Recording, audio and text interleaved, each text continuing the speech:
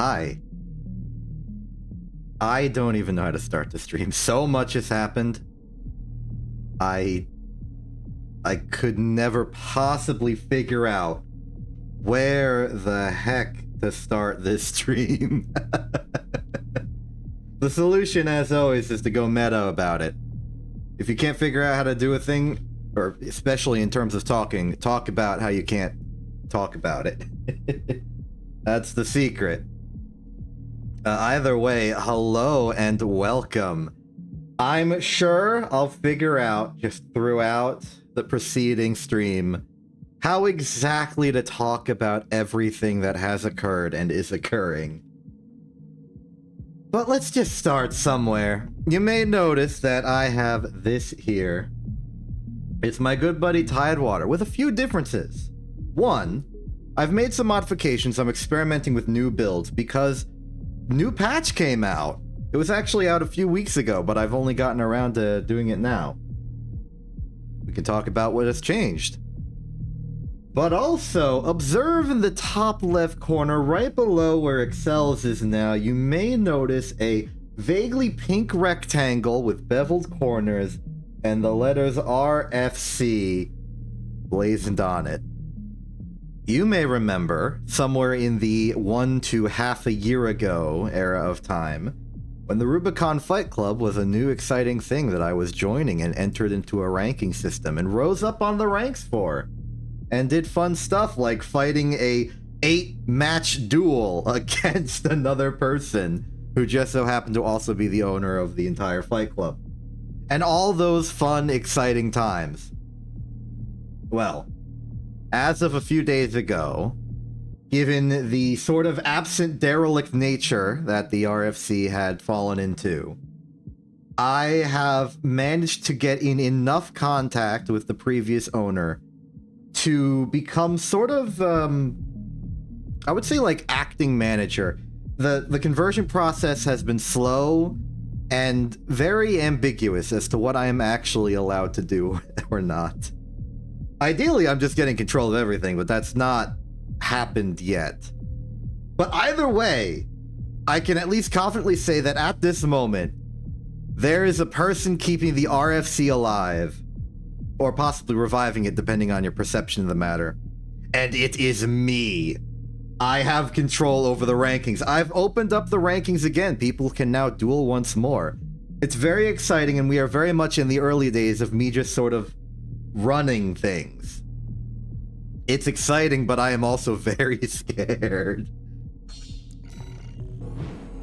So that's why I decided that in an unrelated week-long lack of any streams by me, I should really open with Armored Core and give that a proper live announcement.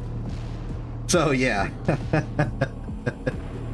As impossible as it may have seemed, I am now functionally in charge of the Rubicon Fight Club. I wasn't even a moderator. They let me be in charge of the whole thing. So I gotta get some infrastructure down. I gotta go out. I gotta do stuff like run lobbies and moderate things. Today's goal right now is to just sort of, well, okay, it's actually just gonna be a normal Armored Core ranked matchmaking thing. New match, new patch means rankings have been reset. I can go back up to S rank again, which I like to do. But also, this is gonna be a little bit of an advertising campaign. I've got the emblem. I'm gonna put somewhere in my name, maybe the AC, maybe my pilot name, that like, hey, we're sponsored by the RFC. I'm sponsored now. I've sponsored myself. I'm the manager, and I'm just putting a little sticker on my AC. All right. How do we do this? I'm questioning where to put it. Not that. Do we put it here, maybe? Like, I just maybe just put like RFC spacebar and just call it good.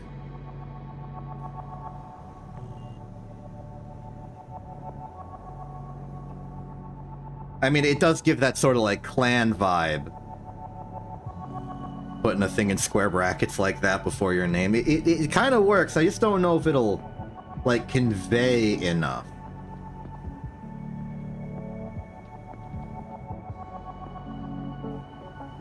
Another thing I could do is I could swap out the emblem, but I don't want to swap out the emblem. The emblem's, like, iconic.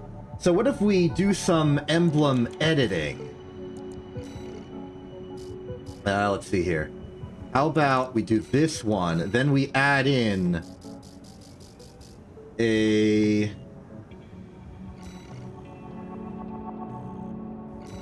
How do I do this? Select piece to add. We have like 23 presets, but there's a way to like take an emblem that exists and turn it into...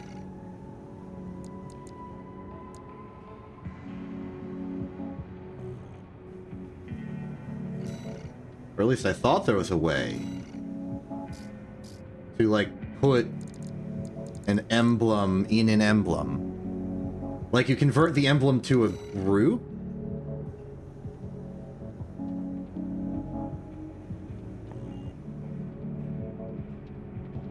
Alright, let's do some testing. Step 1, duplicate the star. Step 2 is what? Like, this is a link because it's a group. So if I do this, manage all, create group, that's the entire thing. Presets are not helping me.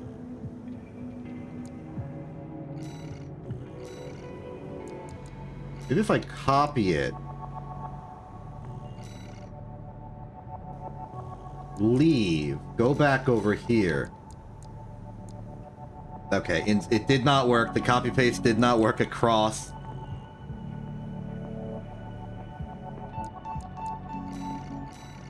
At least just create this group.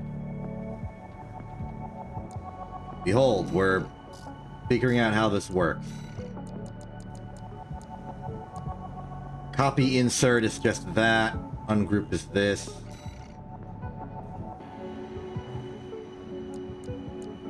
Wow, I really do not know how to do this, huh?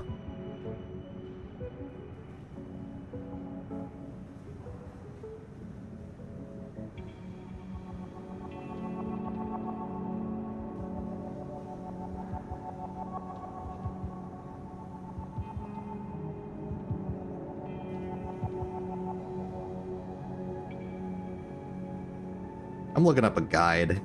If I gotta look up a guide, I'm looking up a guide. Welcome to Exception tries to figure out how to make a good emblem. This is not a detailed guide.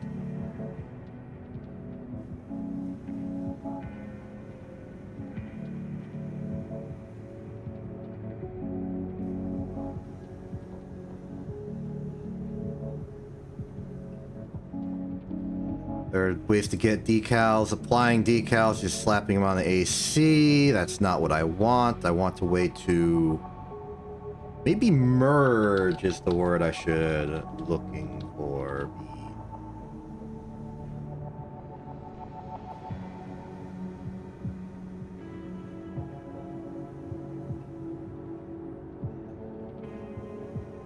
Well,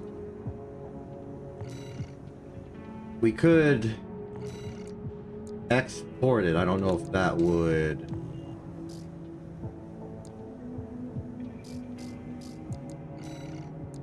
Because I made this, and this was...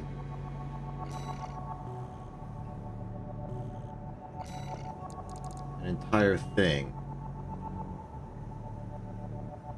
But did I just remake it in here?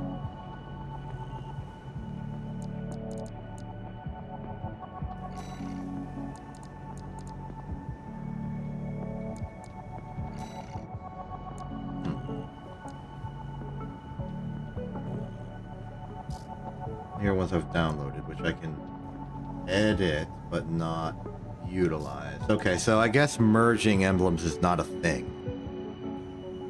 which is unfortunate.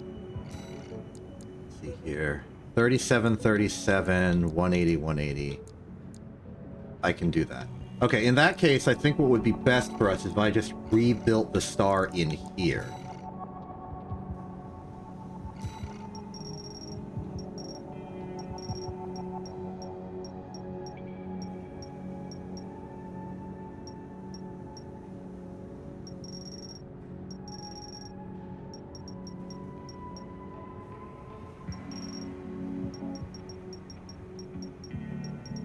Fortunately, it's very geometric, so we can just do this.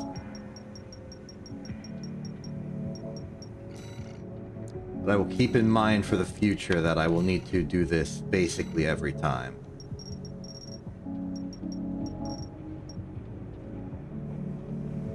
Okay, then we want to invert.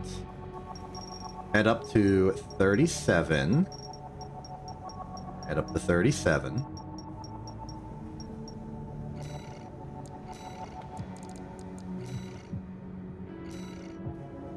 So it's going to be tough because we need to rotate it.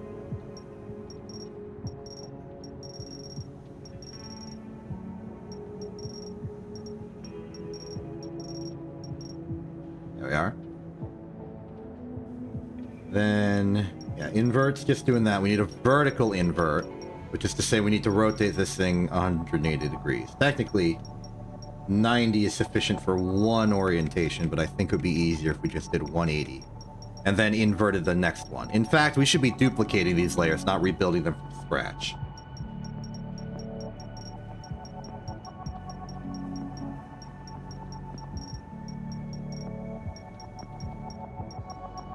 Wrong way.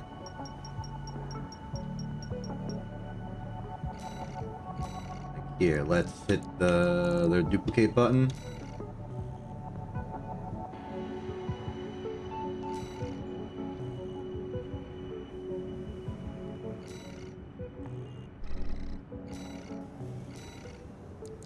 Right, copy insert. Then we take this, we invert it, and then move it over. And then hit the wrong button.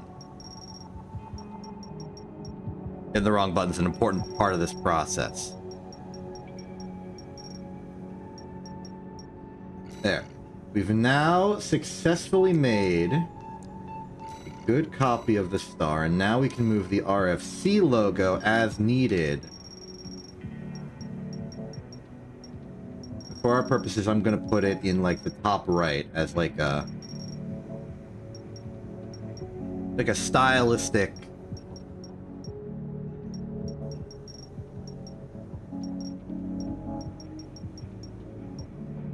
It's sort of hovering over me.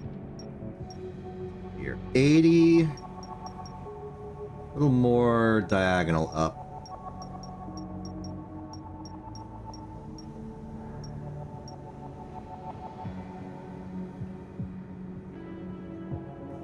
If the size is 90, well, no, the position's 90-90, size is 60. Top corner of the universe is 161, which means that the top left corner being there would be approximately exactly 100. As opposed to down here, where it's at about... let's call that 80. So between negative 80 and negative 100 is the middle, which is just about negative 90. So let's put it at negative 90. All that good.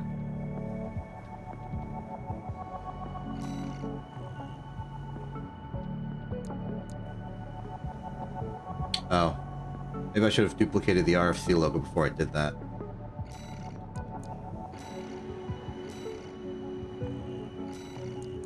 In that case, let's take this one. Let's delete that entire layer. Then move this back to its full power.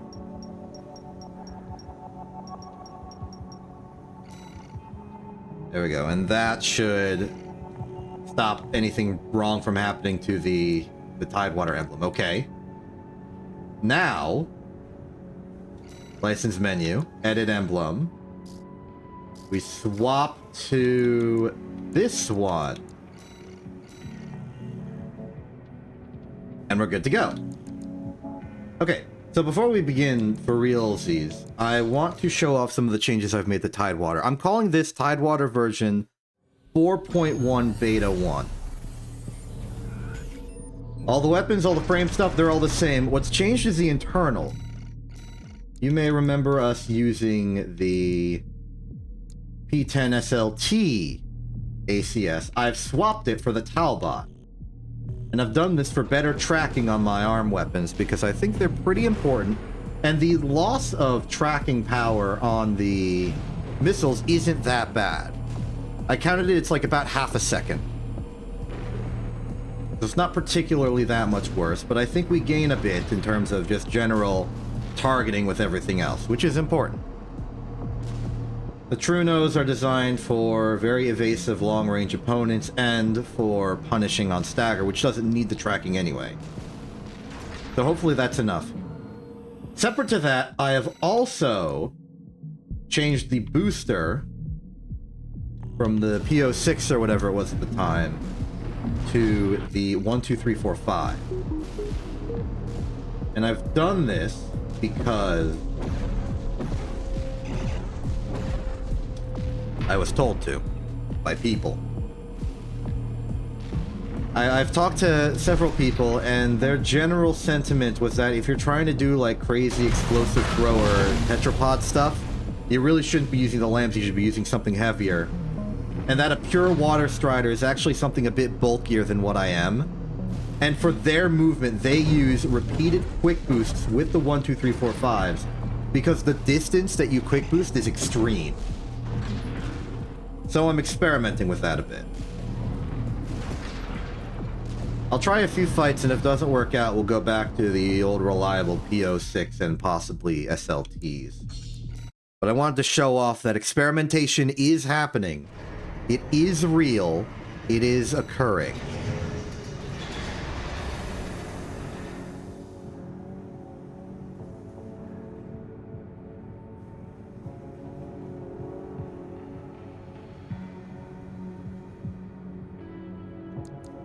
Let's try it out.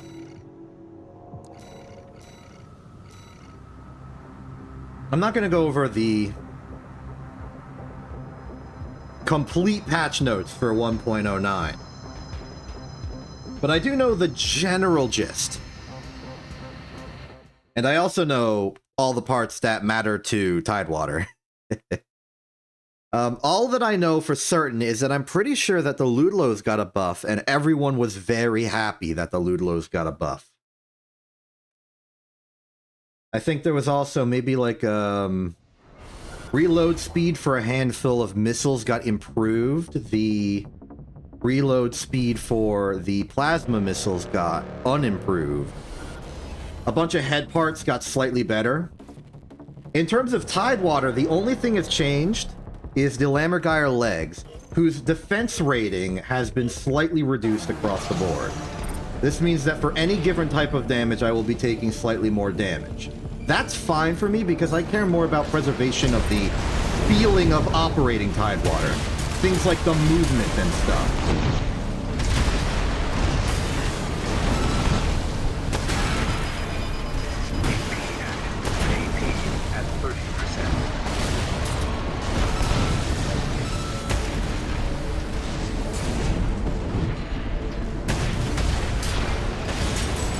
I got him. I also think that maybe the 1, 2, 3, 4, 5s, because I cannot quick boost as much, will force me to get better at not spamming quick boosts as a panic button.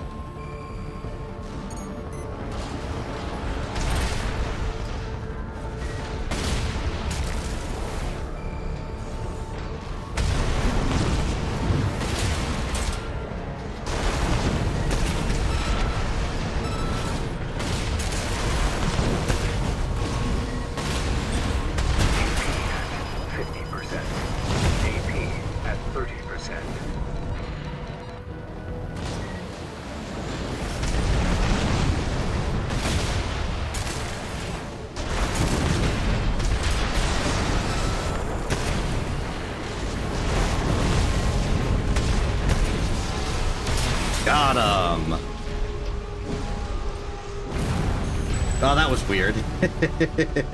They forgot to blow up for a second. Still, though, this is a pretty good vote of confidence that this works.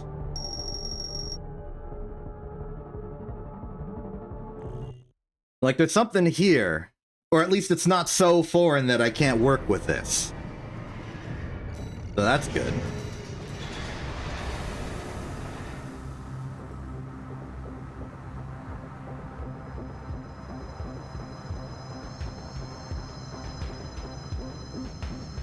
If I dare to continue talking about meta stuff, I would like to apologize for starting the stream early. I was ready early. I've been getting used to starting streams earlier than normal because of all of the extra time I need to stream games for longer. I can't really extend later into the day, so I extend earlier. Hello, Edgar. I approve of your decal. Very geometric, very stylish. Interesting design as well, double vientos on a reasonably heavy build. Let's see what you got.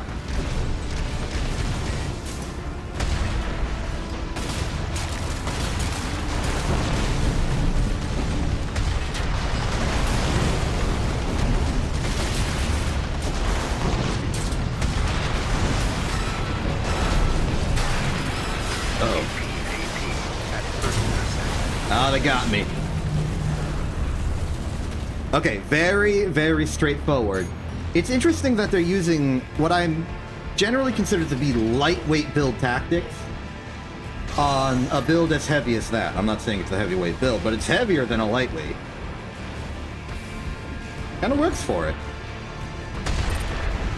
Instead of trying to evade to win, they're trying to become more durable to stay in close.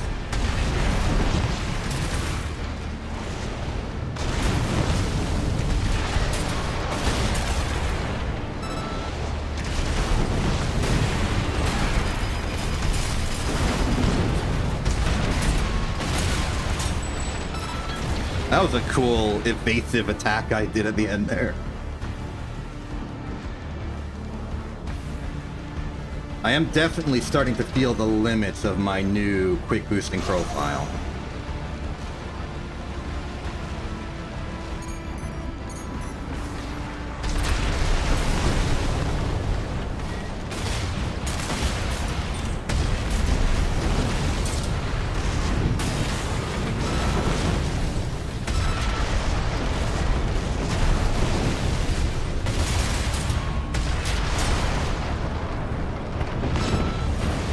To make it work.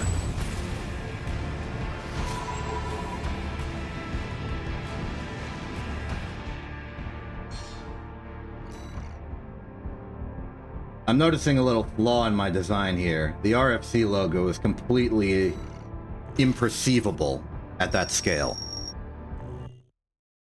That's okay, it's the thought that counts.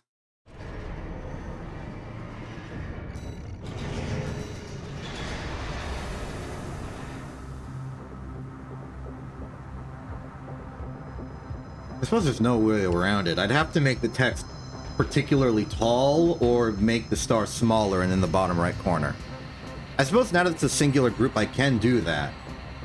We've got the proportions correct. We can just sort of move it. Maybe after this fight we'll experiment. It's weird having to, like, make sure that a thing I have is legible. That it has text on it and it works and stuff. Maybe I can then be a bit more open to moving the actual rectangle into the top left corner more directly. That'll give me more space. I don't know if the blocking on that would be weird. I'm not the best photographer.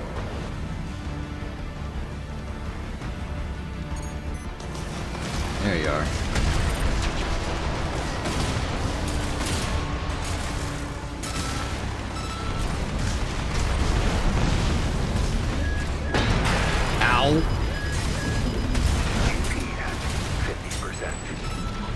Okay. I feel like they would definitely be very formidable if they were a bit better at dodging. They've got the lethality, but they're doing kite things suboptimally. I gotta jump early because they got the ear shots.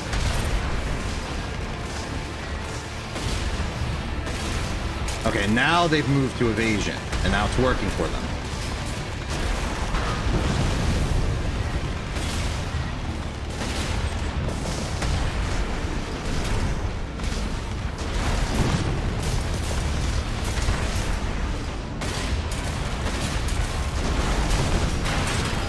Oh!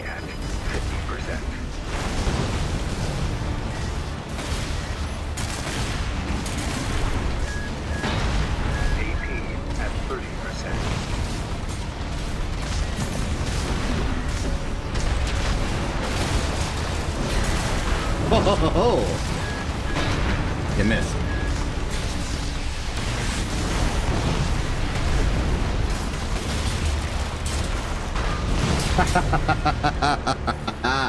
That was a close one. I'm really proud of that hide behind the little cut in the satellite dish to block the earshot. I'm glad I thought to do that. Okay, so far so good. The 1, 2, 3, 4, 5s are working. To be seen if the Talbot's working for us. Let's go do some emblem modification.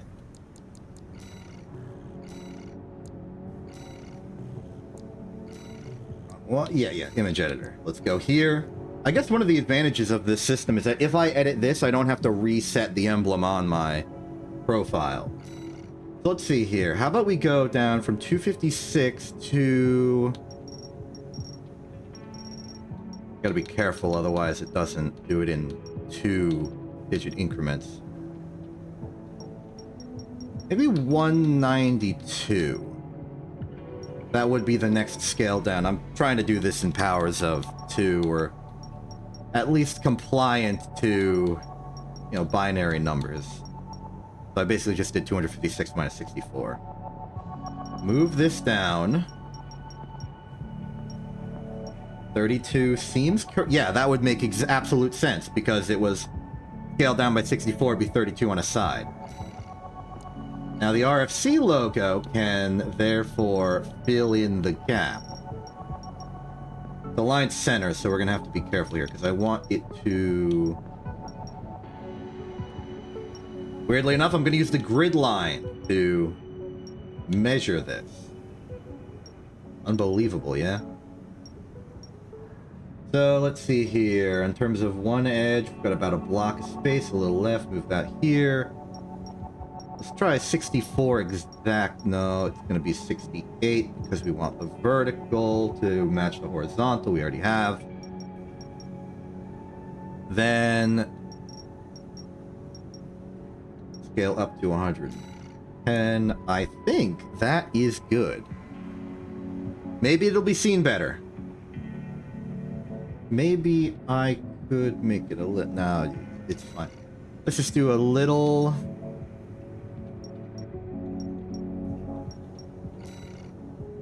That's fine.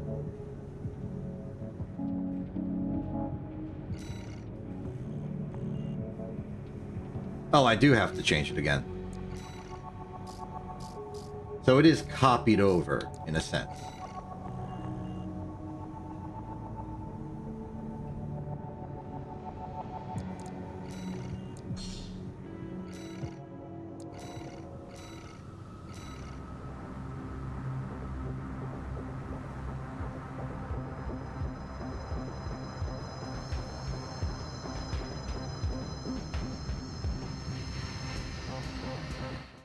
Maybe they don't know what RFC would stand for.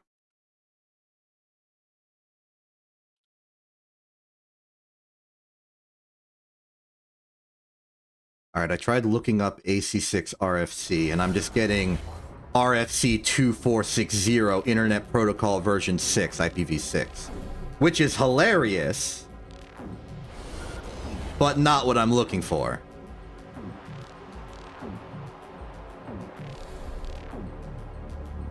So I guess it would only make sense to somebody who knows about the RFC already, which is unfortunate.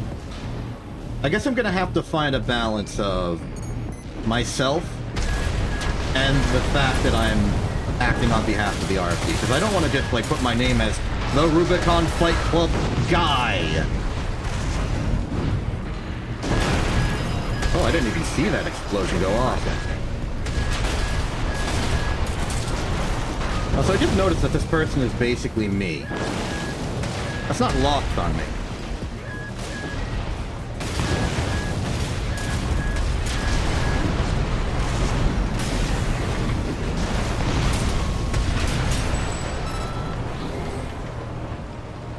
I appreciate it.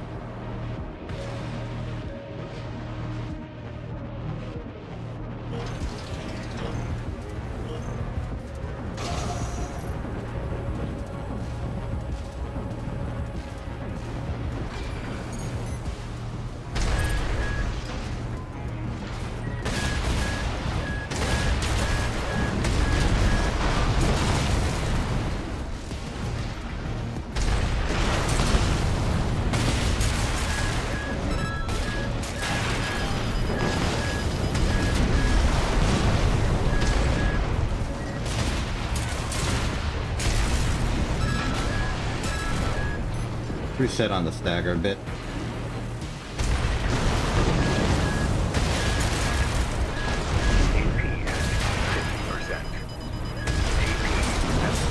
Ho ho ho ho!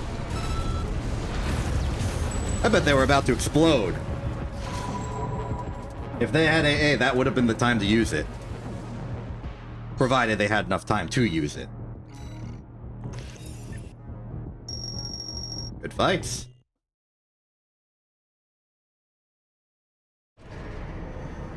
I think in that fight there was an occasion, and then also another occasion in an earlier fight, where I kicked, leaving myself vulnerable. Maybe I should kick less as well. I don't remember the assault boost stats on this AC.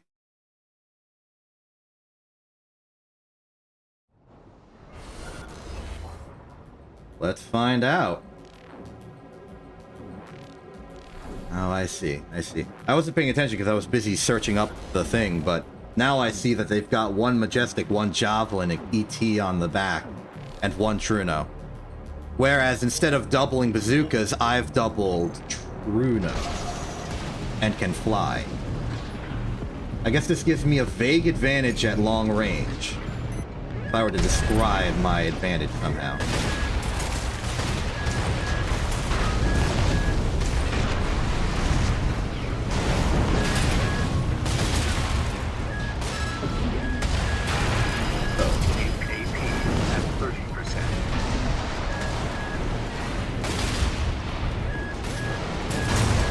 Oh, I ran out of AP. Okay. Wasn't expecting it to be that severe.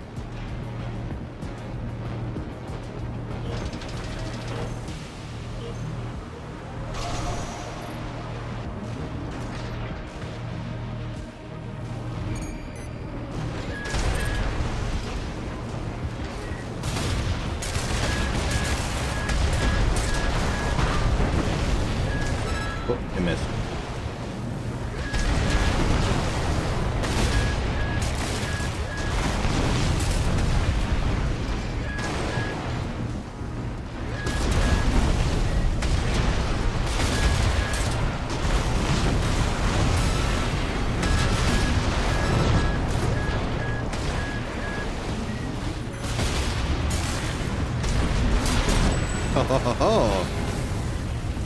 I do appreciate the longer distance and lighter,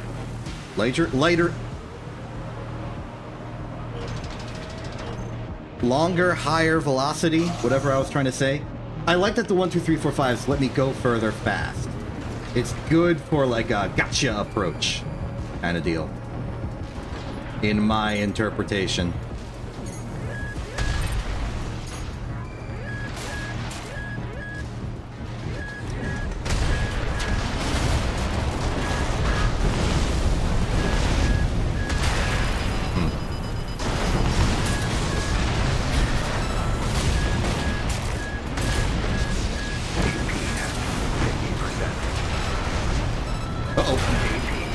I lost because I got greedy after the AA. Good fight to you. That was a good fight.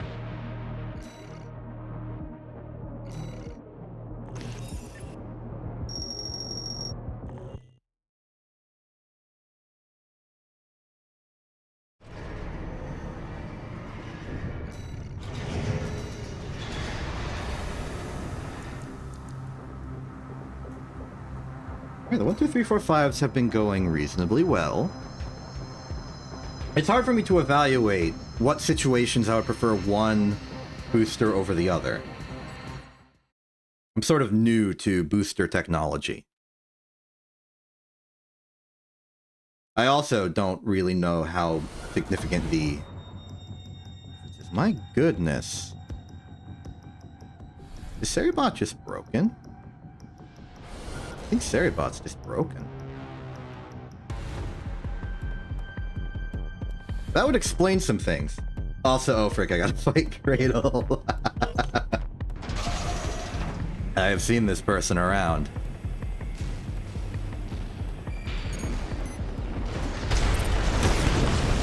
Hello.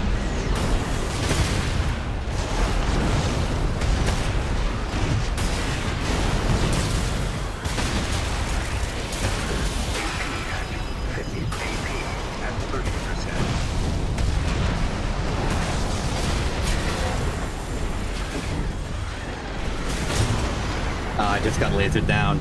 Unfortunate.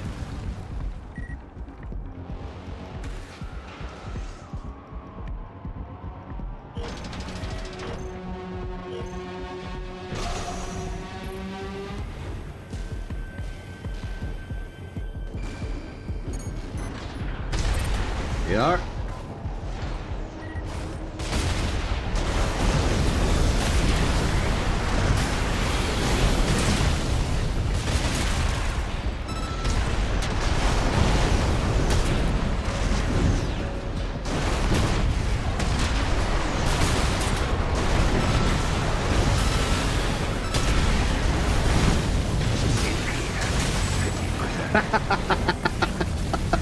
That was a wild engagement.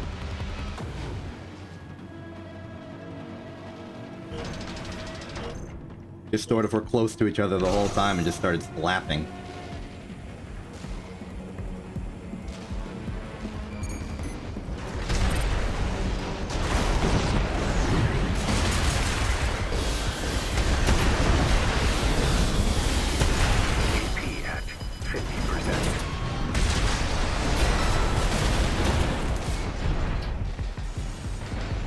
Yeah, they know not to go in with the full armor.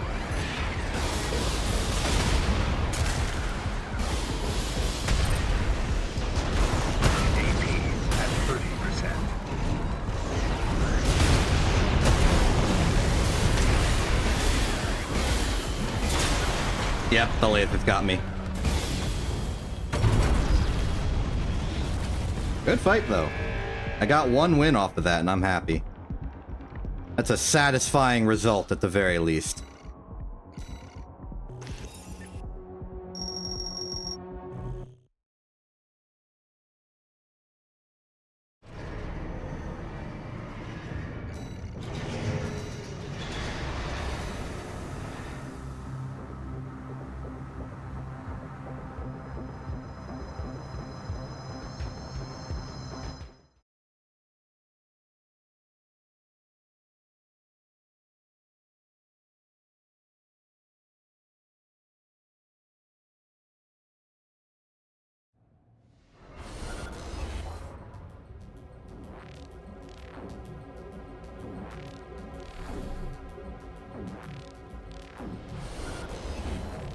The rematch!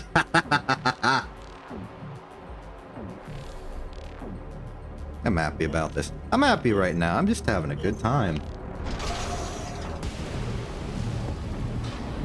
I'm weirdly in a very, like, upbeat, sort of fuzzy mood about everything.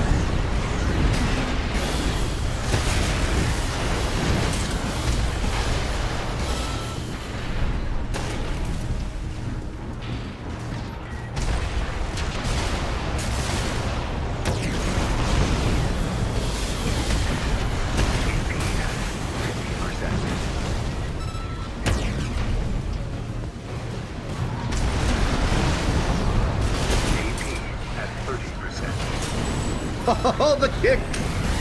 I got the kick.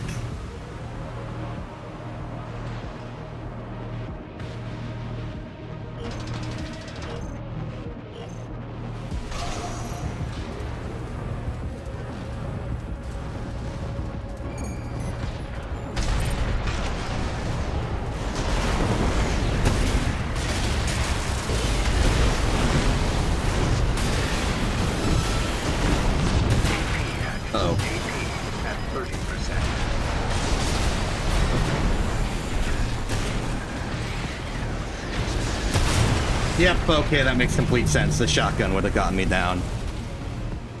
You can only really pull that stunt if you have the AP to survive. I did not.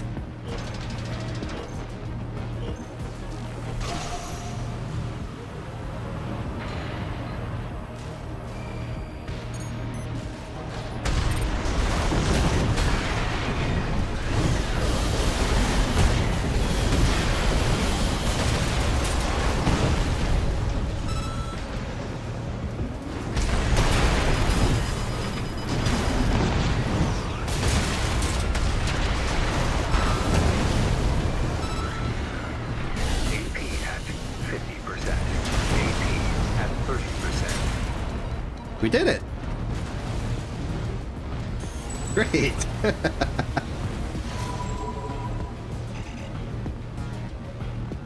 Hey, Lark! Hello!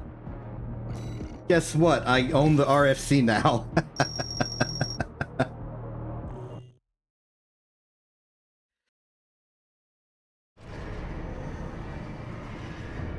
Very exciting. I'm very excited. I'm actually too, like, jittery and excited to focus. I can't take this seriously at all. My emotional state is trying to gravitate so hard towards silliness, just out of pure excitement.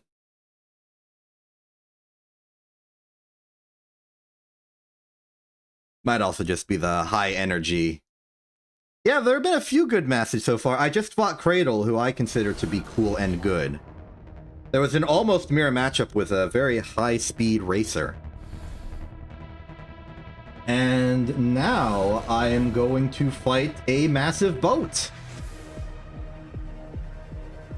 Also, I swapped out my thrusters for a different set of thrusters.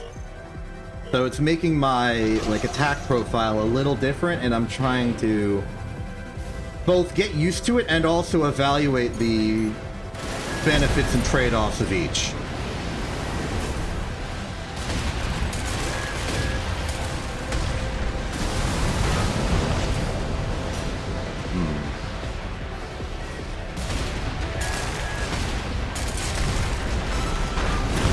I'm astonished I missed with that Majestic.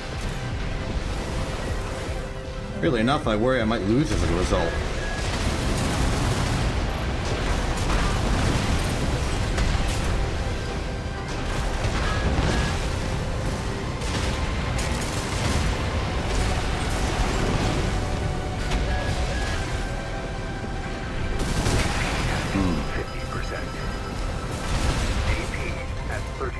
Wow, they dodged that. I'm impressed.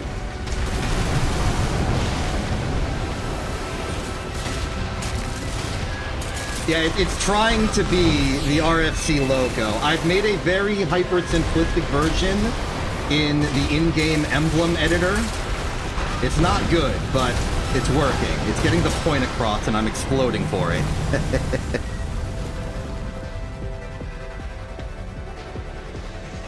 Thank you. I unfortunately don't think anyone is going to... Well, one, at this scale, it's not legible. I don't think. It is very much trying to be sports themey.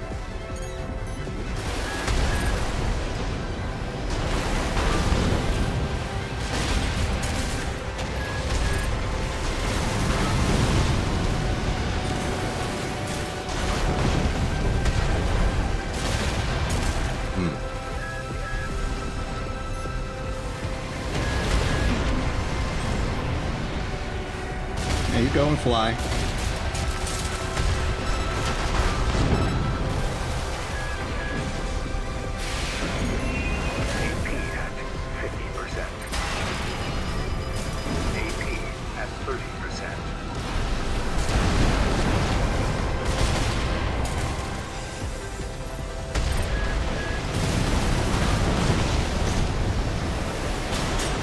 Yeah, okay, they just walked away.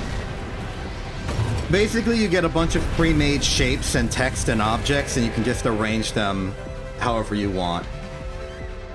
It's just like stickers on top of stickers in creative ways. You know, it's like your classic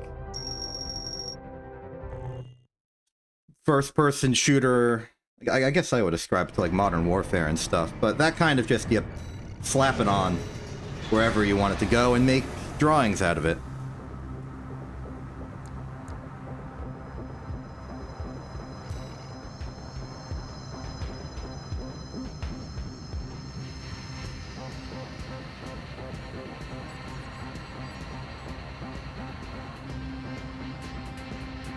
Well, yes, but no. It's only out of the pre-made shapes.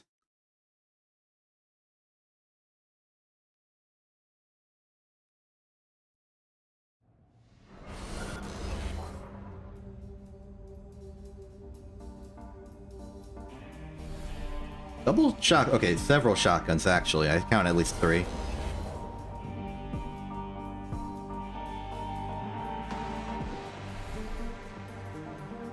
Maybe I can make the text fill up more of the rectangle.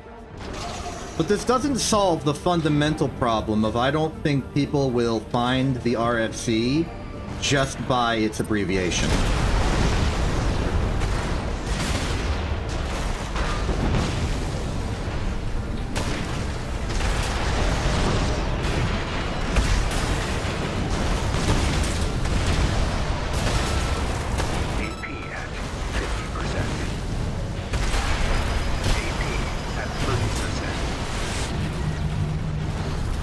I feel like I tried to assault armor a bit earlier than it actually let me.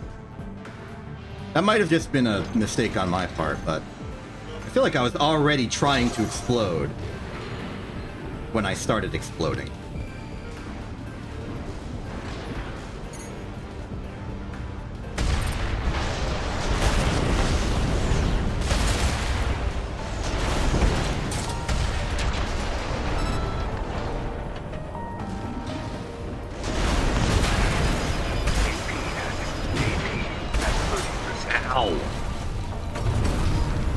That just hurts.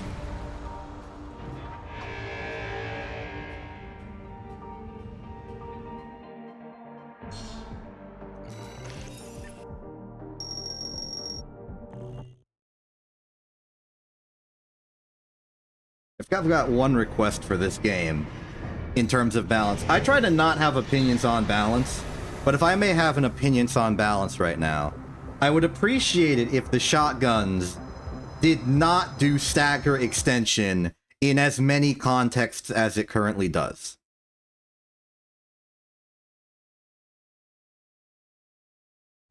Okay, have a good time at Worm, which I assume is work in this context. I guess I was the lunch break.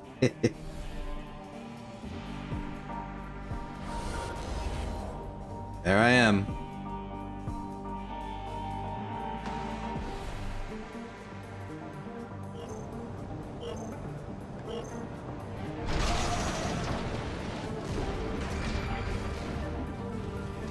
I scanned too early.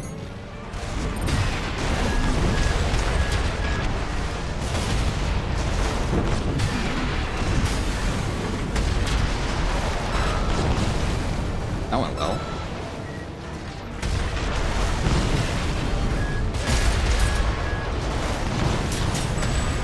We just sort of punched each other, metaphorically. Getting kicks, getting in explosions. Just a violent brawl.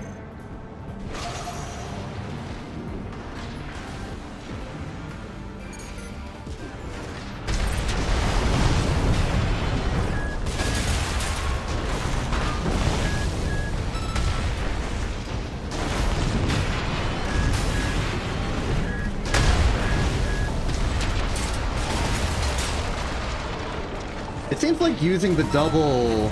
What are those, Morleys?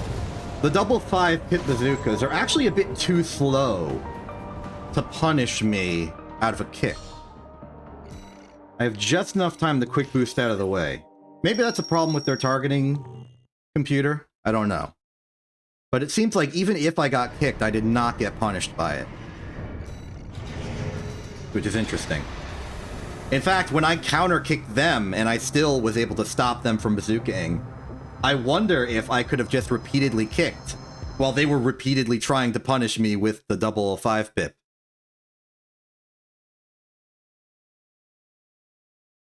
Until they were eventually like, stop it.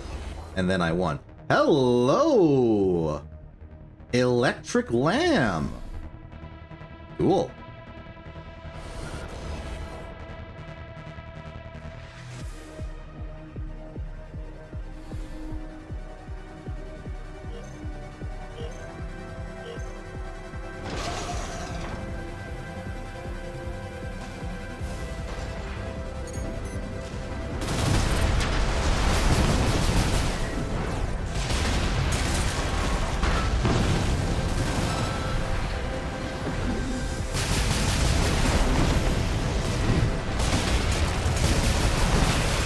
That little bit of the Strider blocked my shot!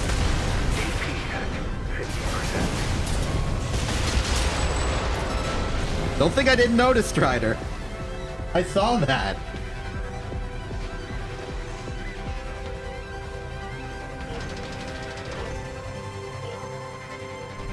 If I just stay generally evasive, I think they'll just come to me. Because their only real plan is hit me with the things. Oh, they have the whip. That's funny.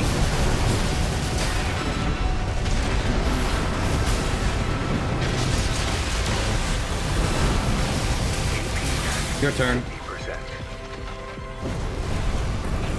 You've had your turn. I also like that their emblem appears to be an upside down triangle thing that the Vespers have. It also seems like generally it might be a take on Infection. Some classic Materlink moment.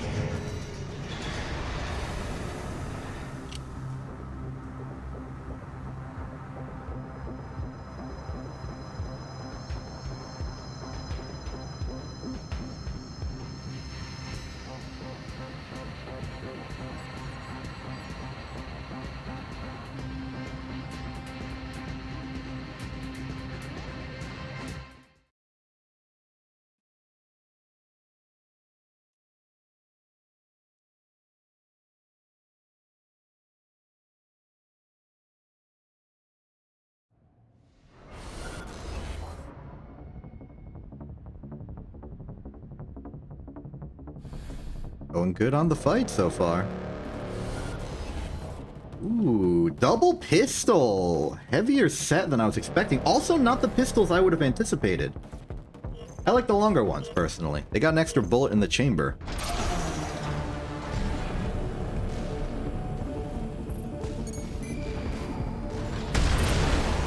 See what they do.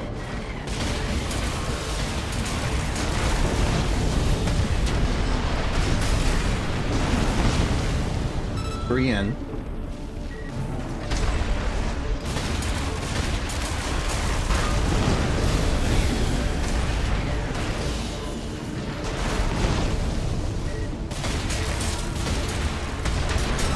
All right, straightforward.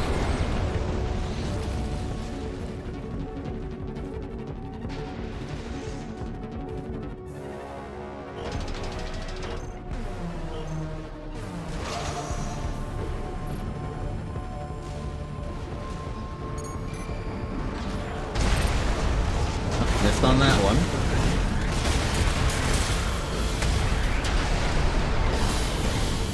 Easy.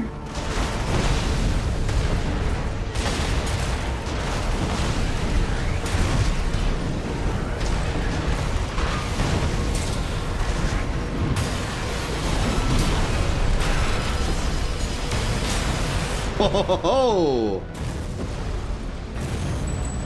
I suspect, given that they had the blender, that their intention was to assault armor me. Unfortunately, they did not have the AP for it.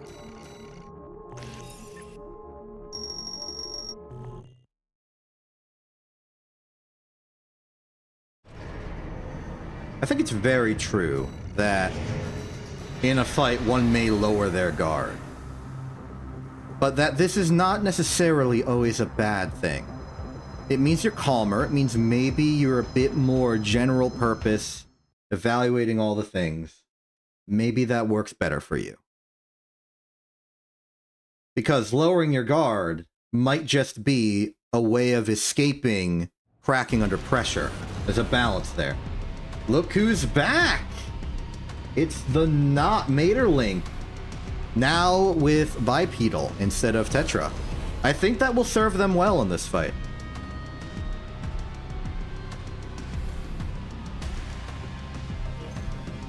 Now every time I enter a fight, I'm like, man, I hope I'm giving a good impression of the Rubicon Fight Club.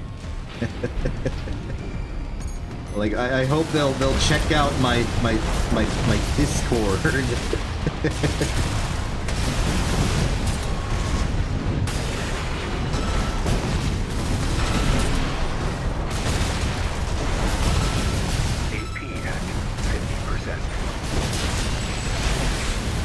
Okay, the assault armor was unnecessary, but I didn't know it was unnecessary. I just wanted to make some space. I had the health for it.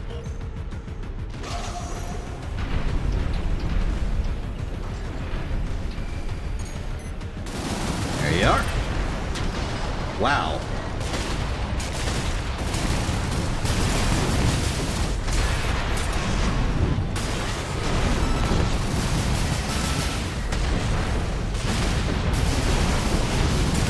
Getting good hits on me.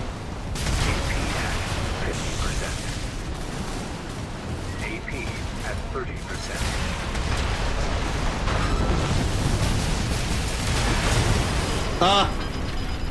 Wait, who fell? Who fell?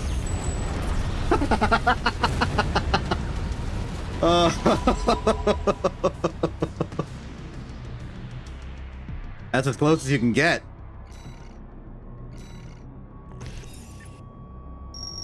Right before the HUD faded out, I saw my AP go to 0, so I was hoping on the draw.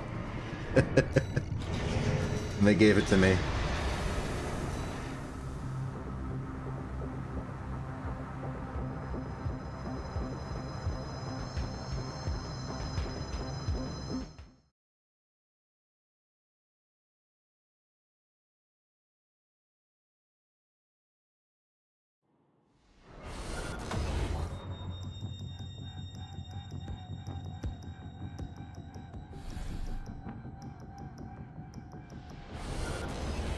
It's a repeat. Were they always double missiled in the back? I wasn't paying attention.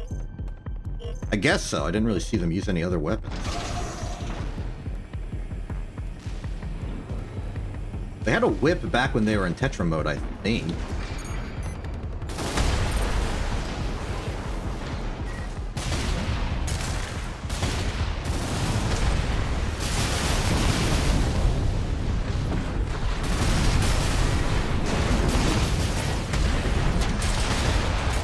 That's a good combo.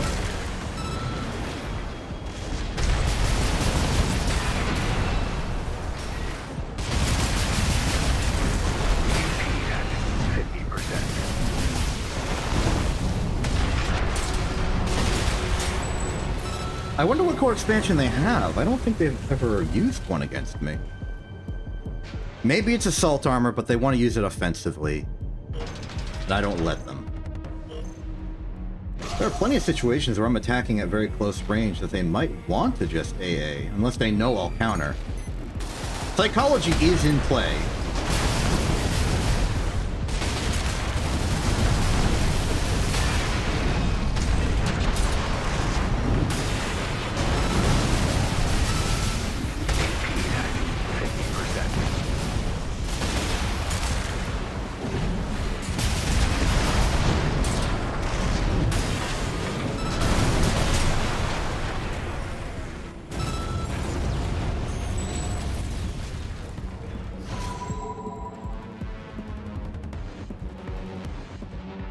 The fights are fresh.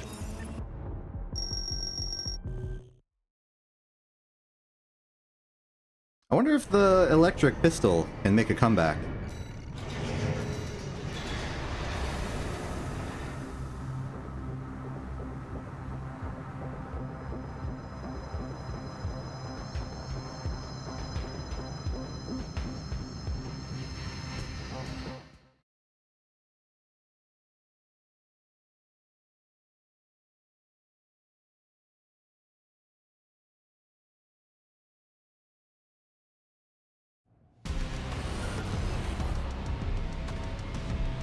Ooh. Interesting. Laserback shotgun, basho, sword stuff.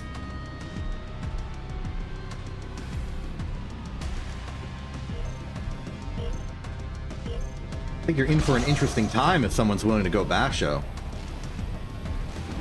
Especially if it's more than just the core and, like, with not counting the box trot.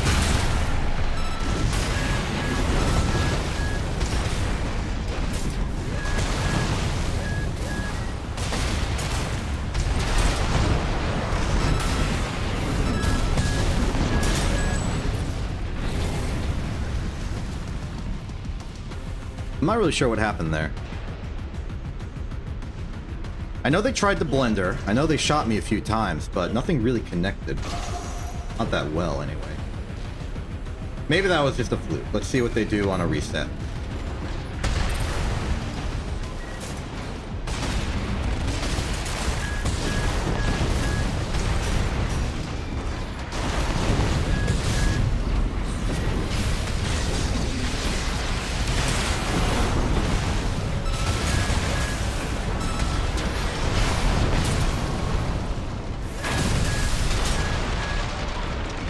Okay. It may have been a little late, but I did think to drop my weapons and punch. But I didn't think of that in time, so instead, it just felt like I was being impolite.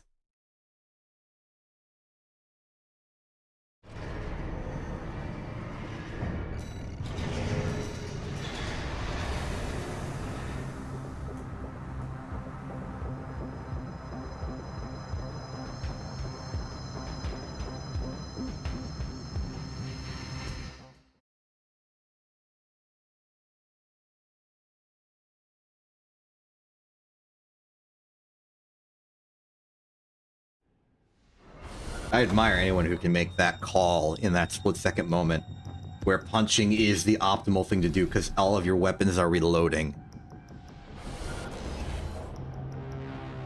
All your weapons are reloading, your EN is depleted, so you can't kick.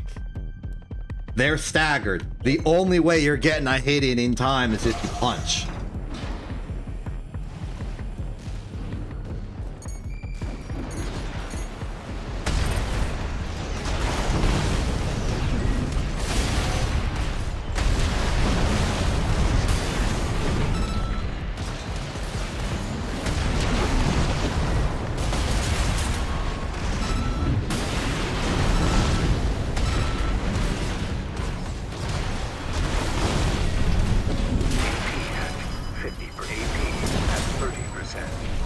There. They're pretty durable given the shield, so I was actually losing the AP race a bit just off of just being shot a bit. I'm not used to that. I usually feel that victory or defeat comes from the stagger, but that's just because the stagger philosophy is how I've always fought. Like, you win by staggering.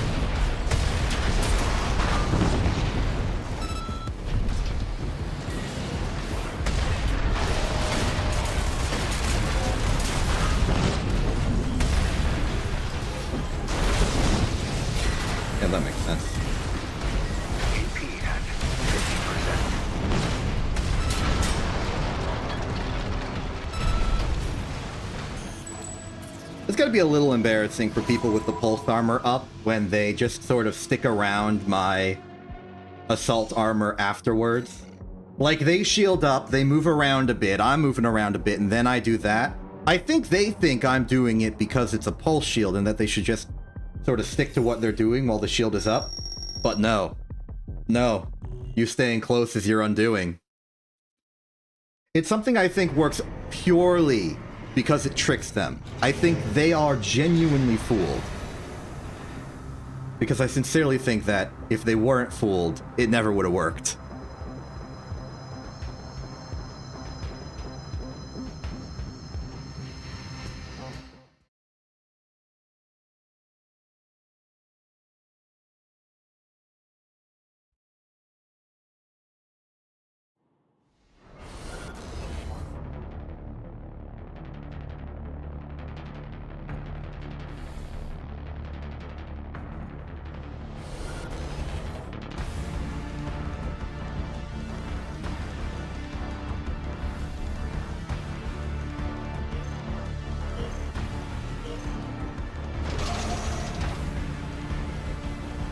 I have an idea for what I can do with my emblem.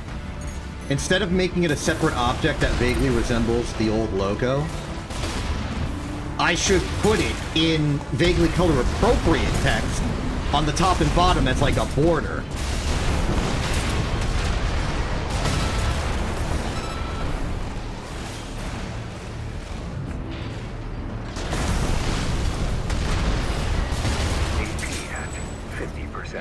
They're very evasive. They're very good at being where they want to be. Just a few good hits and I can knock them down. Just the way I like it.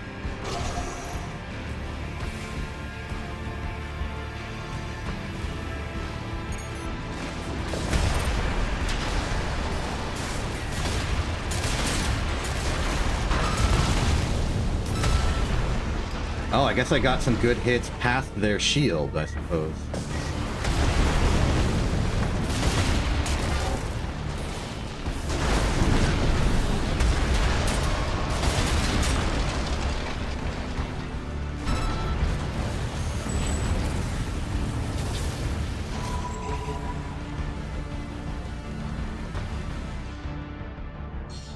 I feel like I'm almost making a flag.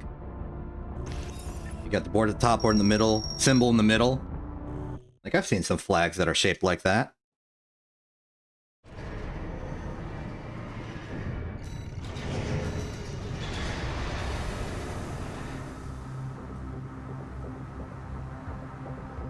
Just look at a list of country flags, give you an example of what I'm talking about.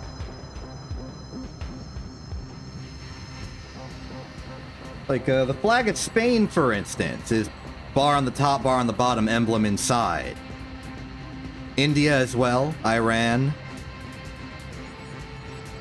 Iraq as well. And then you can obviously pick the ones with the vertical bars like Canada. But that's easier because Canada can then have a much more square symbol if the borders are off to the side, especially with Canada's fancy elongated, expanded center. Instead of it being like the three-fold separation that you typically have with countries like France or something. Ireland, Italy, etc. Ooh, and Egypt also has one. It's just a very small emblem I didn't notice because it's like yellow on white.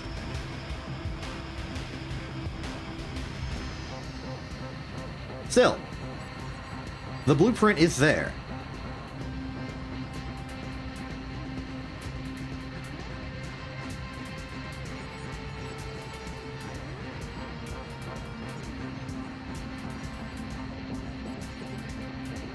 I wonder if there's a place you can sort or search for flags by flag construction. Honestly, the concept of flag design, the structures that go onto a flag, like the way that they describe and categorize the separation of colors and stuff, kind of interesting.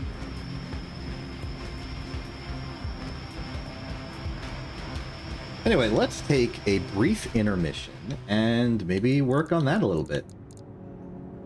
Go to image editor. We're making another version of this, so let's be responsible and duplicate it, then work on this one. We can now basically ditch the entire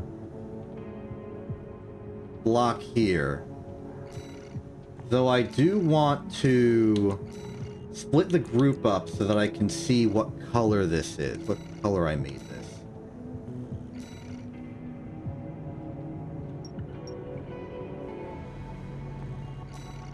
Oh, this is a meta grouping. Hold on. Okay. Piece info position. Is it? Okay, I can edit color. 255, 160, 255. I think that's a reasonable approximation. Okay. We can actually use these. May as well. For the emblem itself. Scratch that. Their beveling on the ends is not going to work for this. Can I change the shape? I can change the piece. Okay, let's just go for a traditional solid rectangle then. Let's get the size. We want the size to vaguely match the size of the text. So, let's say 48 is a decent compromise. X should be 0, Y should be... Well, it's 48, the max size is 256. This is... Well, from 0 would be 128. This would be...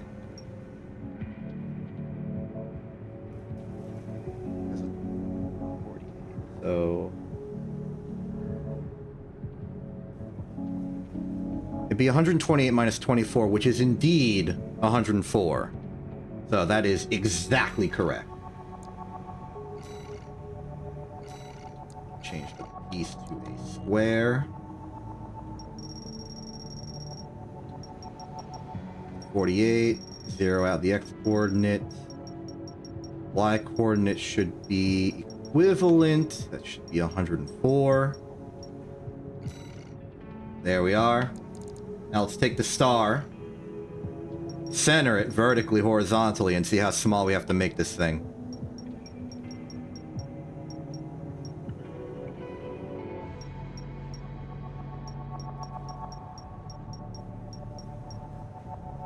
It's not looking good.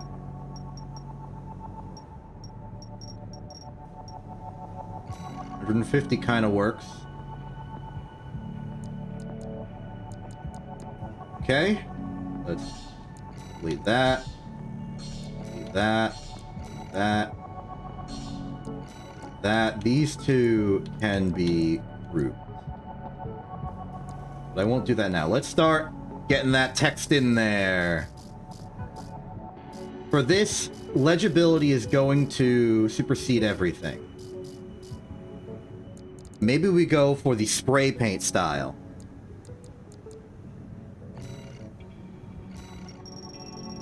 Keep it as white. Let's make our standards here. We know we got 48 on the text size, but it kind of squishes more than I was expecting. Let's go for 60.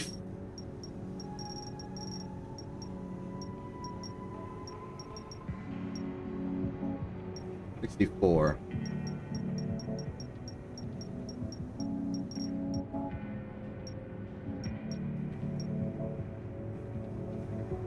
Think about how to do this, and I think what we need to do is we need to start with the center. We want to keep this vaguely centered. I'm relearning graphic design live and in person. Let's see how I do. Go for the spray paint style, which is preset 21. We want... Rubicon is a 7-letter word.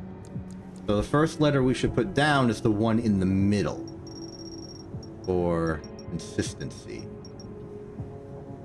The Y coordinate of 100.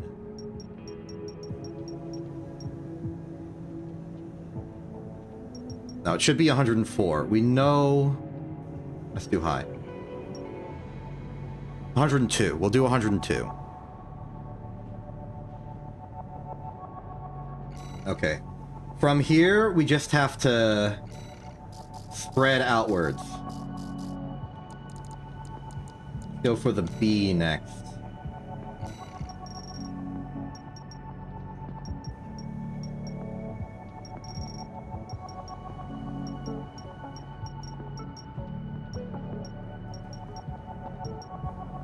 We are incentivized to keep the scaling the same, but we can do a lot with the...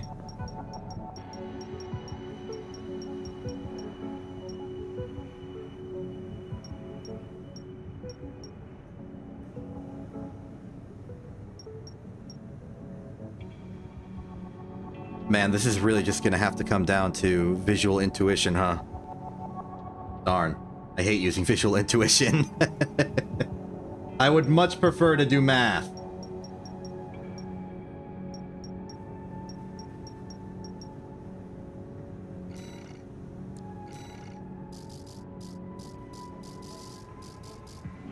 Get that C in there.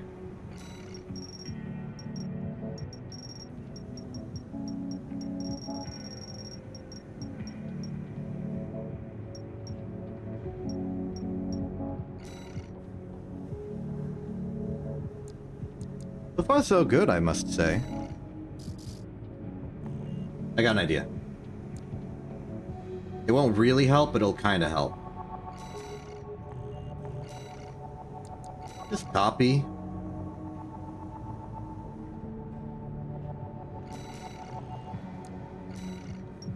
Oh.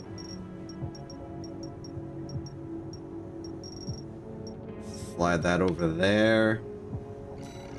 Change the piece to be the U.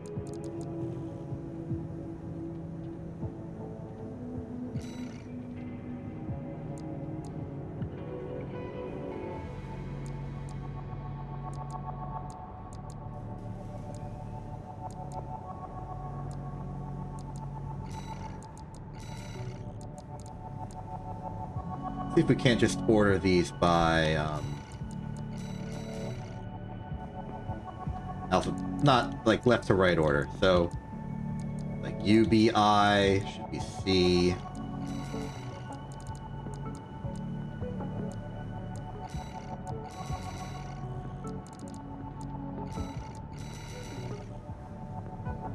So these will be the O and the N. This will be the R. We've invented a system. Congratulations. Only things that we know for certain is that the R should be... Not the R. The Y coordinate should be negative 102. Should be 102 on the bottom, probably. Size should be 64 by 64, but that's locked in, so long as I don't mess with that. RUBIC. Change piece. I messed with it.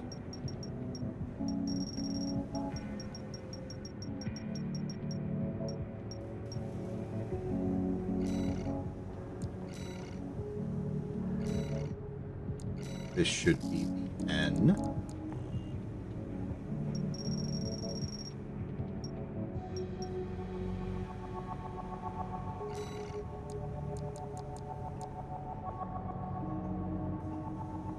Because the letters are vaguely blocked in a similar way, we can kind of use that to sort of check our work. Like, the only letter that has a really different size than the others is the I. So, negative 91, negative 57, negative 24, 22, 56, 91. Move that over 1. Move that over 2. And it's symmetric.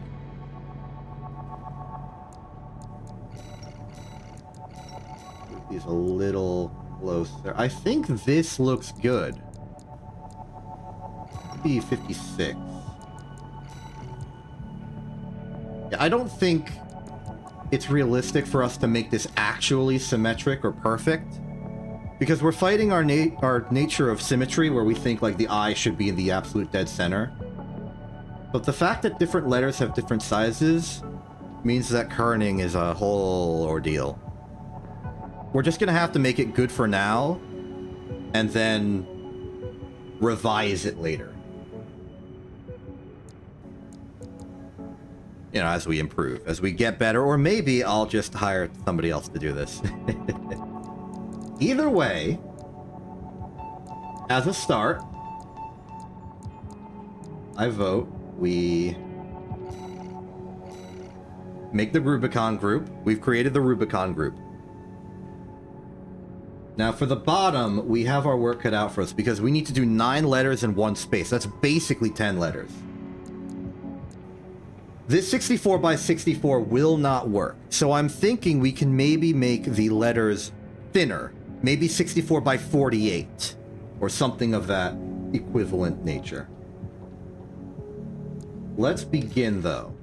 And unlike before, I will start left to right. In fact, I should just be making the text, period, and then I can just rescale it as needed, as long as it's like self-consistent. I don't need to worry about the spacing immediately. I can just take the whole word and move it in. Let's start here. It'd be for the best if I do try and do it over here, though.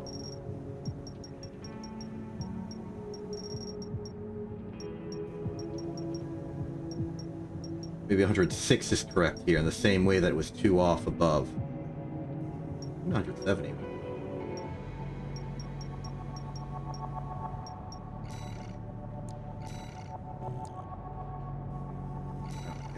Copy. IGHTCLUB.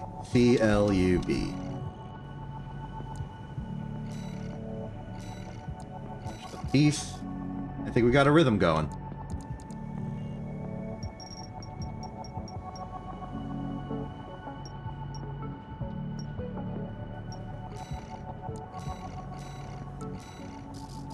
Here's our G.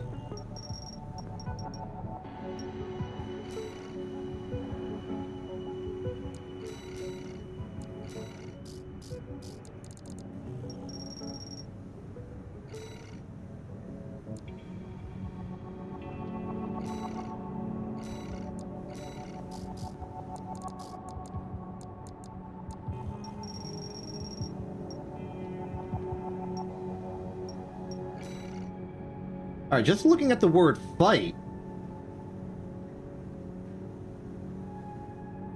If we treat Fight Club as one word, it fits almost perfectly.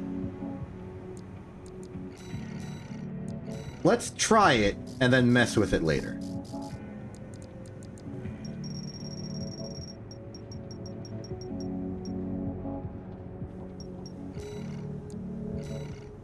Maybe it won't work because there's not an equivalent thin letter on this one.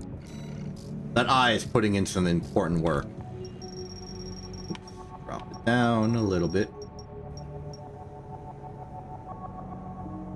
No, I think it'll work.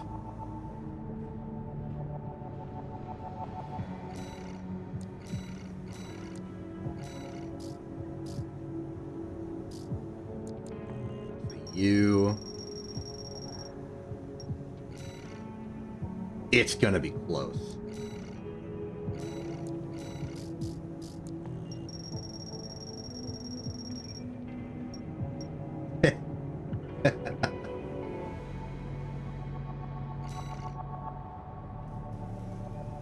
Okay, so we have a choice. Do we...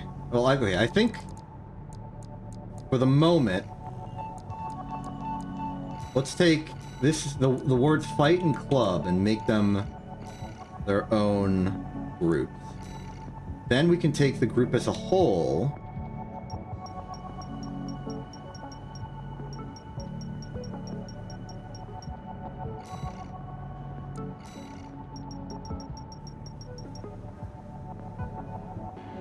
Ooh, that's a problem. We need to ungroup this. We need to move all these back by a similar amount.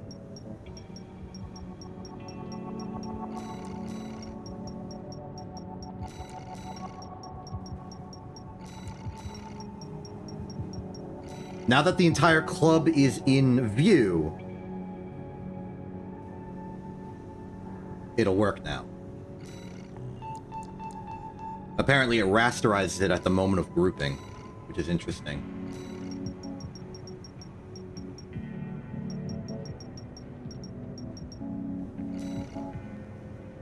How's it look? I think it's looking pretty good.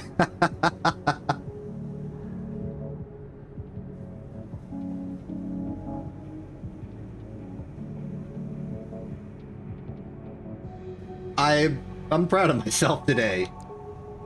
I feel like I've made something that vaguely works. Now let's make a few modifications here. Like maybe we can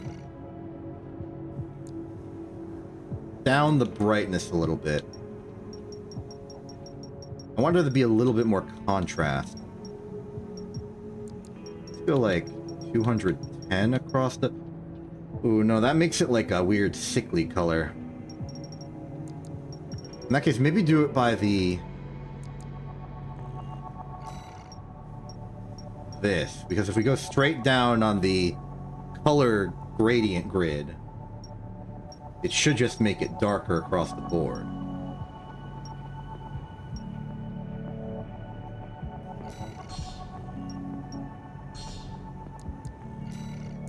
Look better? Frankly, I don't think it does. Let that back up.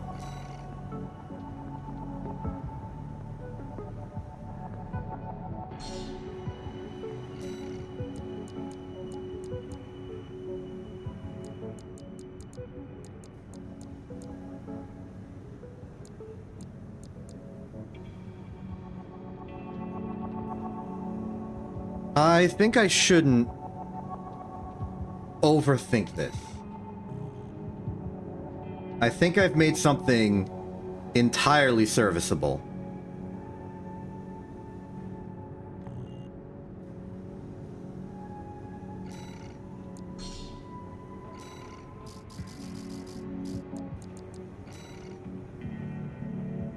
It looks pretty nice, I have to say.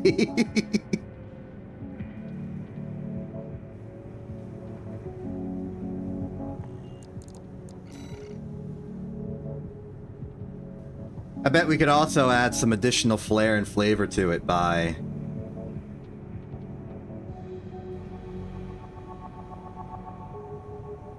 we could add some gradients and stuff. I haven't really experimented with gradients all that much. There's room for it, I think.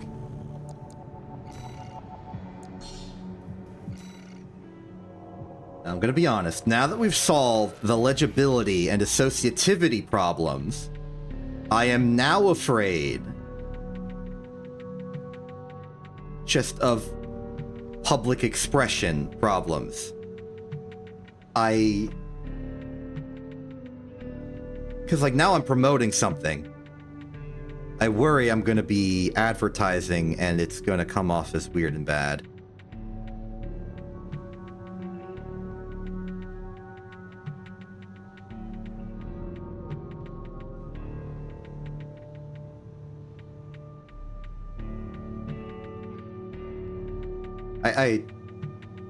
I don't go out of my way to present me or anything about myself. I don't put myself out there. I know I'm streaming, but still. This is different. This is promotional. Frankly, it would be easier if I was sponsored by the RFC instead of being the main manager.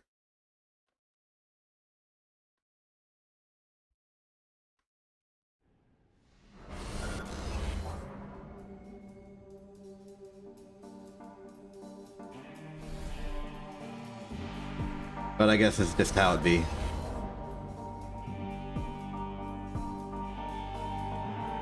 Alright, shotgun shield practice. Let's see how it goes.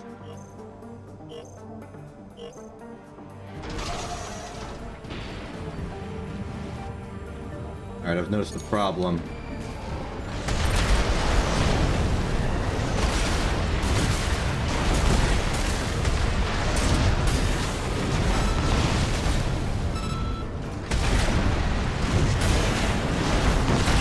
Oh!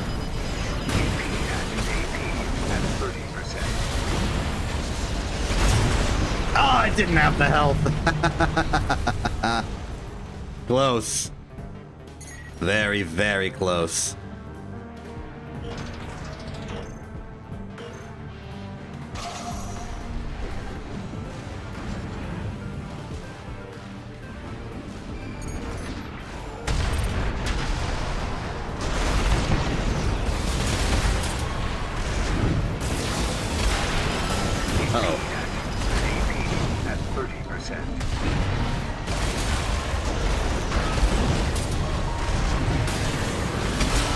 Yeah, I just ran out of health.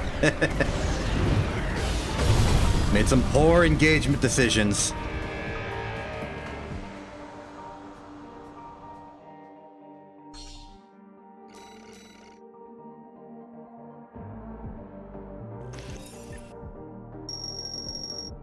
All right, I think I've gone too far. Or maybe I haven't gone too far, but there's only so much advertising I can be comfortable with in a single moment. So I'm gonna go back to the corner emblem for a little bit. That I think is a decent balance. Because it's like mostly me, but I'm wearing like a sticker that has the rest of my affiliation on it. Maybe I should... Okay, this would be a little tough to do, but maybe I could put the star in the middle, make it smaller, and then in like the top left corner I have the RFC, the top right corner I have INT. And then I have 2 more corners to be sponsored by 2 additional things.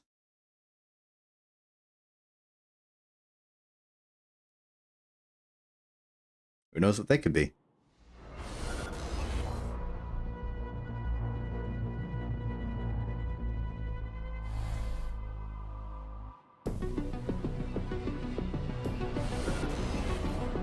Ooh. Many missiles. Not happy to see many missiles, because it seems like they're just gonna be far away from me. And I struggle against the missile kite. It's a field of study. And a focusing style that I'm not particularly good with.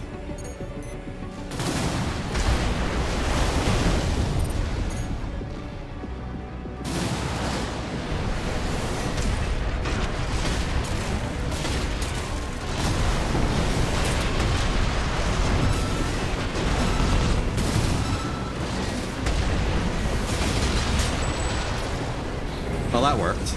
They were a lot less tidy than I thought they would be. It was just missiles. If they're willing to stay that close to me, I'll let them. But I will try and stick back a little bit in order to bamboozle them with rubber band theory.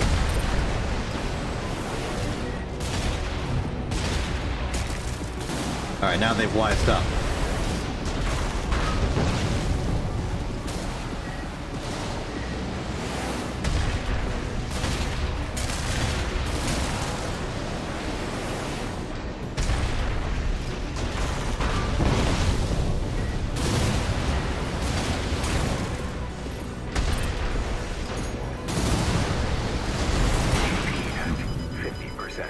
Yep, they've gone full kite mode.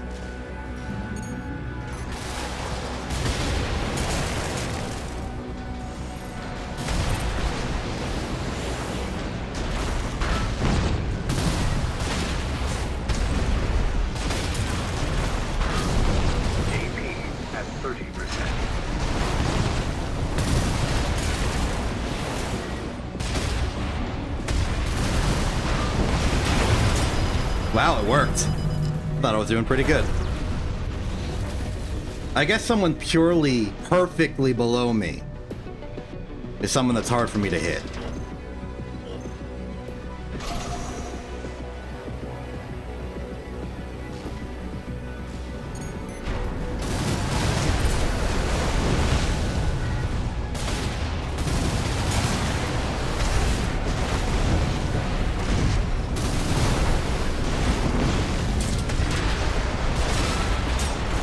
But in one salvo, they're just gone.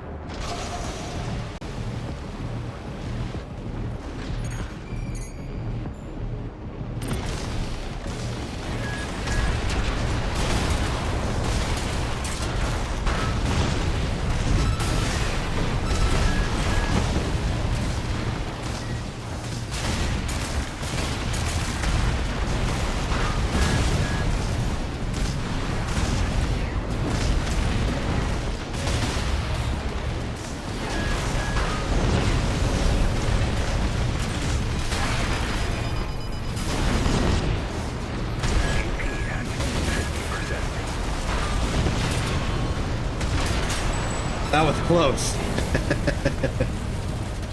I think I forgot to talk. In fact, halfway through that, I realized I forgot to talk, but then just kept not talking. I liked how that fight was going, though. It was a fun engagement. The way we were moving around each other was appealing in some way I'm not exactly sure how to describe.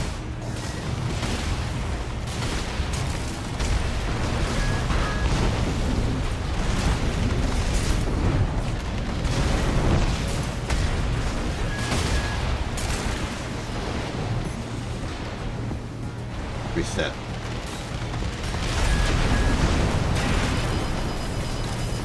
AP at 50%.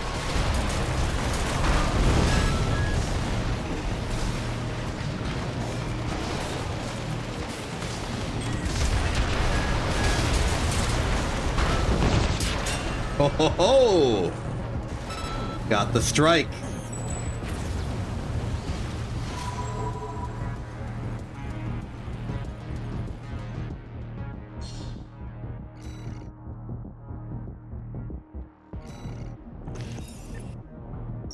Interesting how some of the, like, decisions you make are really fast-paced and almost subconscious. Only retroactively do I realize I was doing some interesting analysis on that. Because I had a thought process where it was like, ah, okay, they're staggered, but I need to explosive thrower, but I checked the number, I'm not close enough. Let's get closer instead of farther away, even though I want to go farther away to reset. And you know, it worked. Really enough, you think a lot faster when you're not thinking in a language. You're thinking of the language of the mind. Hey, a tank! Is that a melee weapon? Interesting. Very interesting.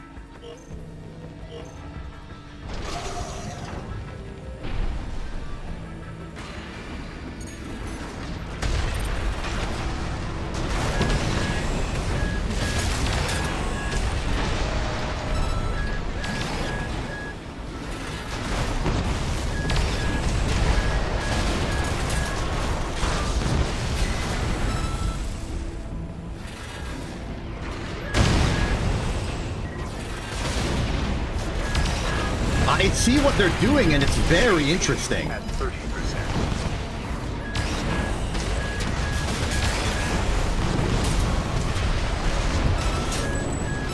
They're using the knife charge attack somehow to, like, gain momentum. I didn't know you could do that. I thought, like, the moment you started swinging, the momentum's over. So maybe I don't understand something here. Maybe I'm wrong about what they're doing. Maybe I'm wrong about how the knife works.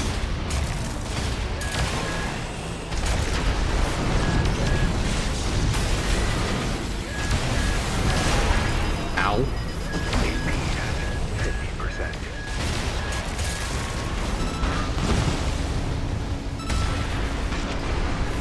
AP at 30%.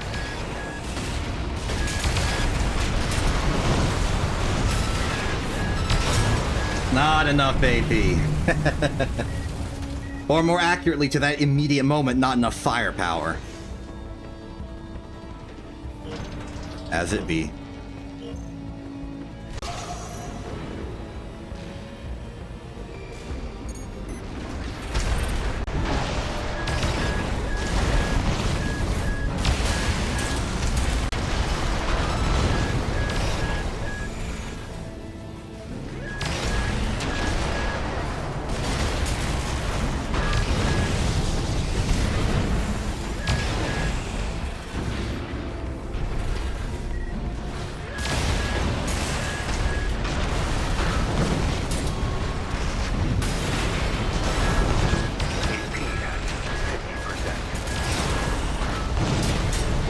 I did it.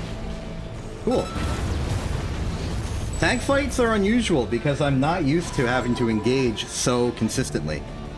It's usually a matter of just raw power. More like a race, but this turns into endurance, which I Guess I did alright with there.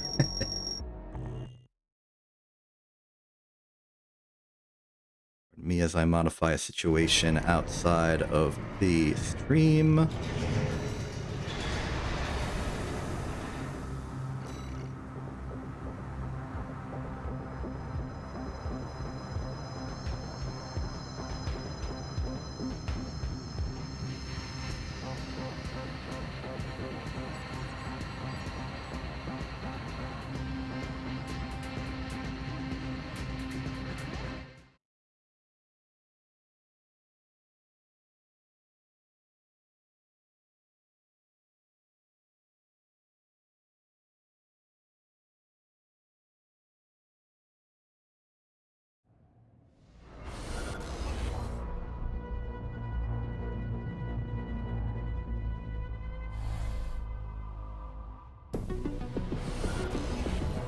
It's an even heavier tank.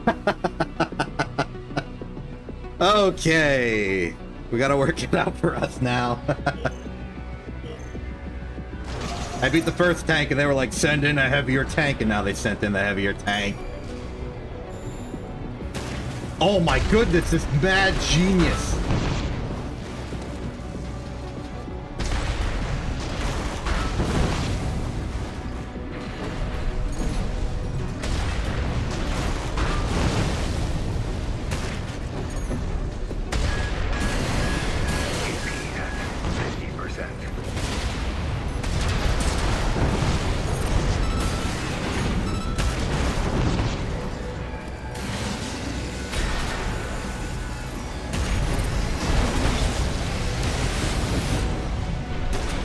This is a fun fight.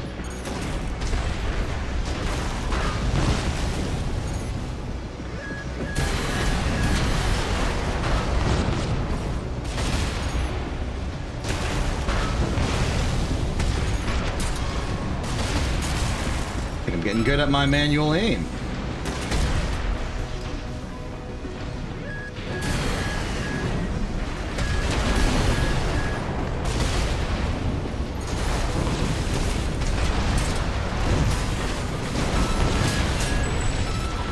Is cool. This is a fun person. They've turned this into a game of submarine warfare. I love it. It's extremely uncomfortable, but in a cool way.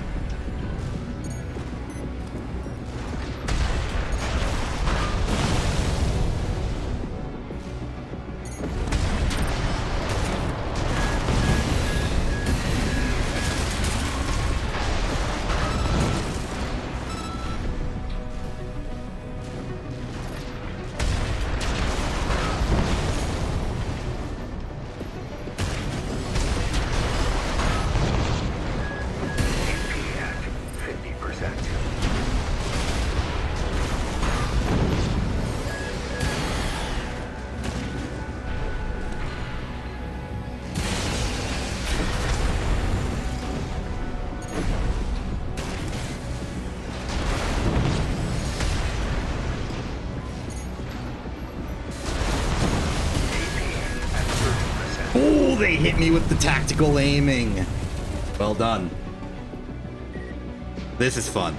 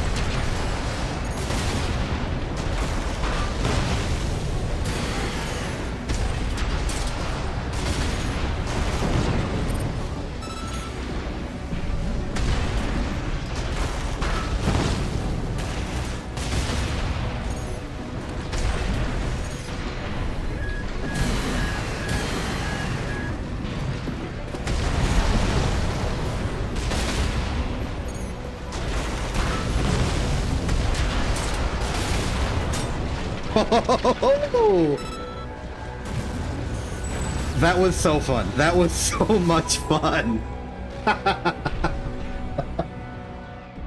They were like a prowler hunting in the dark. We had to... Like, there was something about that. It was no longer the dance of timing and projectiles and stuff. It became a slow, methodical game of aiming every single shot you can. I don't know if I want to play that game all the time, but I'm happy to have played it. That's my favorite fight I've had in a long time. That was so cool. That was so creative. That was so fun.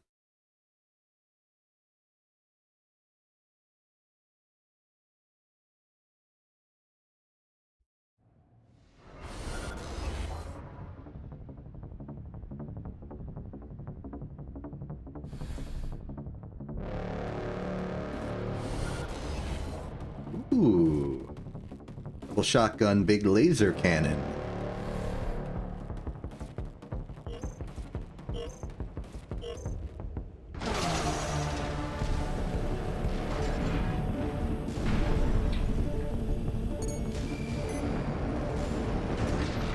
Hello.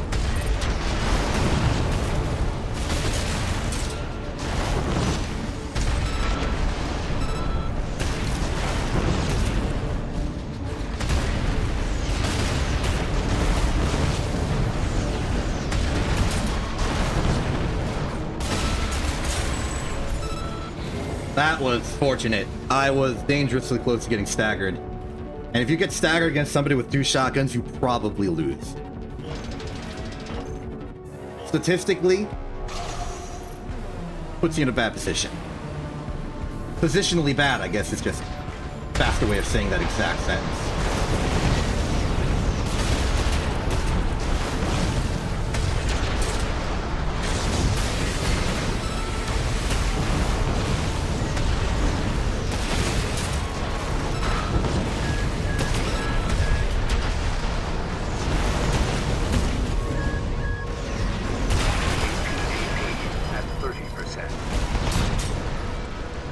Once again, very close. But in a different way. I think maybe that was the moment for them to have swapped to the punch. Given I was pretty staggered with nothing I could do. Compelling.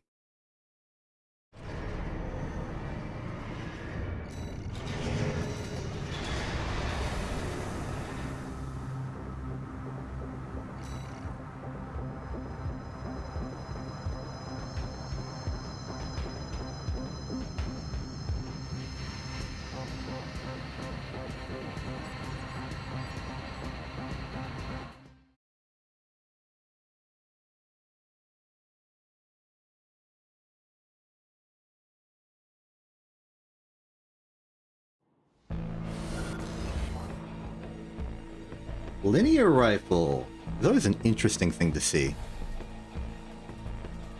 I think I consistently fluctuate, which is kind of paradoxical to say that. My opinion on the linear rifles as a person going up against them varies wildly. On one side, I feel like they're underpowered compared to bazookas, but overpowered compared to other guns. Which I get is sort of the balance area they put. Okay, I'm dealing with somebody with some shenanigans. Act accordingly.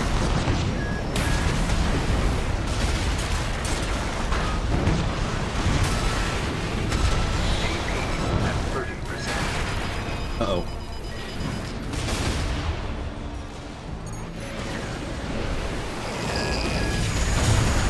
I got tripped. I didn't notice they were doing the charge melee until it was far too late. But okay, now that we figured out that this is going to be a wild ride, we can brace for it, and maybe that'll make it go better.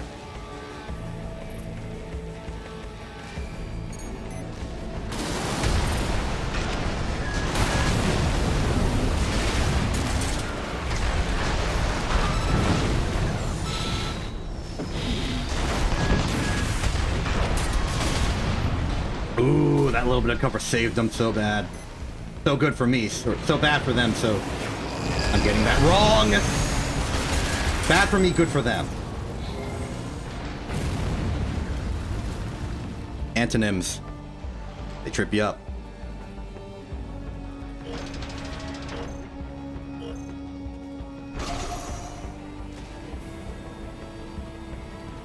I need to take advantage of the weakness of the coral blade.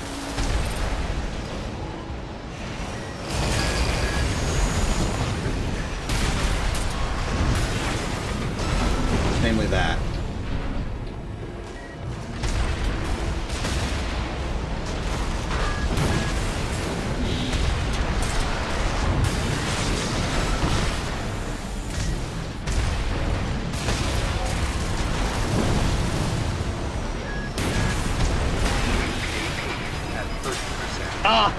Oh, the lasers.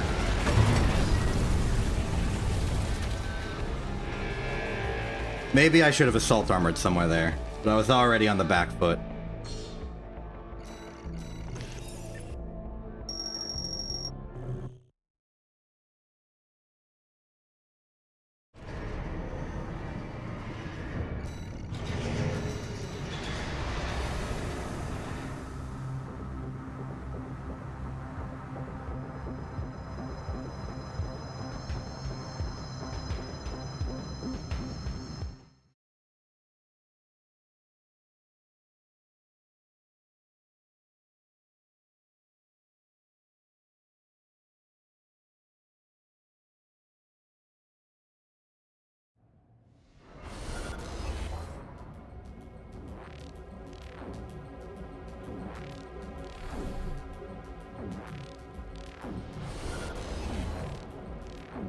Ooh.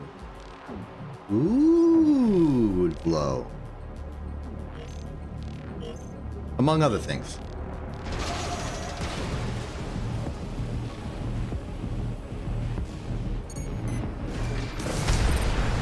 I missed. Okay, this person's doing like traditional kite stuff.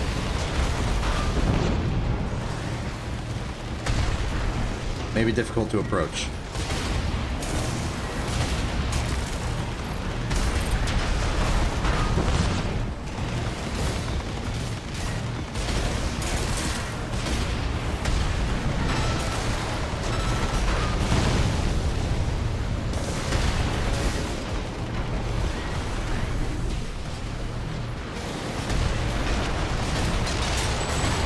Okay. Keep a bit distant. Keep a steady rate of fire. They will fall.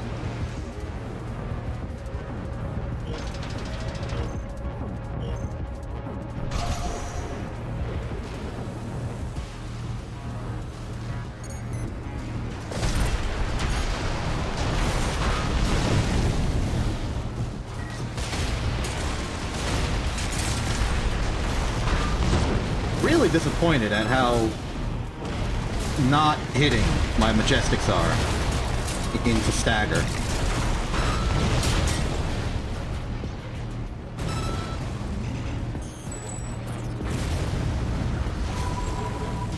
That went pretty smoothly once I figured out their psychological weaknesses.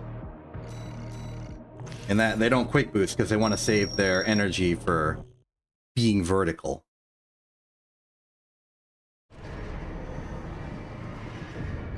You just be patient, line up your shots. They're not going anywhere. They're actually going in a lot of places, but they can't really change where they're going that well.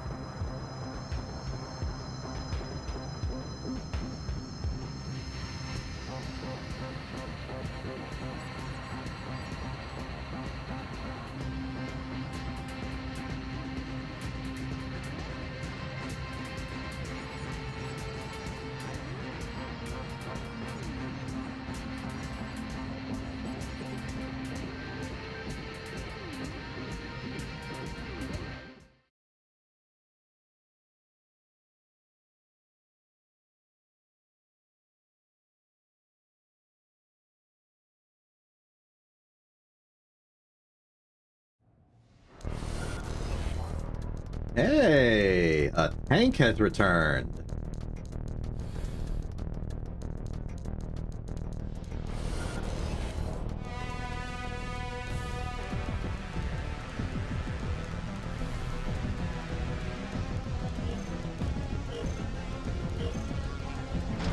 Welcome back.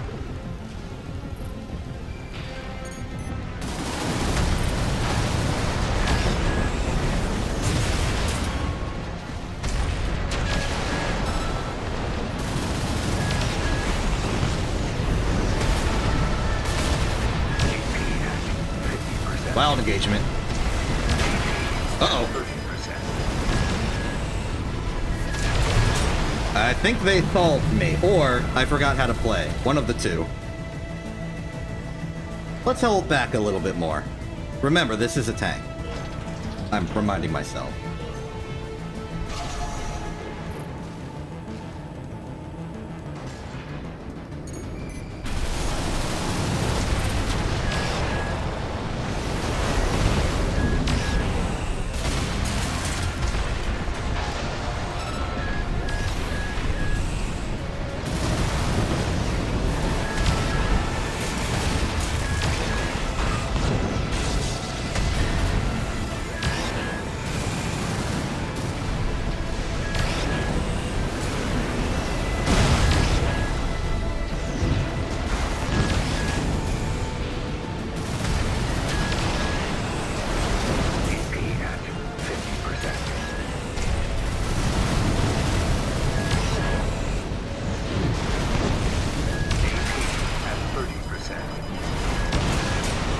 Double laser. Yep, they got me.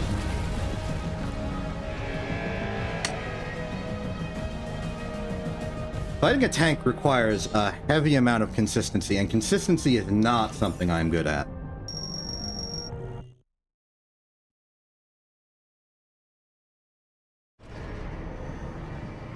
Something I lack.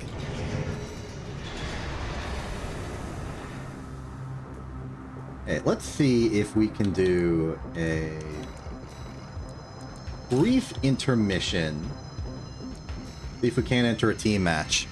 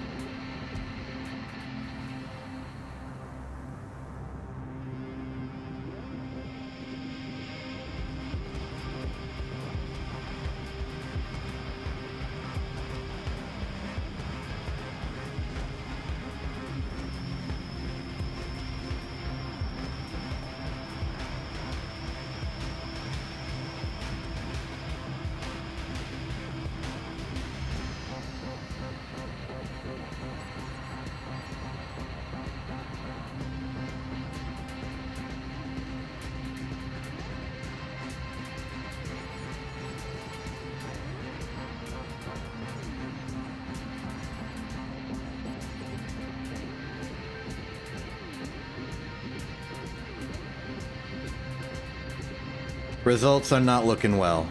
I don't particularly feel bad just sitting here because I have timed this for a Twitch mandated ad break.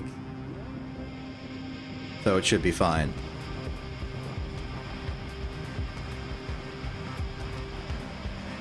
Just let it go through.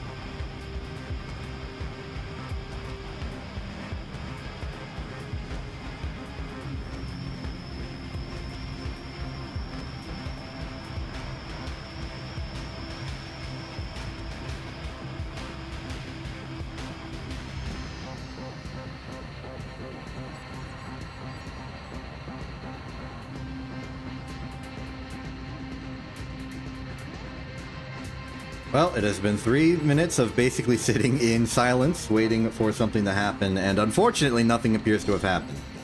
I'm gonna press out, I'm gonna press back in, I'm gonna wait an additional few seconds, maybe like 10, and we're gonna see if we get any bonus out of this.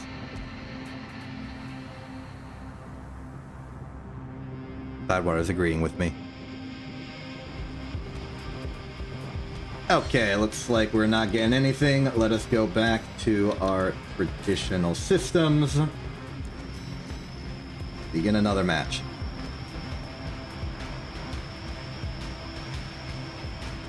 Be advised, this stream is not going to end when you think it is going to end. I have an idea. I'd like to take the opportunity, now that this is the first stream of Armored Core, what in the world? Forget anything I was talking about right now. Heavy Tetra Double Haldeman? This is very interesting. I want to see how this fights. Hello to you.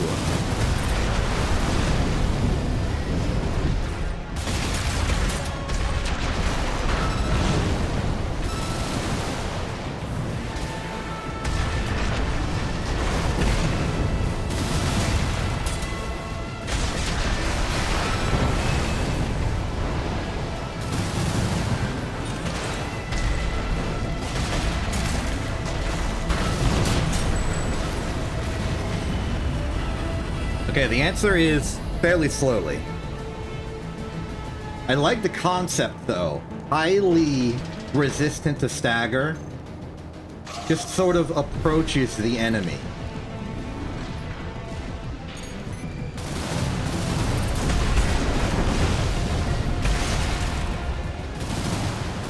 Capra, you're back! Bruh. Uh-oh. Okay, didn't seem to have anything specially prepared for my imminent demise, so that's good to know.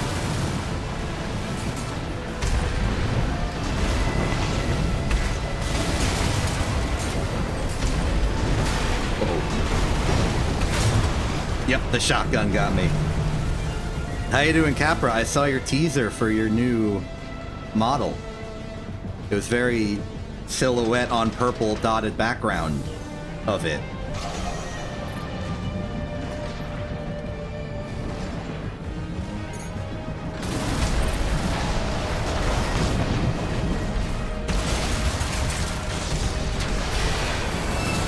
Getting very antsy with that shield, huh?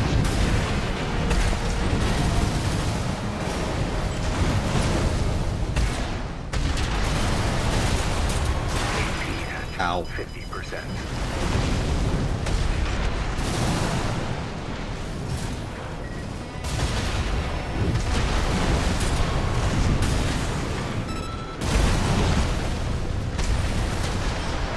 Got the hit, but I didn't get the kill. That's surprising.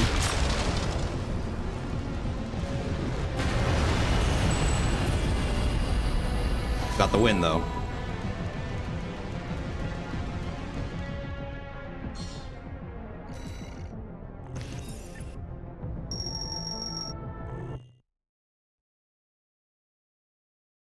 Okay, here's my plan for the rest of the stream. First thing I'm gonna do is I'm going to get to A4 hyphen. That is my goal. I will get to A4 hyphen, and then we will transition into hosting a public lobby.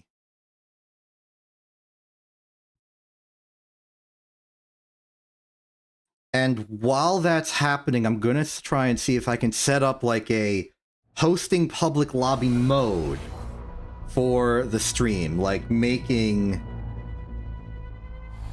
like the setup, because I remember how other streamers do this system. They've got like different blocks and areas for the health and stuff at the top or bottom of the screen or something, and I want that.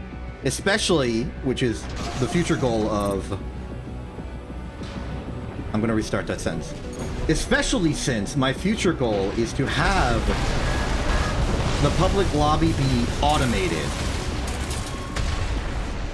such that I can just sort of set it up and let it run and people can fight. Like the old RFC 24/7 lobby.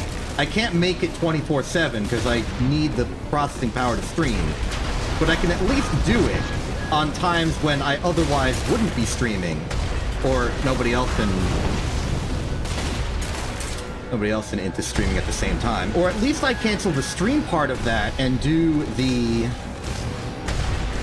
lobby part is still automated during those times. My direct hope, like, no guarantees, but my plan or idea was to maybe have the RFC lobby be a lot of the day on Saturday thing. Could work. And this will be the test run. Or at least this will be me setting it up publicly because I think that's cool and engaging. I forgot I had to fight this person a second time. I barely remember fighting them the first time.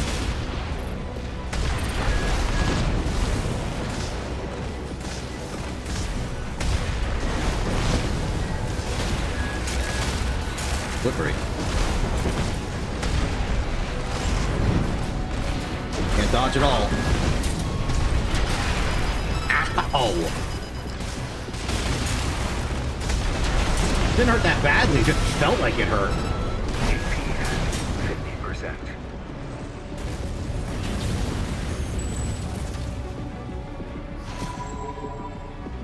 If it feels like it hurts, does that mean it hurts? Because hurt is a feeling. Maybe I guess it seemed like it hurt. That's probably what I meant. Hurts to hurt.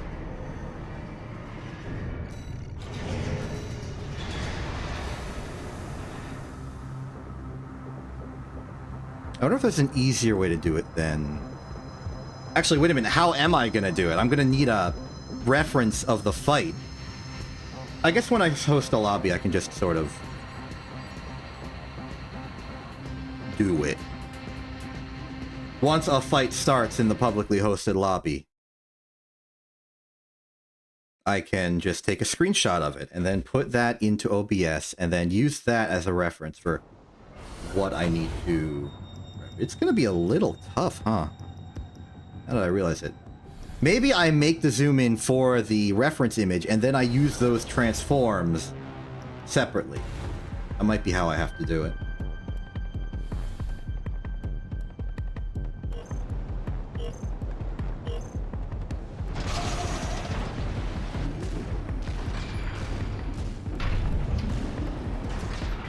You're below me, huh?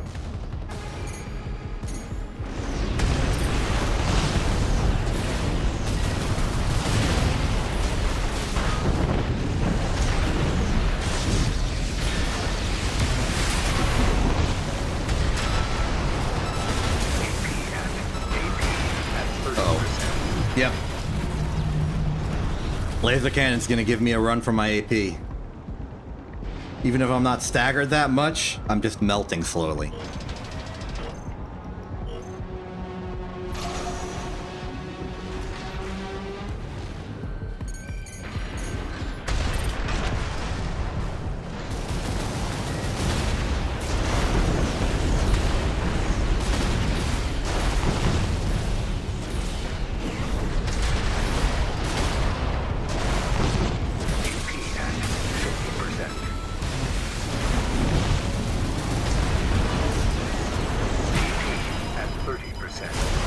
Yep, that's me losing. Vega! Guess what? I'm in charge of the RFC! Kinda. The transition of power is... Well, it's been going a little awkward. It's actually been a few weeks since I've heard anything from the old leader.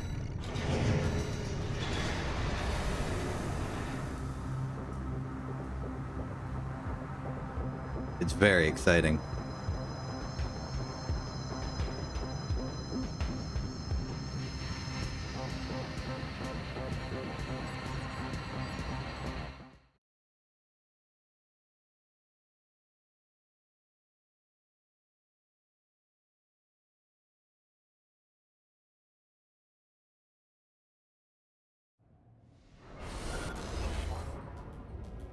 I just had a night completely unrelated to anything right now. I just had an idea.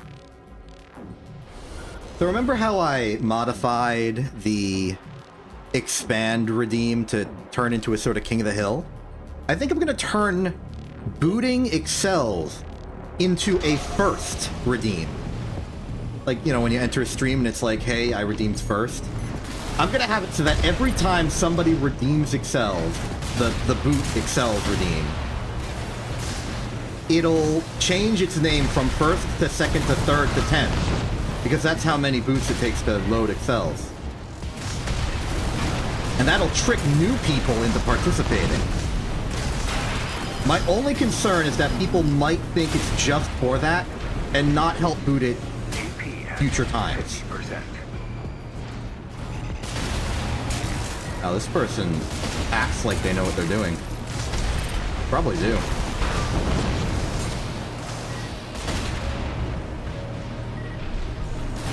AP at 30%.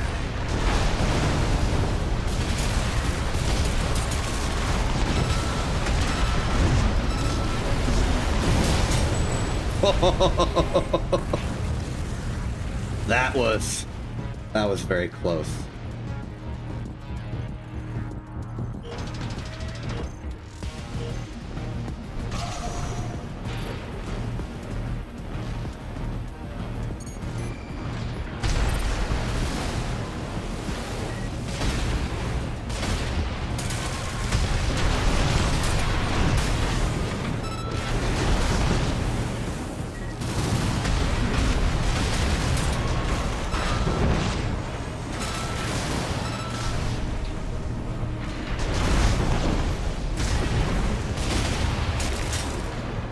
That was a lot cleaner.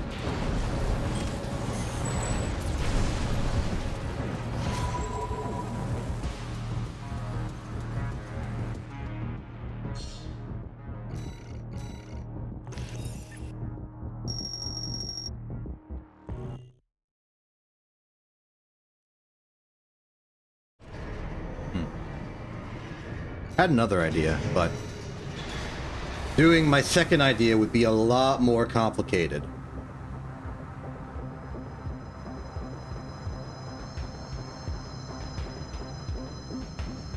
And also, yeah, okay, no, that wouldn't work. Yeah.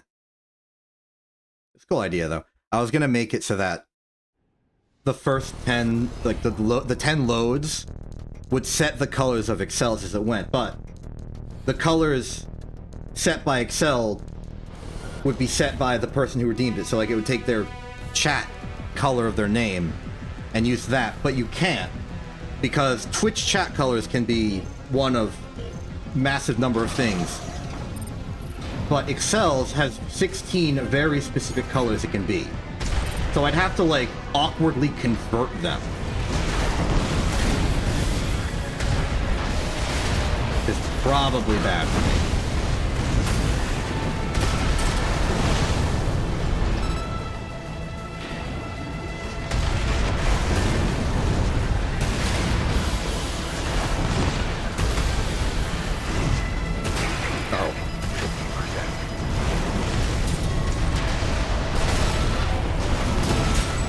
There we are.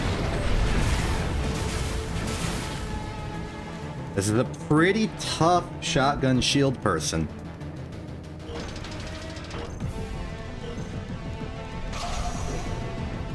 Putting up the offensive and they're reasonably good at dodging me.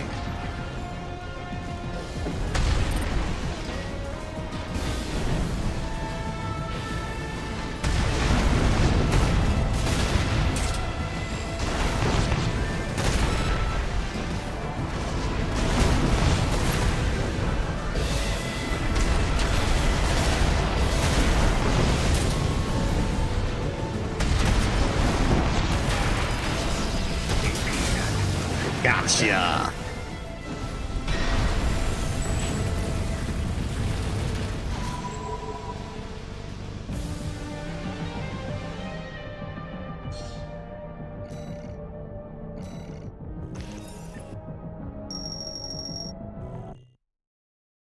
Okay, 100 more points and we'll start doing the thing. I think you were after a little late, Figa, but the plan is I'm going to do a public lobby and start researching how to do, like, lobby streams. Lobby stream technology. You know, like the old RFC lobby.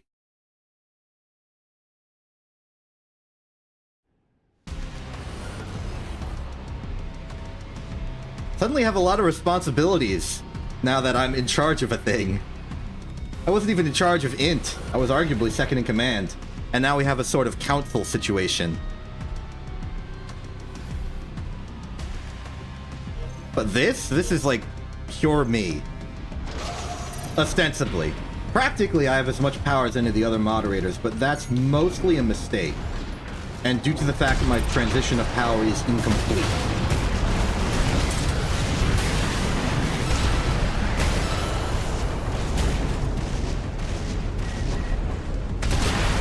That was a little silly. AP at 30%. Yep, they dodged. That makes complete sense. I was too far away to sink it in, but I tried anyway and it didn't work.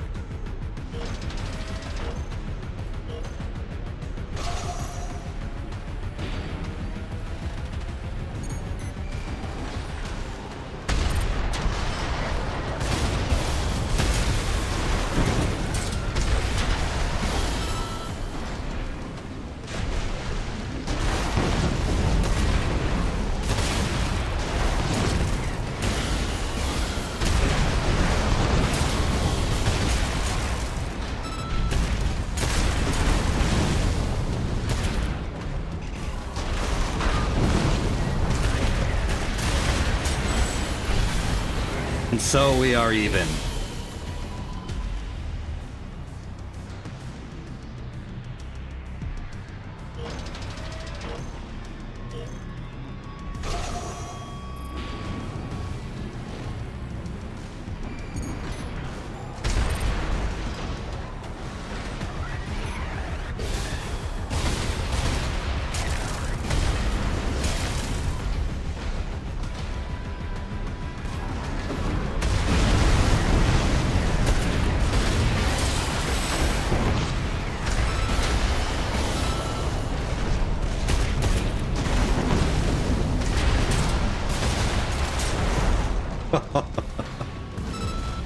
I didn't know how going into the interior of the Strider would work, but I think it worked out well.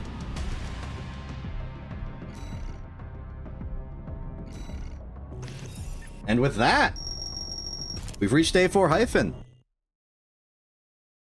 Cool. Now let's transition this.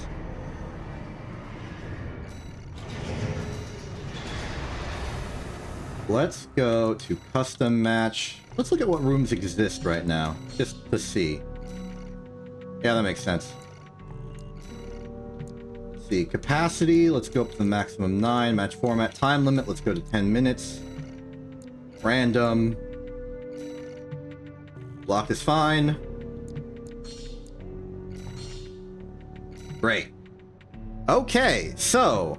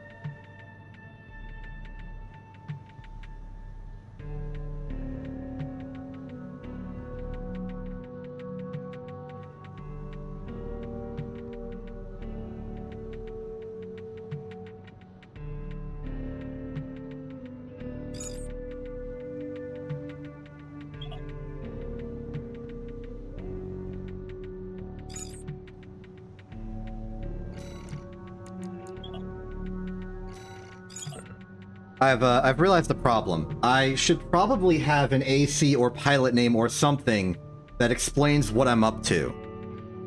Because if I don't, I'm just gonna be in these fights repeatedly.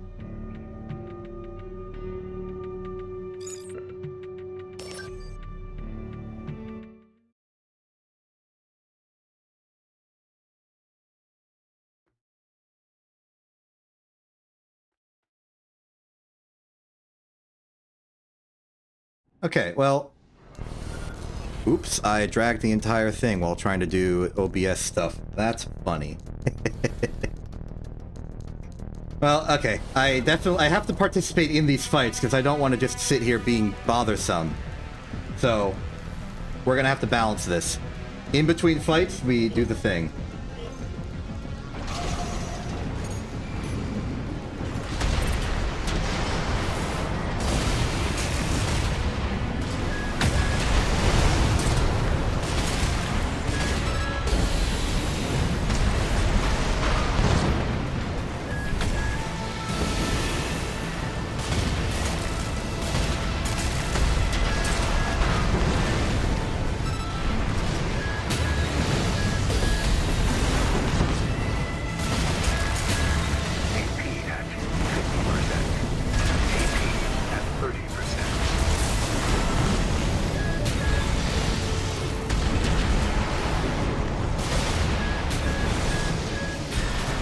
That was fun.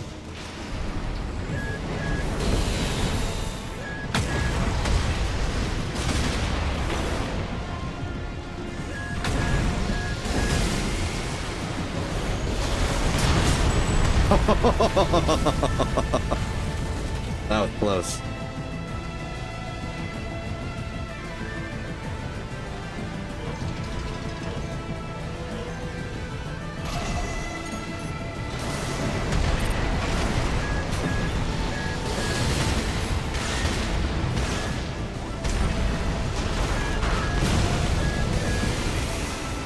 Okay, they're getting a bit better at evasion, or I'm getting a bit worse.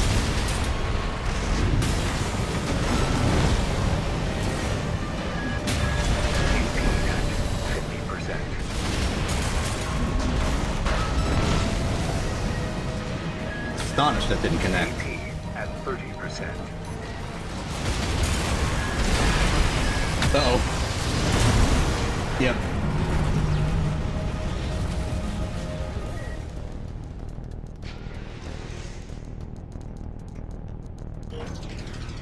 You gotta fight a tank. You gotta make sure you're ready for the long battle. And I am very often not.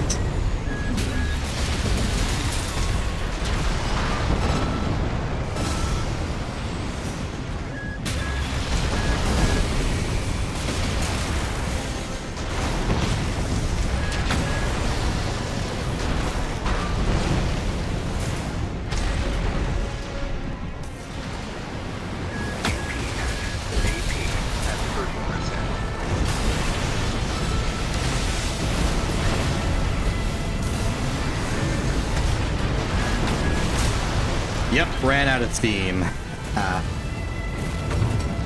Good stuff.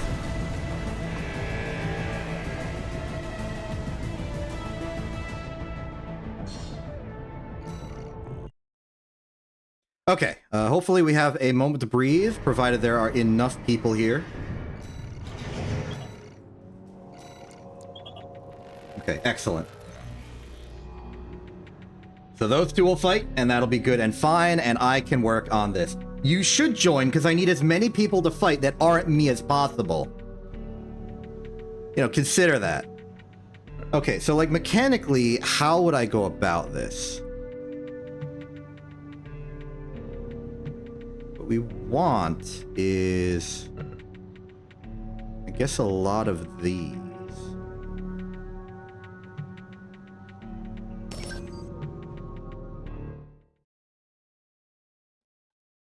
I'm going to go into sort of testing mode here. This might do some weird things to the stream itself. Visual bugs are to be expected. I'm literally building this live. So let's see here. What we want is effectively...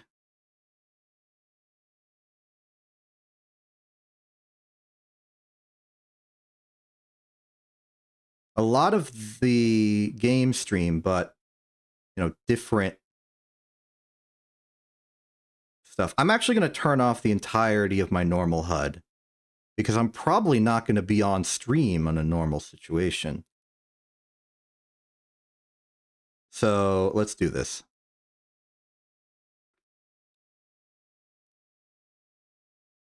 What we effectively want is to crop down to the individual fighters.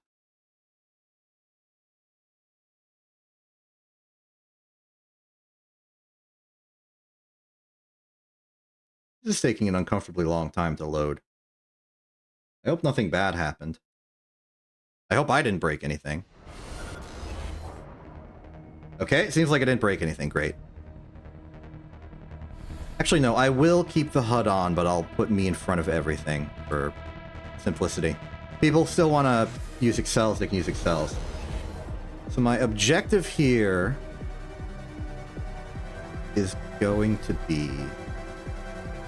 drop these down as we're going.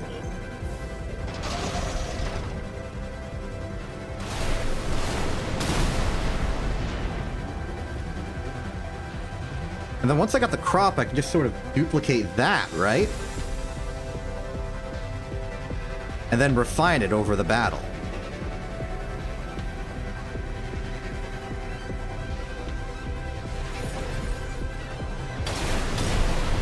And maybe to start, we just go with like the most bare-bones simplistic version, which is just make this huge. Just to start.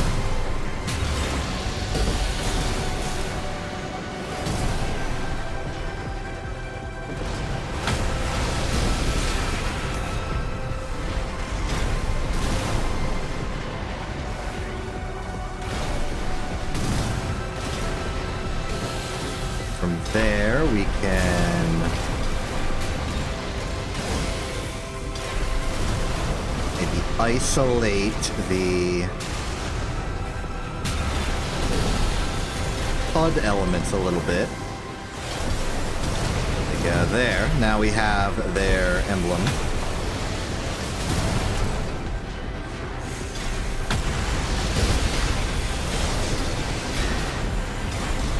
Then here we can crop down to their AP and maybe even the stagger bar and their name and stuff.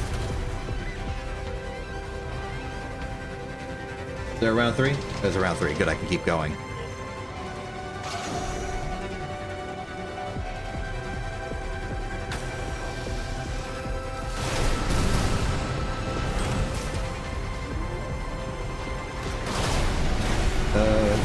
Maybe I do want to disable Excel at the very least.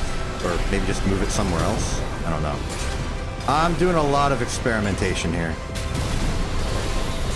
Something like this seems fine.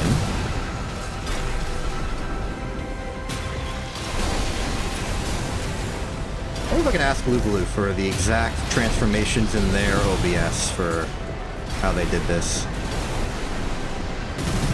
Let me just get a reference size. And now I'm in the way.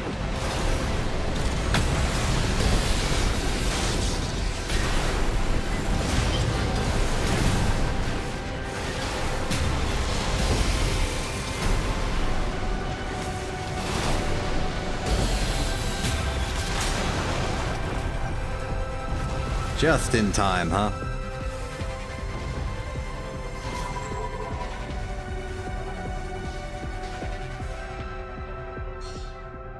That was a good fight.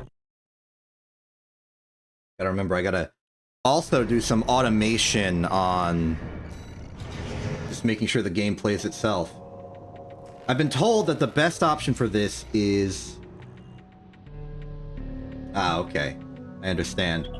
You just sort of mash the accept button repeatedly over and over again. And that's why they put themselves on spectator, so that when that thing is active, they're not actively... Okay. I'm understanding the technology here.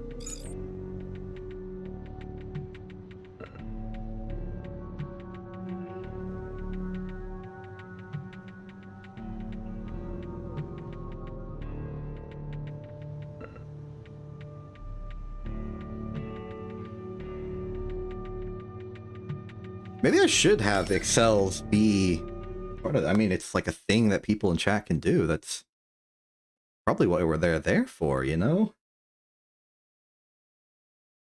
Maybe I separate this into its own sector as well. Like, instead of having this, I have some sort of, like, battle HUD as part of the HUD system. I like that. It's a little more modular. So to do that, let's go into the... This is going to look weird.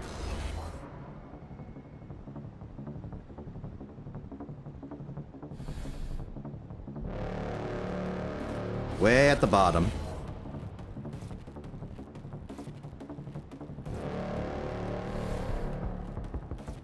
And then move Excels like there-ish.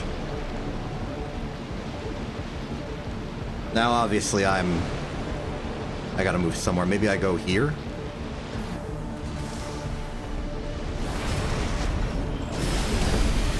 Something like this?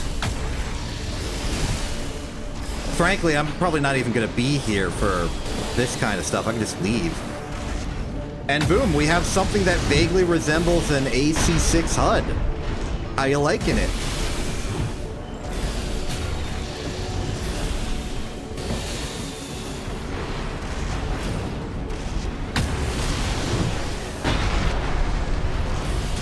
I think it's got potential.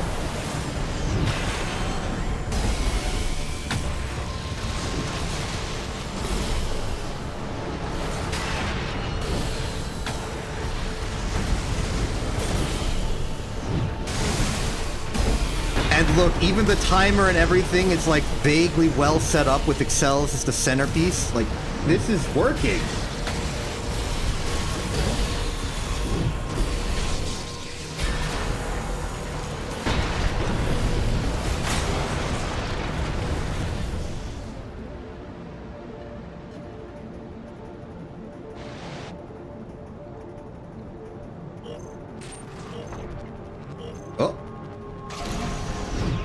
Communication error? Unacceptable. We can't be having communication errors.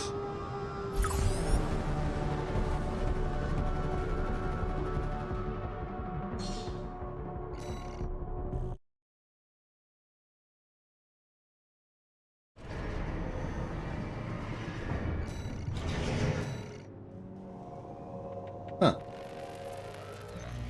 Well, anyway, now that we've have the battle up a little bit, I'm gonna bring myself back into the mix a little bit. I still don't feel particularly comfortable just sitting in the middle of the screen like this, but I'm supposed to be like a neutral party in all of this. I'll see what I can do.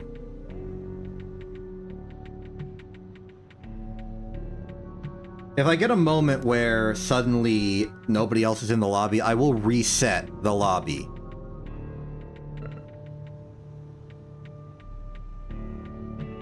Such that I can set up an AC name that explains what's going on. It'll just be Tidewater, but it'll say, like, Rubicon Fight Club or something. Maybe I'll even change my pilot name to reflect the fact that this is a test for the stream.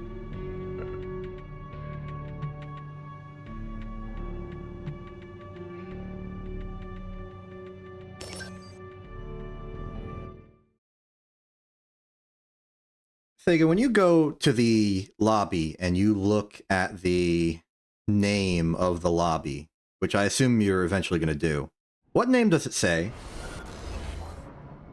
If memory serves, it says like your name of your Steam profile or something. But I've also tried changing my Steam profile temporarily and it didn't always reflect. Maybe it's something more fundamental or just not that updated.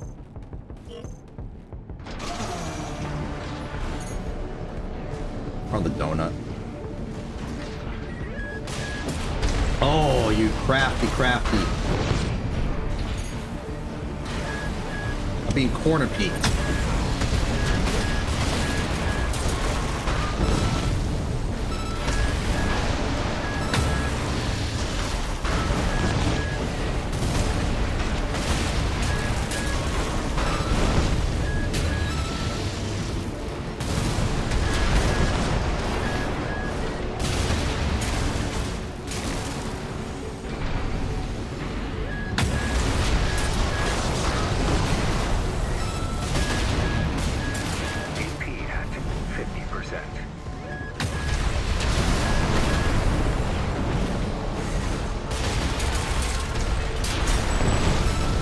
Quite well.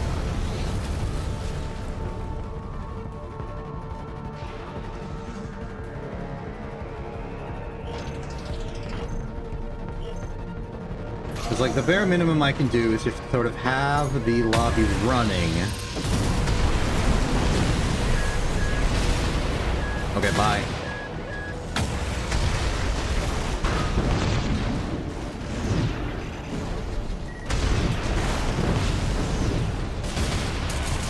For how dead in the water you were, I'm surprised I did not hit you once. Ow.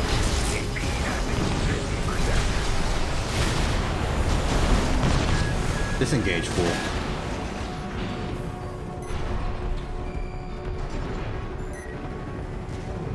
Reset, we're good.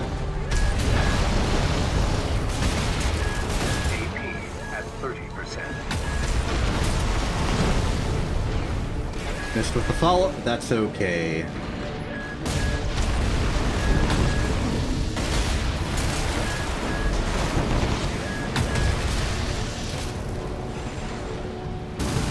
Not long for this battle.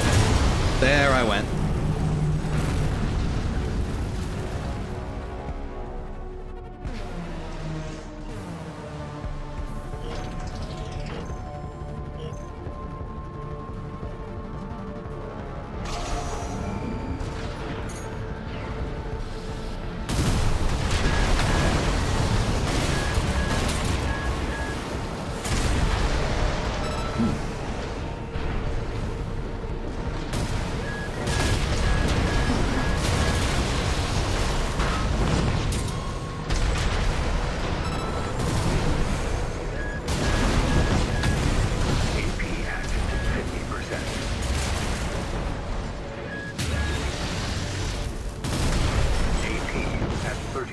Oh.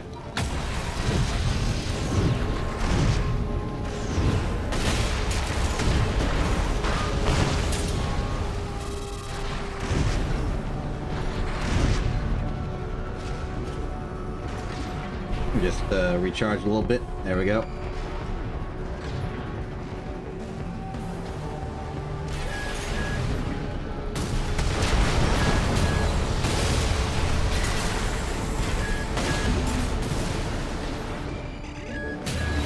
Oh, I'm not long for this battle, huh?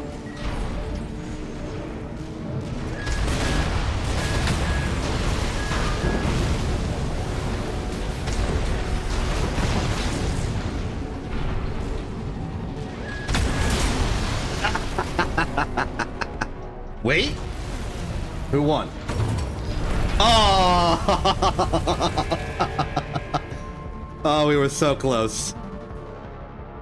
That was fun, though.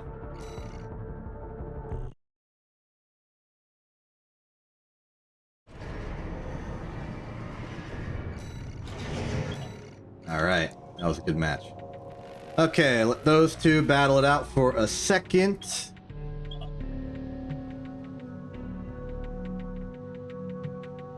We go back to this.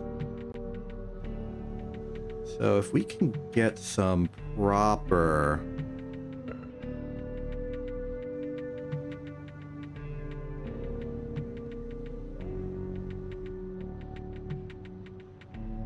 I kind of want to bifurcate this even more.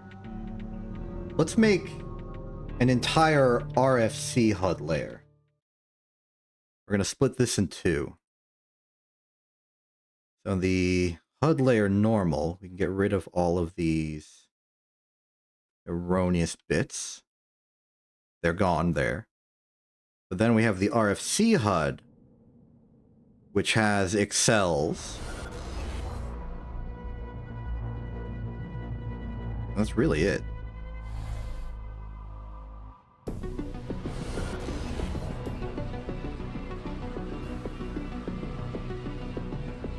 We can remove everything from here that isn't itself. Then we go back to here, add in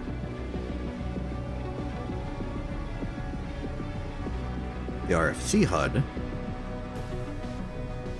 and now it's back.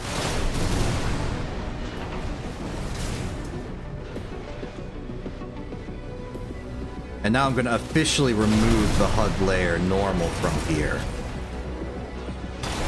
thus eliminating myself, but keeping the new accels. Then I can take a lot of these erroneous layers that I only used in the context of other things.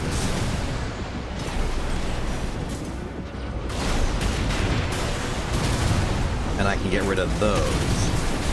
Now we're down to the bare essentials. The game and the special RFC HUD as a separate layer.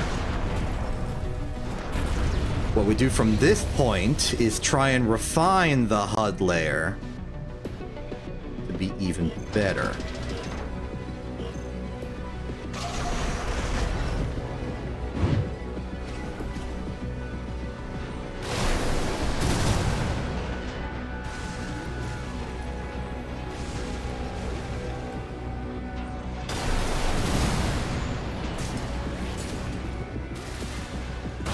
How do we make it better?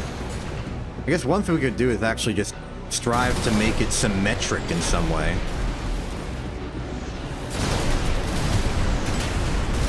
See here, the size is like some awkward dimension.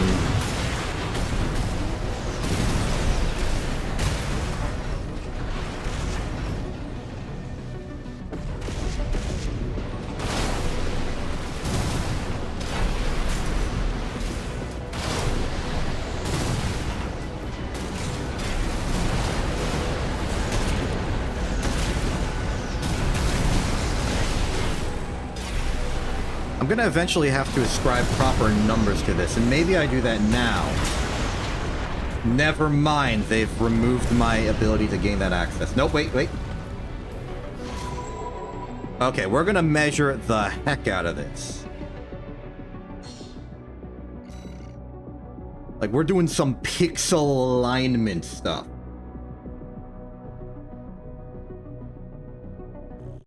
Don't forget to advance the text, though. Still got a lobby to maintain.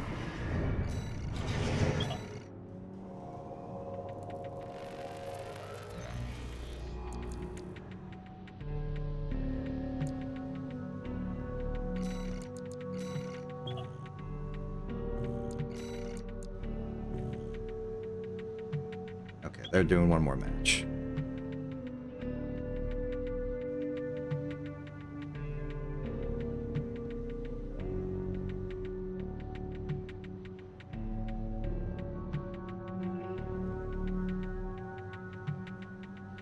Let's see here. It feels like the... Okay, so let's assume we're including the border here. Scale all the way to the left. What are we left with? I'm doing math. I'm doing geometry. You've never seen the likes of this.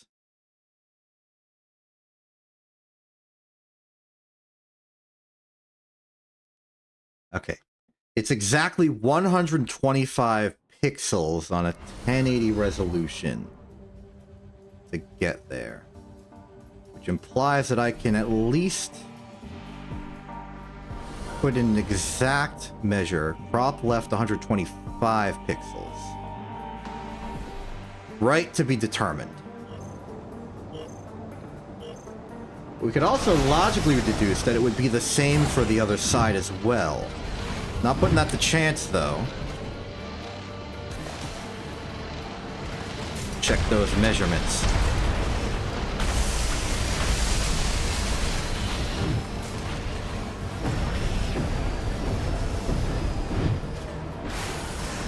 It is indeed also 125 on that side.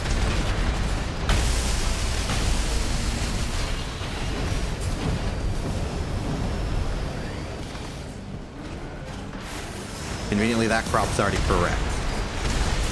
Okay.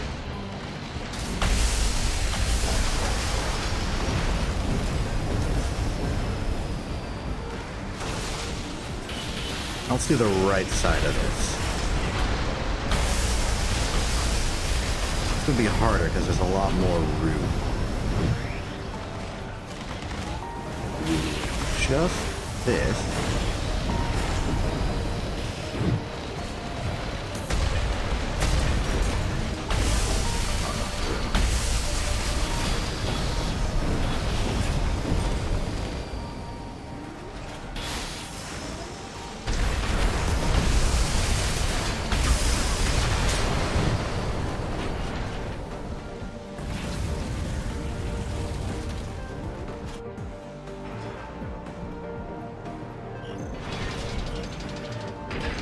Wait a minute, I don't need to do it by that. I can do it by the position the object is at, because the first pixel...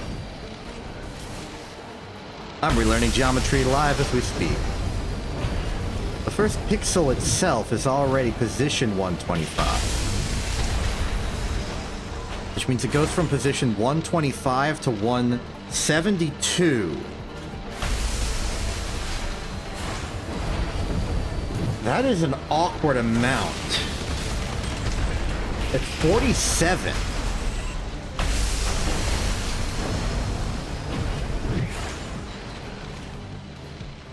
And I do the math here, and yep, that's 47. Maybe we forego the right side, and we treat this as a 1 pixel deep box. That would make the whole thing 46 by 61. Which... I mean, the 61's its own problem, but I'll take it. So...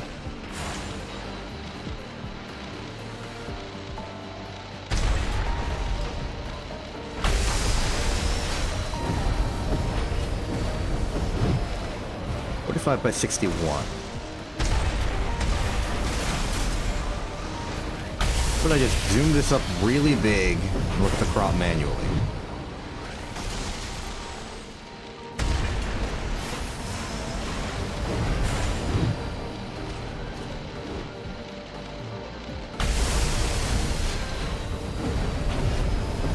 Good on that side. The bottom needs to go up one.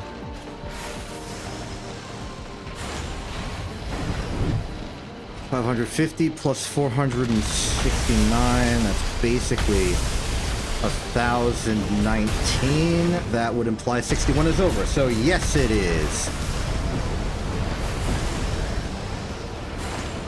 49 is also good.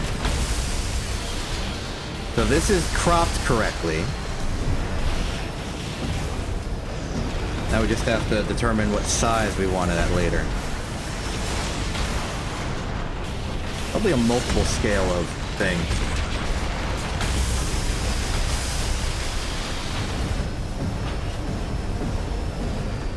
We want this to be 1748. 126 for this one, I believe. Top could be cut down a little bit. 315's looking good. Oop.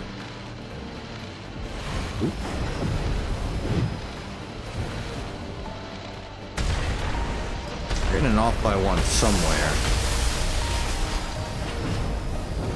Even the top and bottom crop don't match.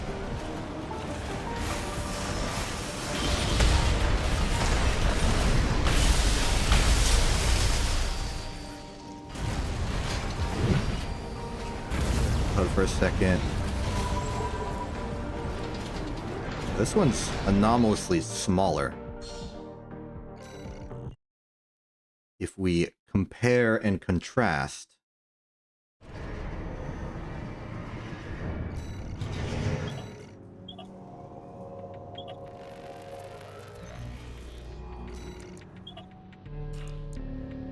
Oh, they're gone. I guess I'll join the fight, Thig. I don't know where you are, but...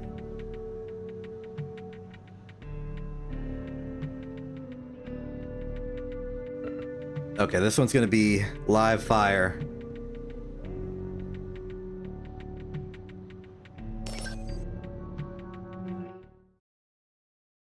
At least cuts back there so you can see something. I'll work on this on the side. You can't see it anymore, but you'll see the game, which is good enough. Oh boy, this is gonna be a thing, huh?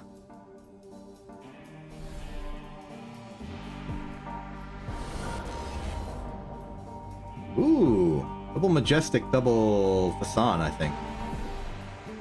Interesting fight. For these to engage, what are we learning from this? The bottom of this can be cropped off.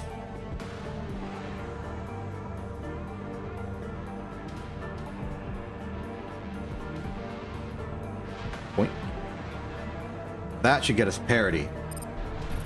Okay, now for the actual fight.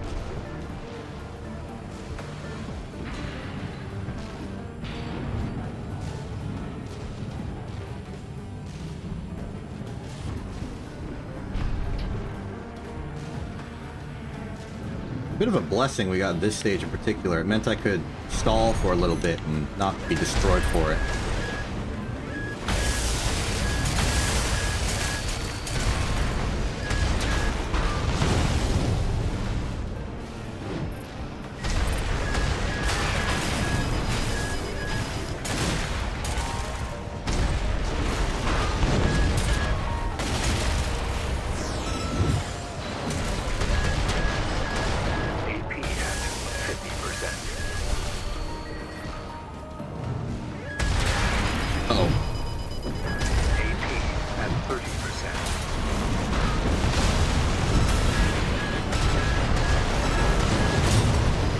Couldn't escape.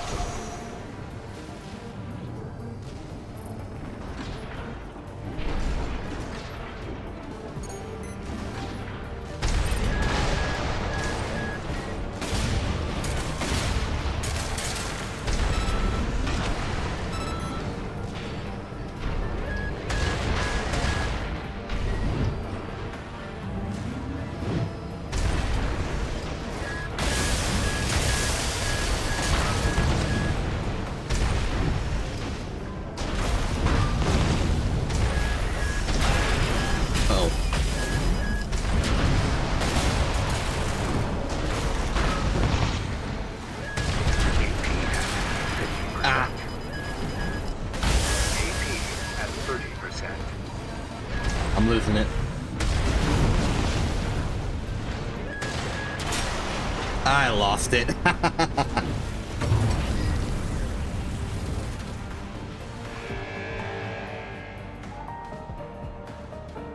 Okay, so... let's see here. 3, 4, 5, 6. That's a very funny coincidence. 5, 6, okay.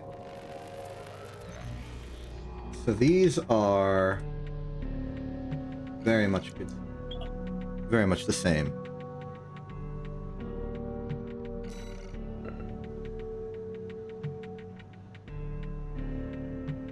So at least they're consistent now. Now we just need to make the sizing consistent.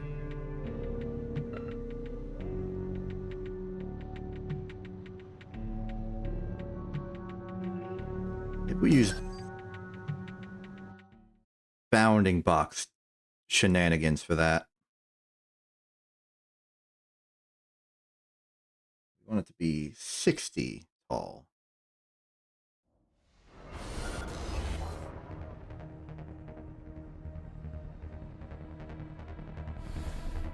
And then, what was it, 46?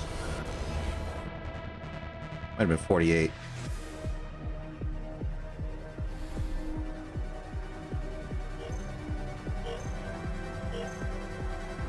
Either way, I'm getting a better idea of how exactly this works.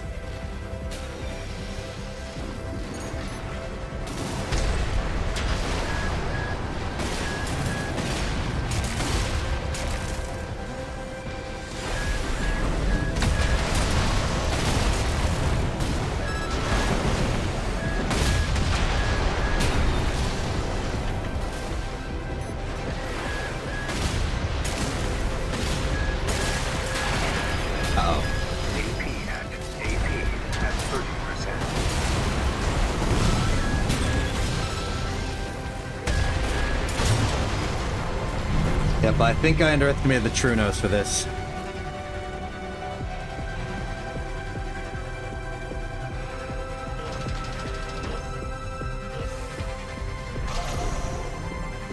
Well, okay. I'm thinking about the math here. The bounding box side...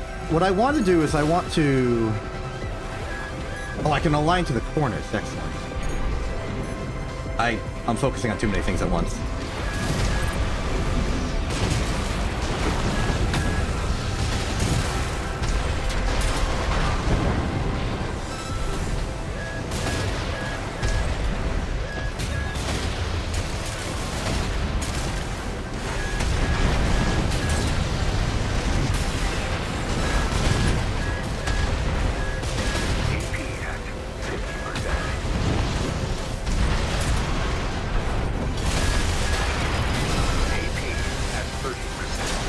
No! I rotated for some reason.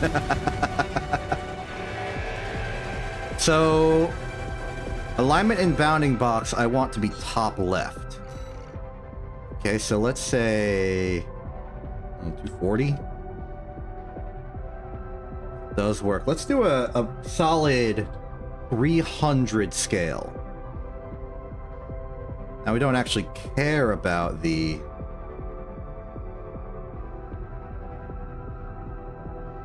that bounding box. Well, we do because we want to align the system to it.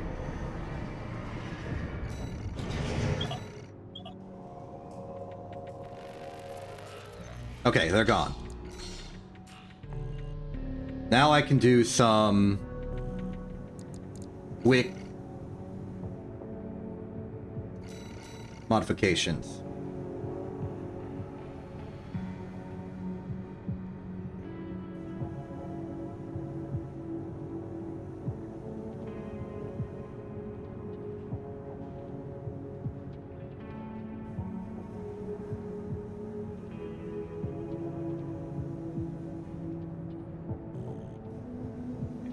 We got that. And then we'll just be...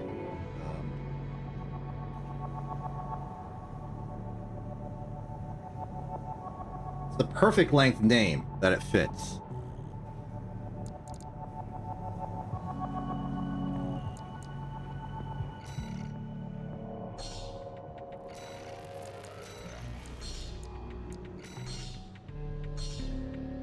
Looking good.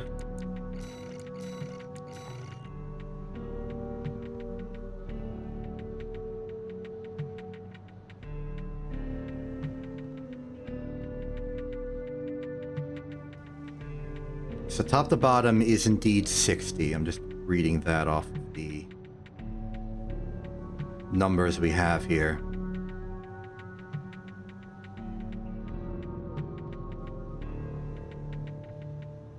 The crop's going to require some advanced math, so let's do some advanced math.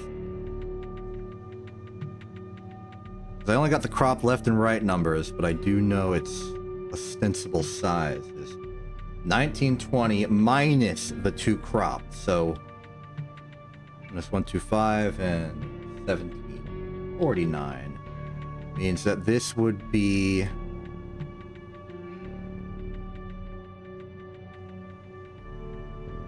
$46.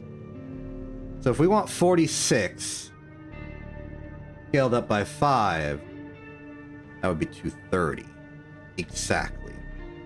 That's actually quite nice. Okay, we now know our bounding sizes for our... at least the frames of these.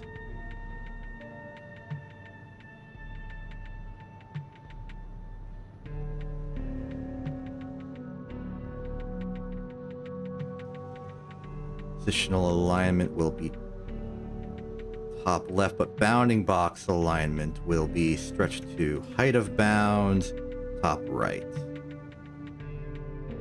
Bounding box size, the height shall be 300, the width shall be 230. We shall slot that right over there. And just like that, we've gotten at least one block of space solidified.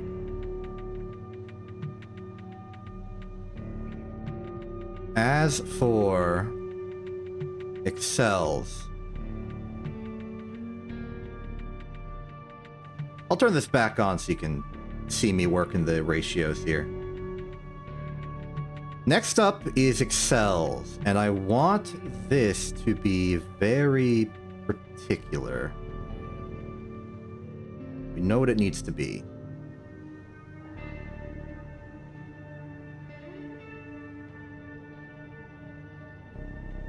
I want its positional alignment to be the center, so that when I put in 960, it centers itself.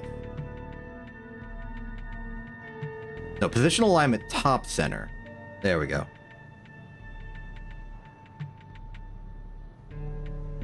That's good. And then, to keep with the regular system, we are going to want the width of the...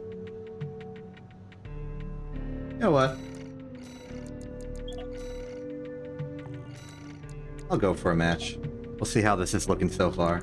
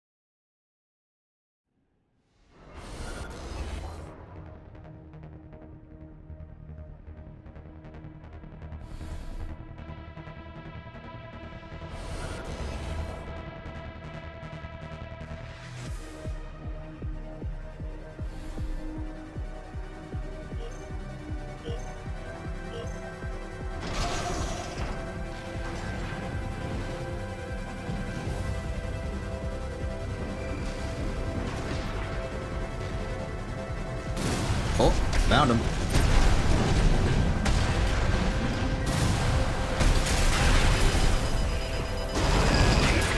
At 30%.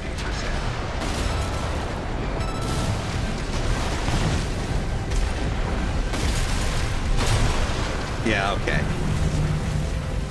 They definitely got the hit on me with the blade and all the other bullets. So we're dealing with a blademan. A Corallian.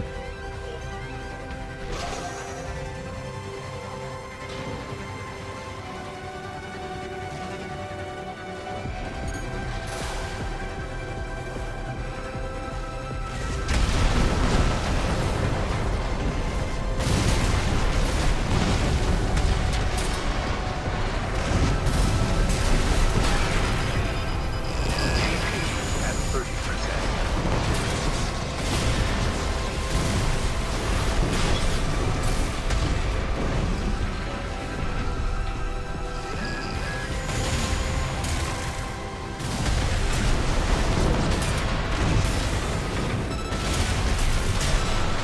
It was close. It was real close at the end there. I fought my way back.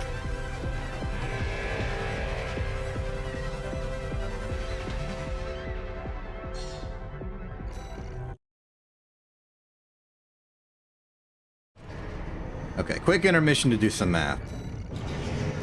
Preferably.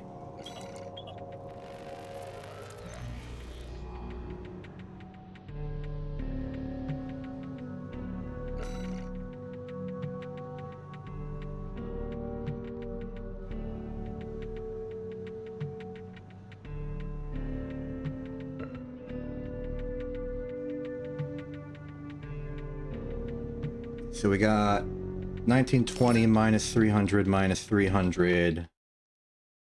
minus the width of excels, which is 440. But then I'm going to add a little bit of a pixel buffer. Let's say 470. So that means that each of the displays of health and such must be 225 pixels wide on a 1080 screen in order to maximally use the space without getting in the way of excels. So that's good.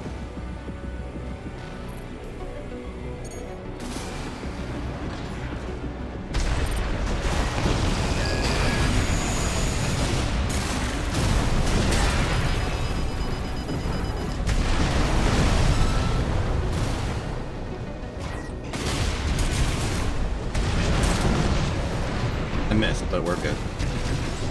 AP at 50%. Oh, first win on this particular opponent.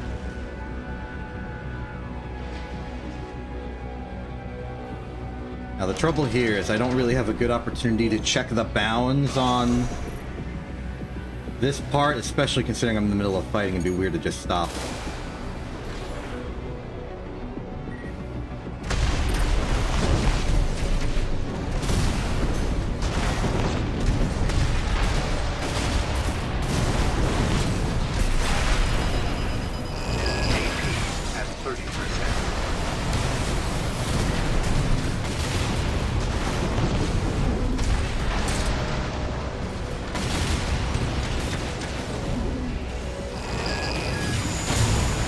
Almost. And down I go.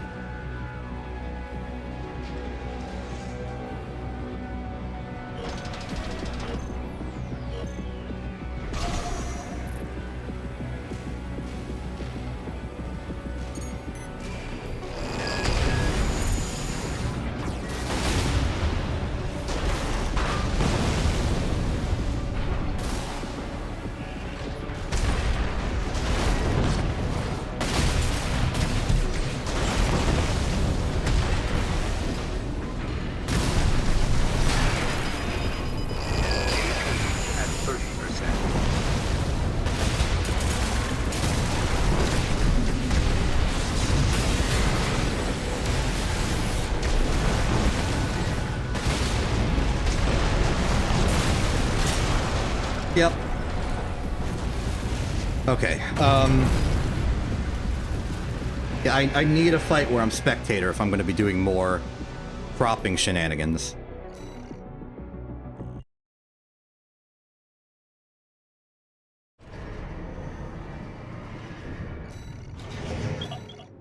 There's people!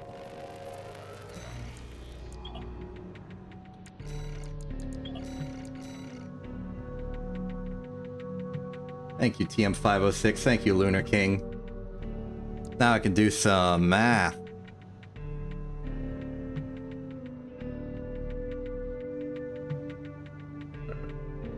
Okay, no, I did the math. I need to do some measuring. Let's see here. According to this, the health bar starts, like the big bright part of the bar, would be a crop of exactly 191 off the left side. And on the right side, it'd be a crop of exactly it's different.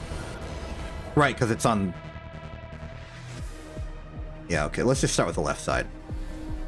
It would be a crop of 191.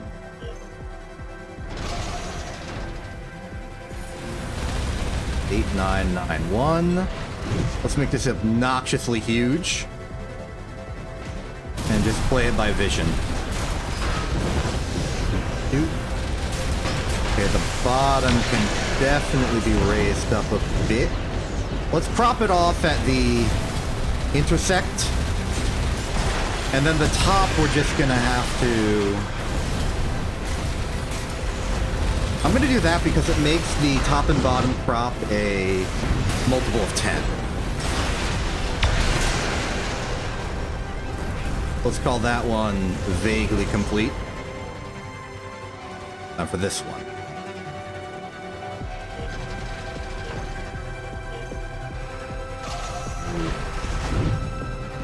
Keep the top ambiguous. Let's start with the left.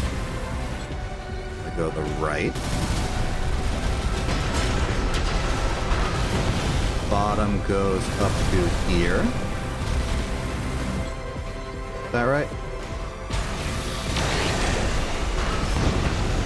And then the top is increased until it's a multiple of 10. Let's see if this is correct by checking the transformations on them individually when they are huge. Theoretically, they should have the same width and height of the full uncropped thing. Let's see, 25960 versus 25960. We have parity at the very least. Now, what's the ultimate size of this right now? It hates that I'm going to have to scale it weirdly. Because what we're going to be doing here is we're going to be making the bounding box with 225 for both of these. And the height sort of becomes arbitrary.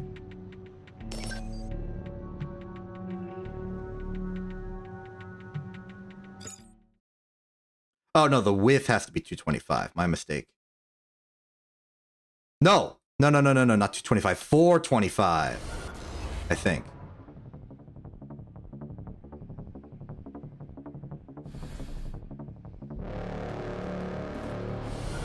The old math tells me it should be 25, but it seems like there's extra space there.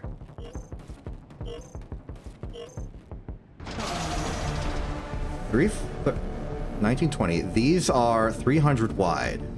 300 wide. And this is 440 wide.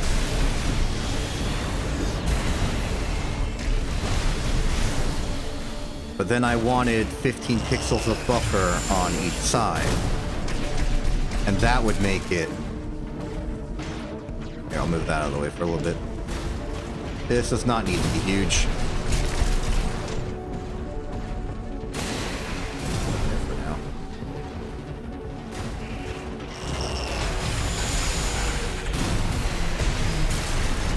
What if I do just put in 440?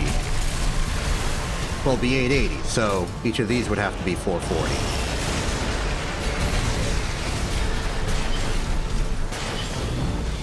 And even that's too small.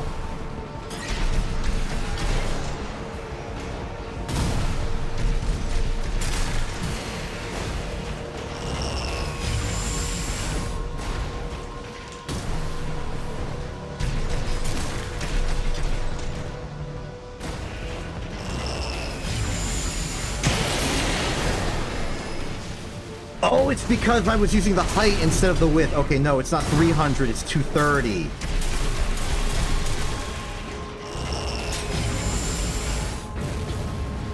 Okay, 990, which means that each of these should be... Oh, 495, I guess. Nope.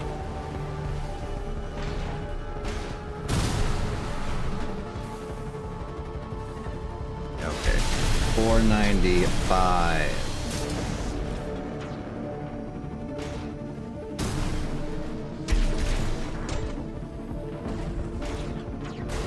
And then I want the bounding height to be correct, so I will check that.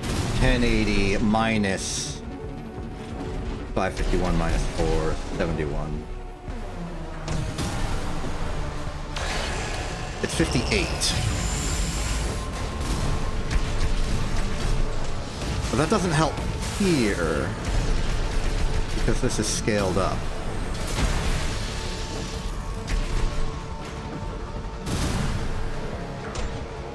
But if I make the height bounding box a multiple of 10, it should be vaguely correct. In fact, that looks right. I put it to 210. So you should be the exact same. Scaled with a bounds. 495. 210.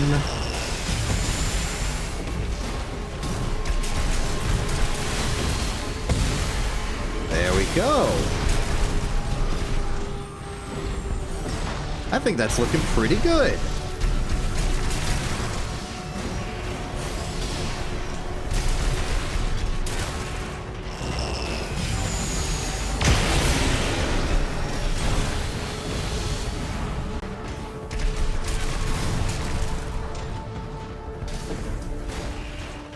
Well, the fight's going pretty good.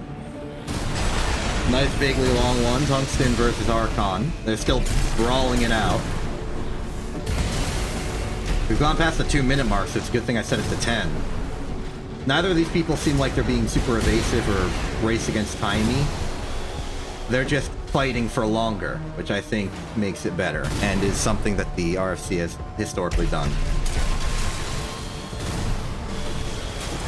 In fact, I'm pretty sure if either of these people, or if the timeout happens and nobody has actually been destroyed, I have to kick both of them, according to the established existing rules of what's going on.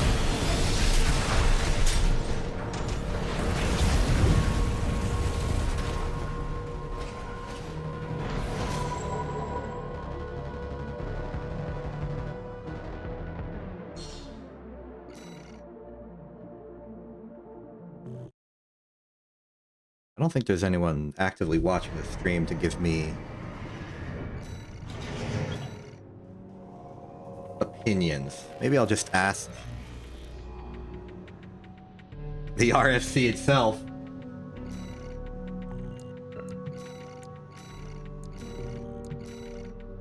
I'll go for a fight. Perhaps you miss my presence. I apologize.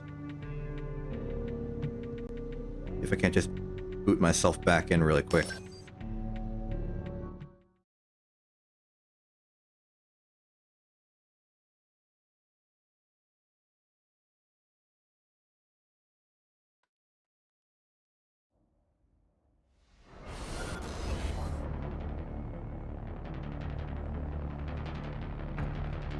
There we go.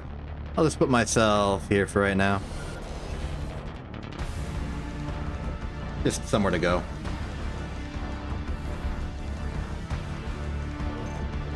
Oh, I'm not in this fight. Never mind. I'm out. Heck with this. So lock those in place.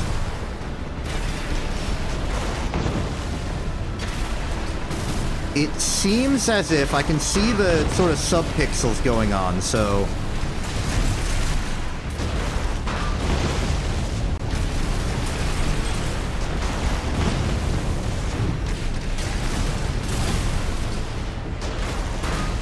It means they're too high, or more accurately, the bounding box is too big.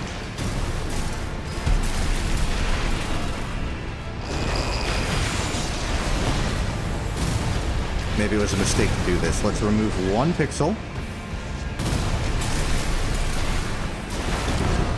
Slide it up.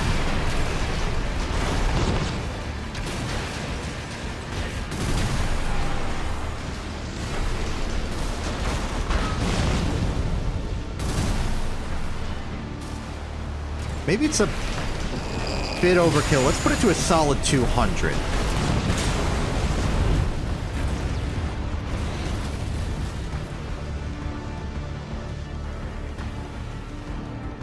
Yeah, that's good. System's working all right. Is Excel still operational? I'll check. I am going to put the word test to the chat.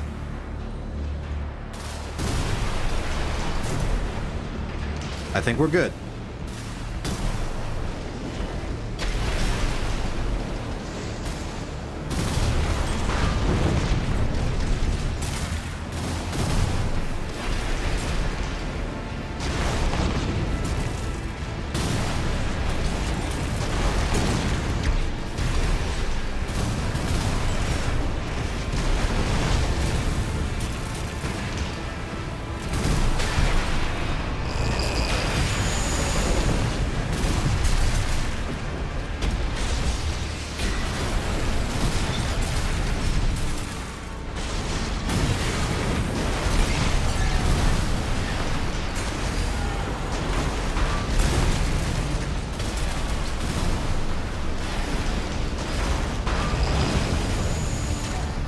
I picked a terrible still frame to...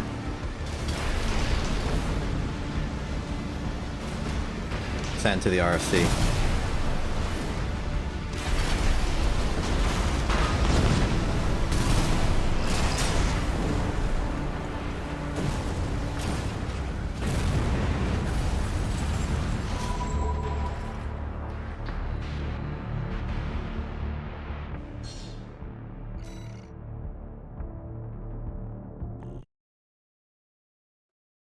We're making do. There's a lot of stuff you gotta consider when you're suddenly becoming the important host of a thing. Wild times. Wild times indeed. I'll enter the fight, though. I can't just be setting up the HUD this entire time. There's more than just the visual experience. User experience is more than just simply layout. It's also game feel. And it's gonna feel like an explosion. Or 20. Directed at your enemy. And yourself.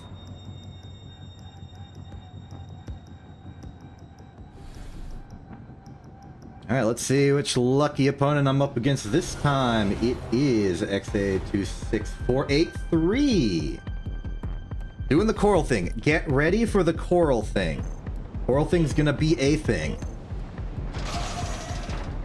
Yeah, I gotta play the game.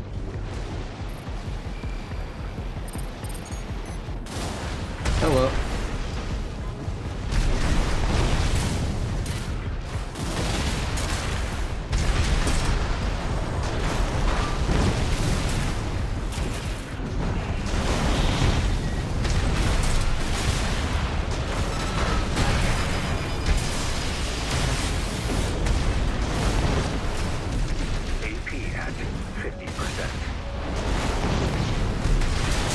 Got him!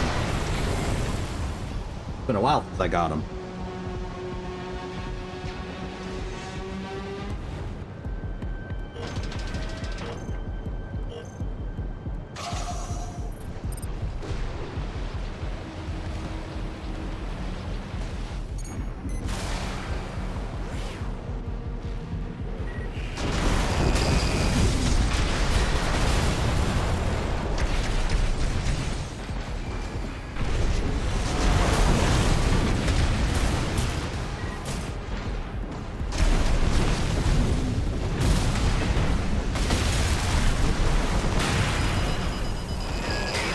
Man, I thought I could hide behind the pillar. Oh well.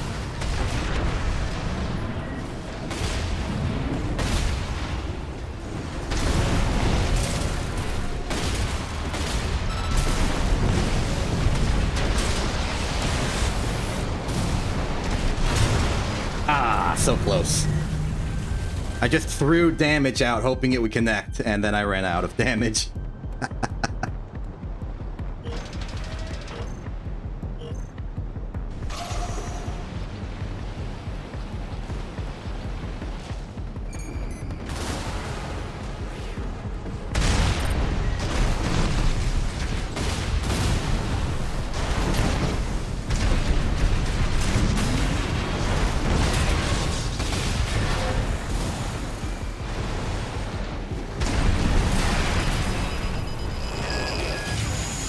You missed. AP at 50%.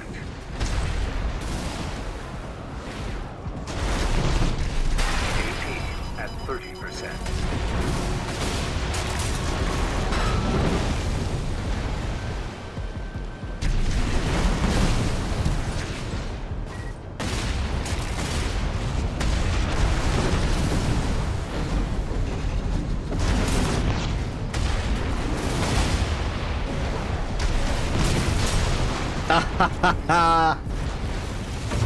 That was a close one. I definitely panicked near the end there, but it was doing some good stuff.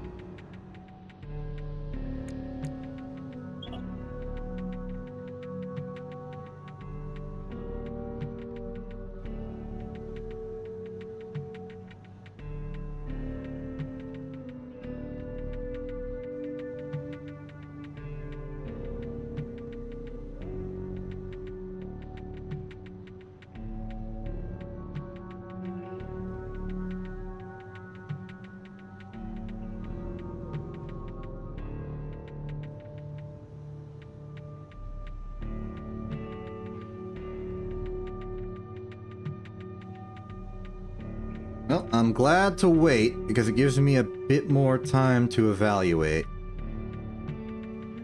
what exactly we have to work with.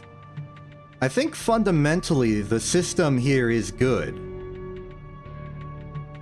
Everything else would probably just be flavor, and I don't know exactly what kind of flavor we're thinking of partaking in. It's also not very well equipped to handle me existing. I know it's not supposed to, but it's fine.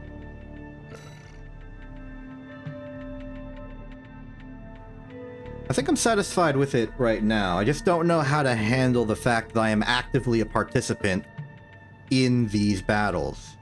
Like, where do I put me? You know what? I have got an idea. See when this battle shows up. Battle starts, I mean.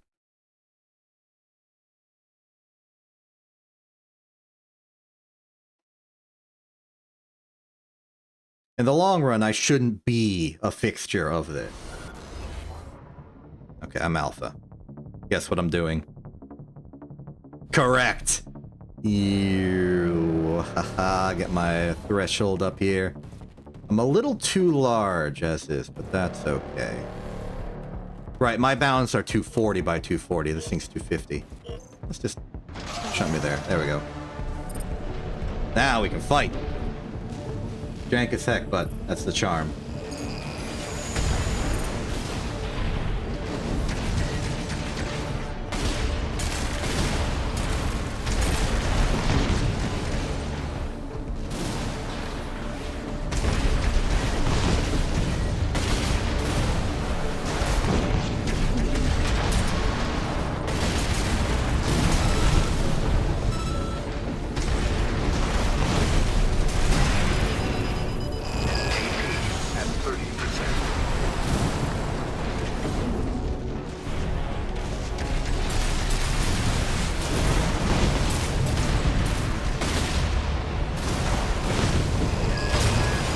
Hit me with the second swing.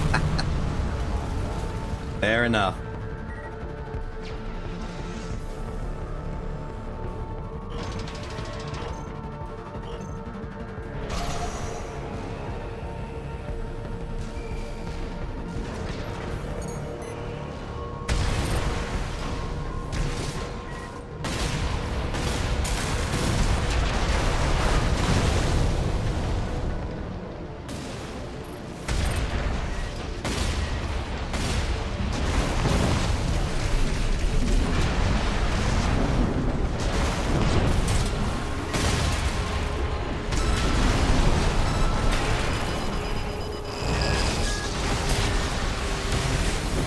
Almost caught them. Okay, that's one. That's one. We got one.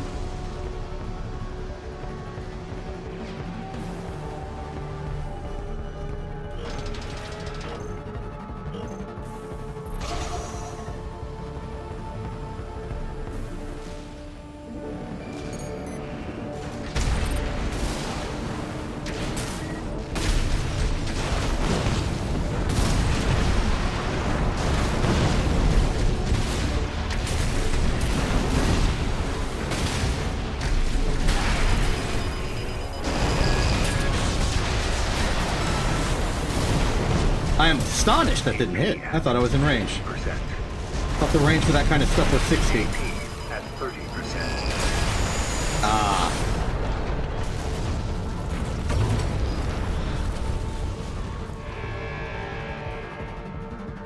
Well, I'm not in the fight anymore, so bye.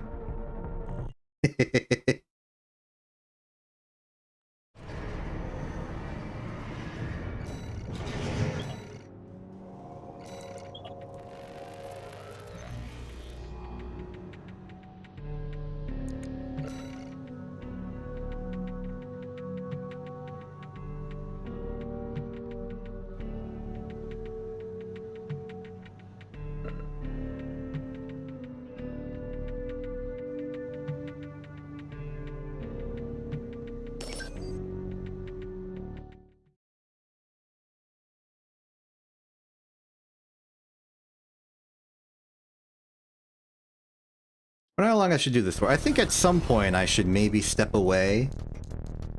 Oh, wait, no, I can't step away. I gotta press the button. I need to set that up.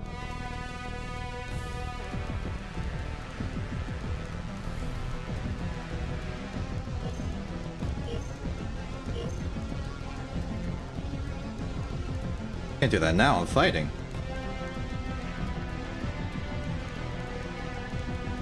Also, where's the... There we go. There's a little dip in the network. It's not a Tuesday, so I don't think there would be network shenanigans.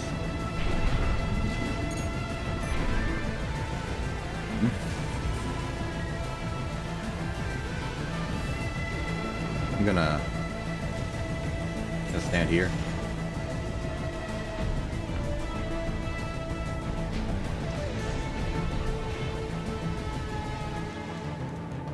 Now the rules of the RFC is that you gotta fight.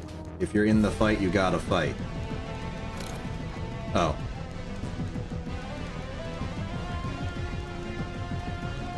So like if we got down to the 9-minute mark and they weren't here, I would have started attacking them. I can't leave up the hypothetical lobby. Let's just hope it was an error on their part, not an error on my part. Like the lobby still exists, yeah? Yeah, the lobby still exists. I'm still here.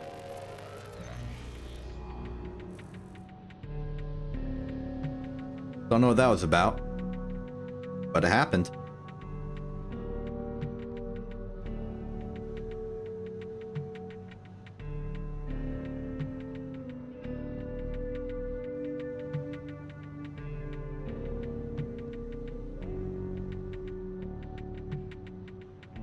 For the fun of it, I'm gonna swap this over to being RFC.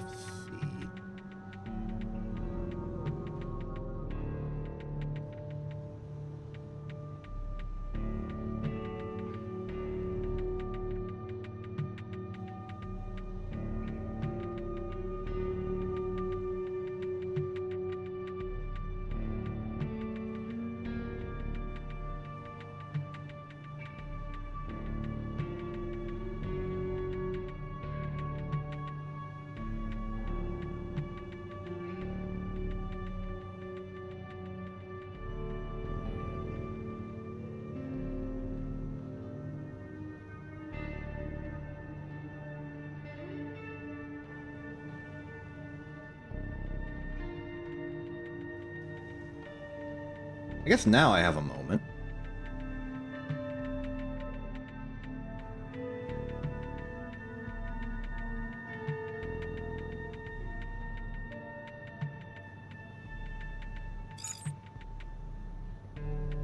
Hey, look who it is.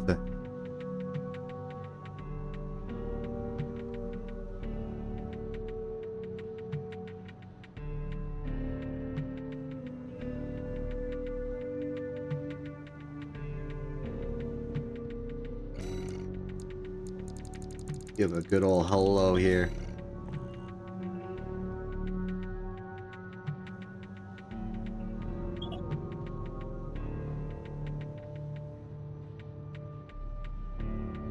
Now I know that Crimson Duke has a bit of a tenuous relationship with basically the rest of the entire RFC, but for the most part, we've maintained cordial relations.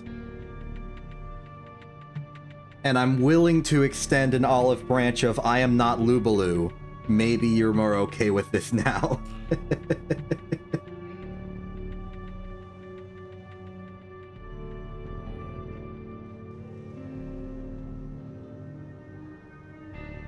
Now, whether or not I can lift the ban on the actual Discord, I don't think I have the authority nor the public approval to.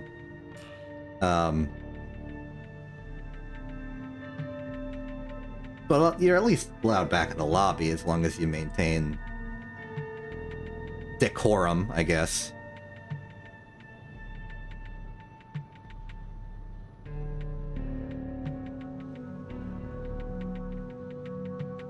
I will also say that it would appear that Ash has gotten a much fancier Pokeball as an emblem now.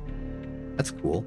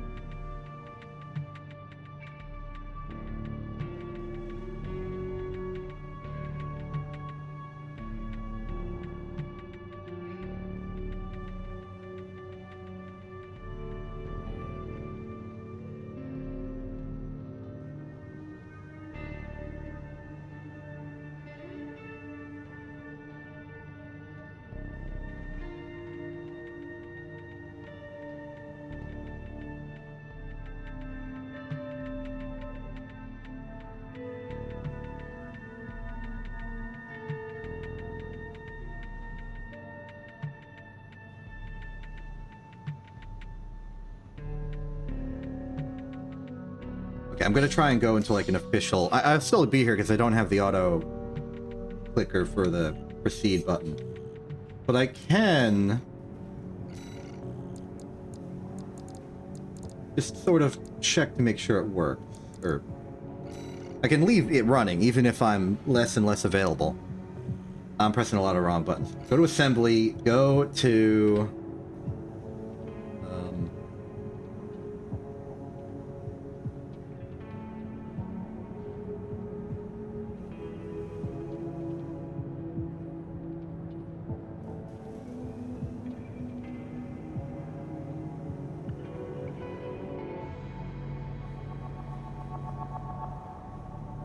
like lobby manager bot.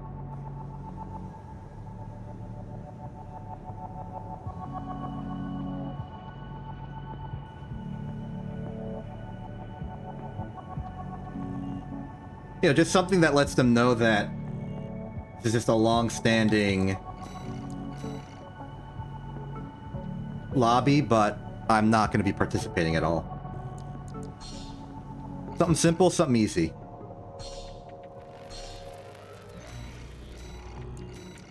Two rooms exist right now. Ooh, we got two.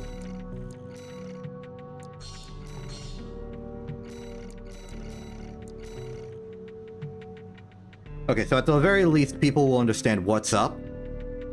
And meanwhile, I'm going to quietly just sort of try and refine and improve things behind the scenes. Technically speaking, the stream portion of this stream that actually involves me is pretty much over. I am going to still operationally be here because I gotta manage the bot and everything. But yeah, we'll see how it goes.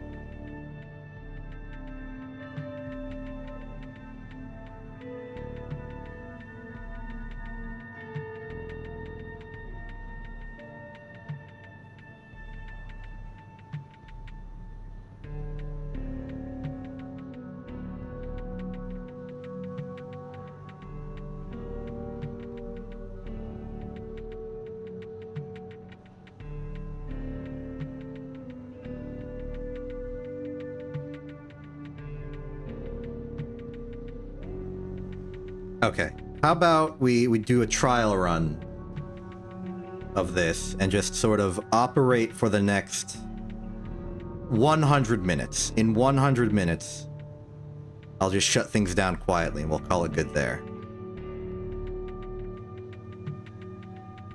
It's just our I'm not gonna declare this a real like stream dedicated to the RFC because I streamed at the start of it, and I like to partition those things well.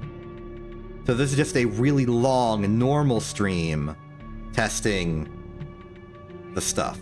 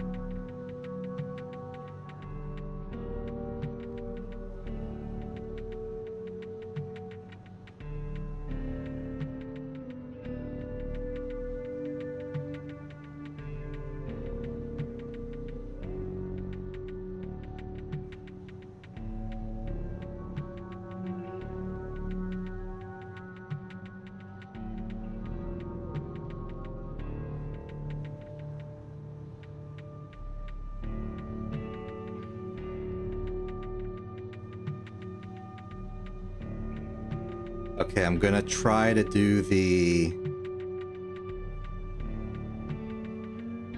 auto clicker here, and this is gonna be like the big test. See what it does.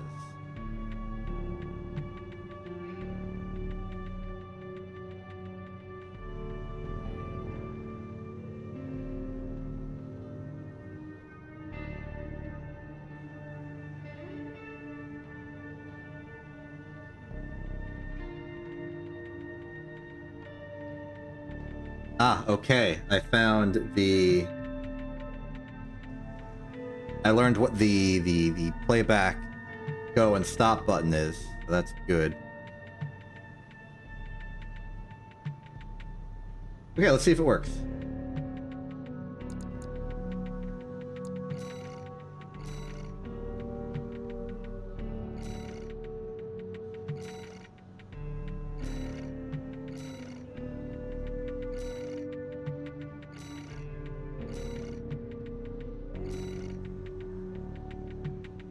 Okay, that's a little bit of a problem. Are there other buttons that provide that kind of support? How do I know?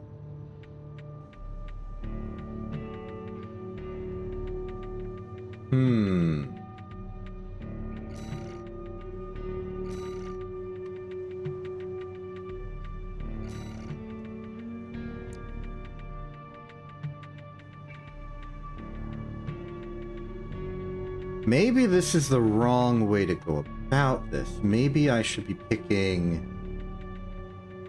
If I do the... Could do the back, but I need a button that will advance the prompt but not do anything on this menu. Do one of the triggers.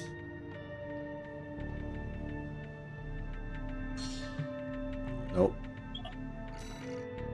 Nope.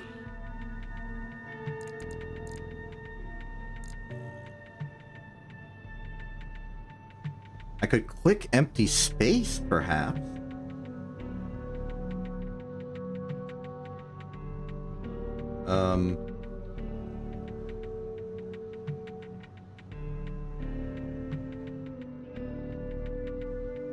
I would need to go into a fight to test it.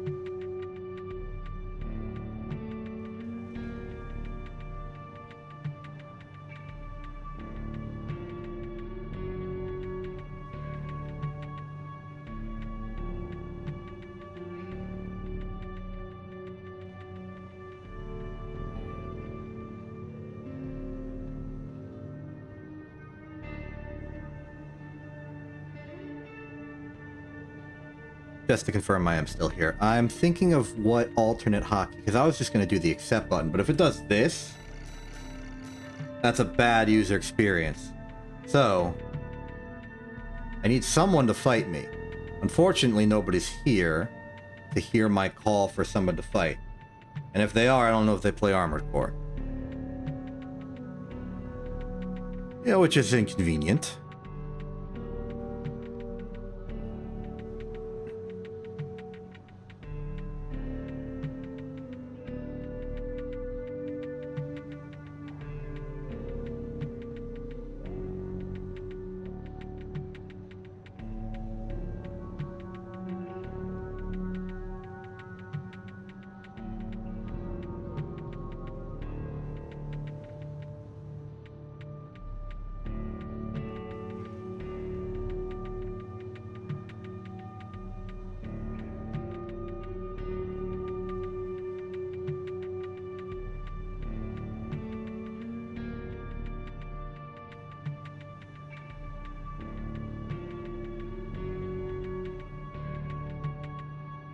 Maybe I can simulate it to a certain extent. What if I just fight a fight in the arena real quick?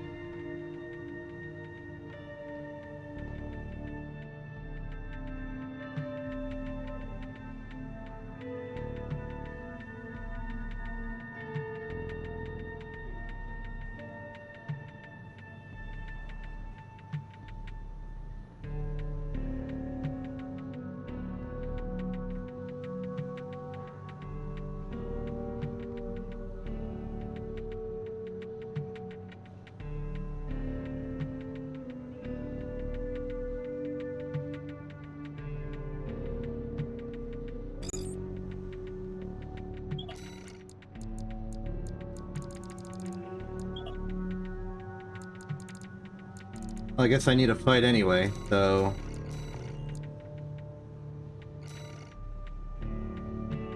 Guess I can do a little bit of battle. I recognize you. I think I've seen you around.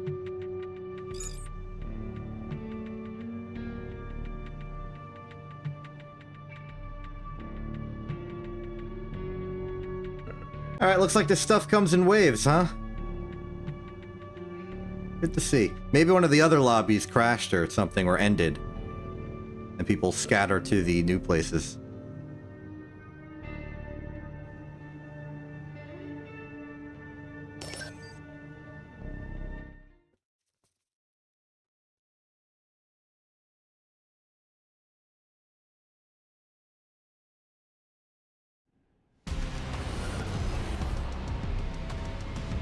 Okay, so once this battle is over, we need to try a different hotkey. Now I'm looking at a list of hotkeys as a sort of idea of which one I should macro. I'm gonna try some simple, non-standard ones like, I don't know, the shoulder weapon buttons or something. See if those work.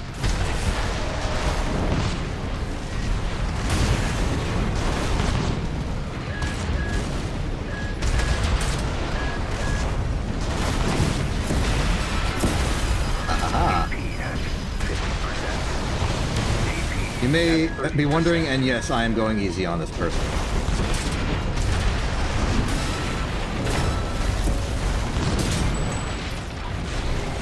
Basically by just not using the true nose. That's the handicap I have given myself. I value a good fight. I value someone else having a good time sometimes.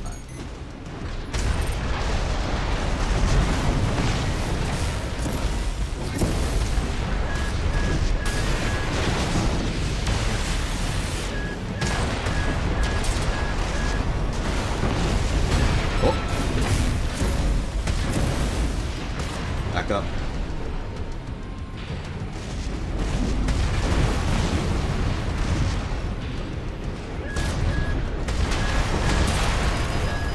Well, we're even. Oh! Don't try to get me!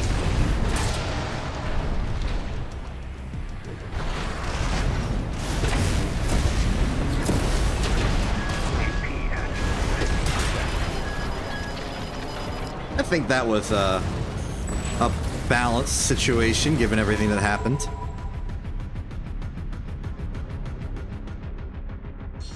Alright, here's the test. No. No. No, no, no, no. No, no. No, no.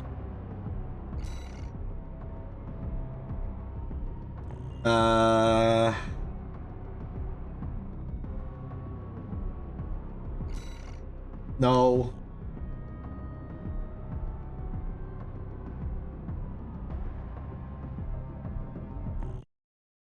I couldn't find one.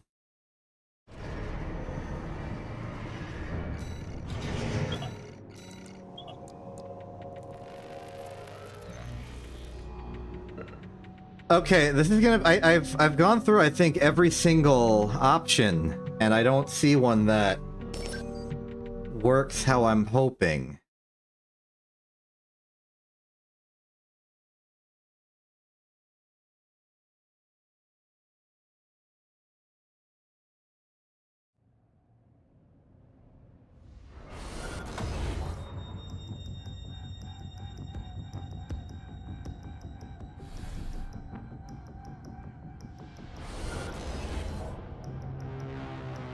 At the very least, we have a fight we can maintain here.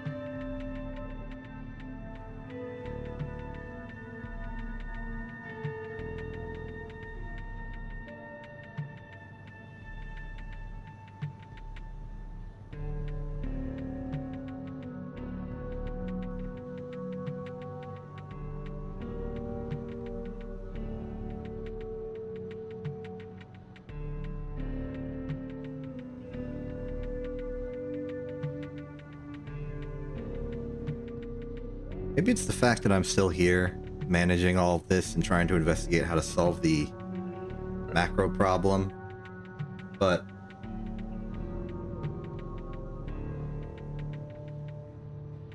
I have this, like, uncomfortable urge to, like, officiate and or manage things going on. Like, I see nobody readying up in time, and I'm like, oh no, I better ready up so that they don't leave out of boredom. And I think that is not what I should do, in truth.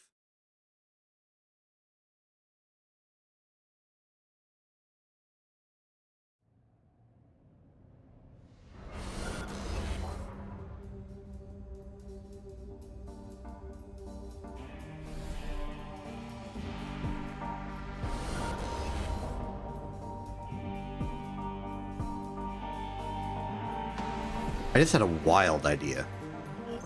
Theoretically, I could automate this with OBS.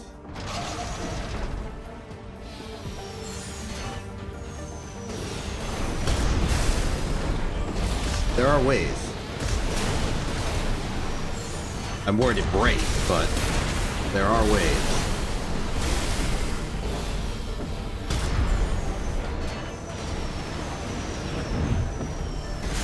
Because there are ways to get OBS to detect what the screen of a source is, like the literal individual pixel. I can look at that every once in a while.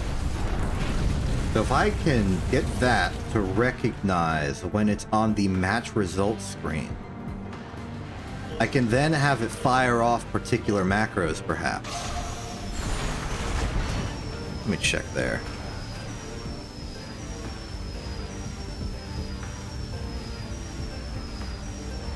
Yeah. Let's try something.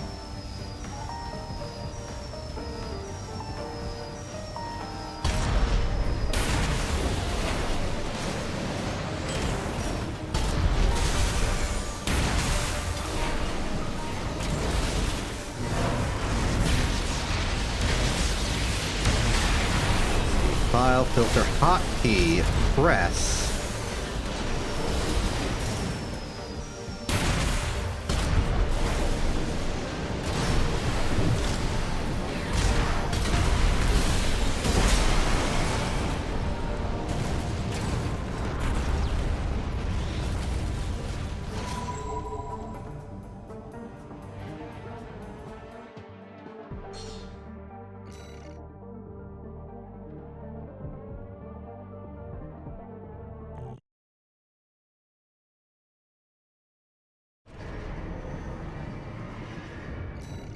Really enough, I'm failing to find enter in the options.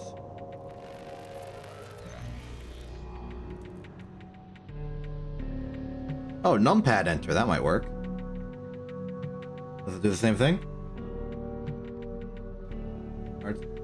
Wait a minute.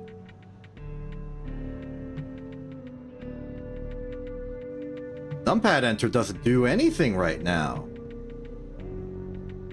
Interesting. Guess I would need normal enter then.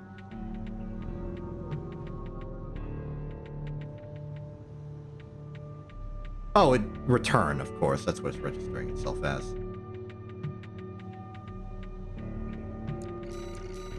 Let's put me back in the fight because I can't stay well enough away, huh?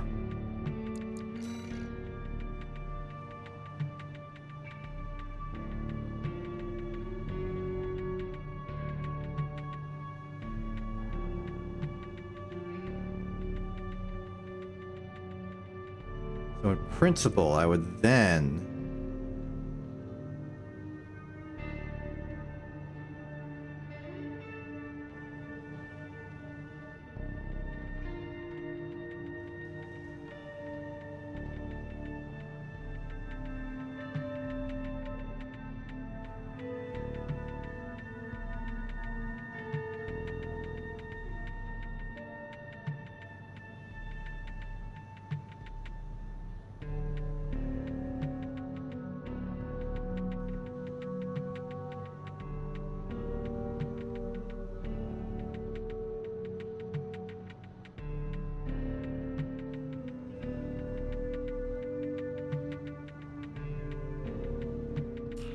How did I do this for the others? If video source. Oh, they're gone, so I can go back to spectate and not have to worry about it. Okay, so lobby's empty. That'll happen. Shouldn't worry about it too much. Shouldn't take it personally. If video source.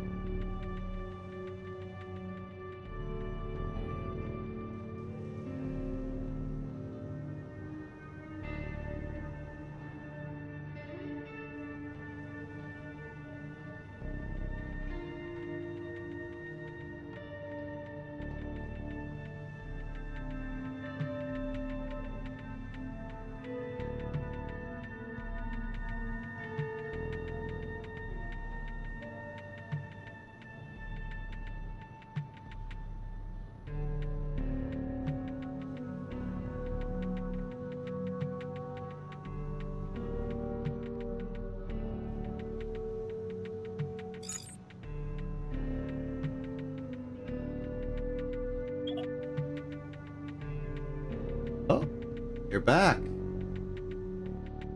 I will fight.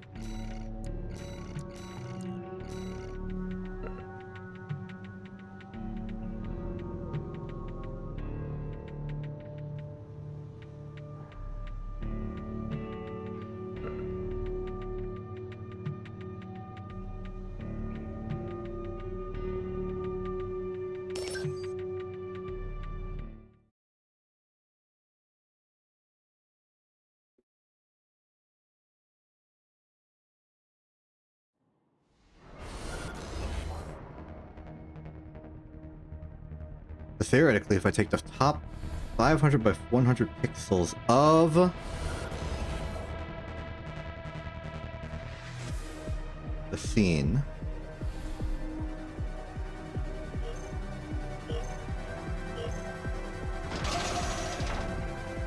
that's the match results text. But theoretically, that match results text should be identical whenever the results of the match are being evaluated. How did I hit that?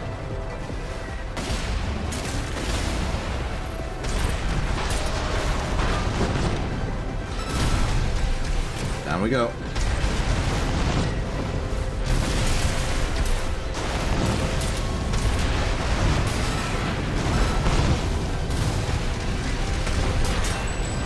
All right, we made it.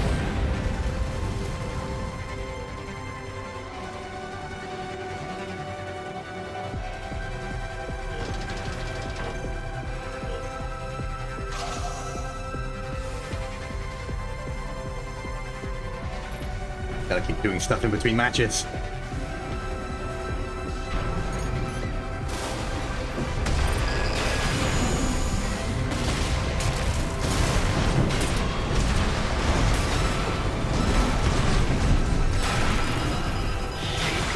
At 30%.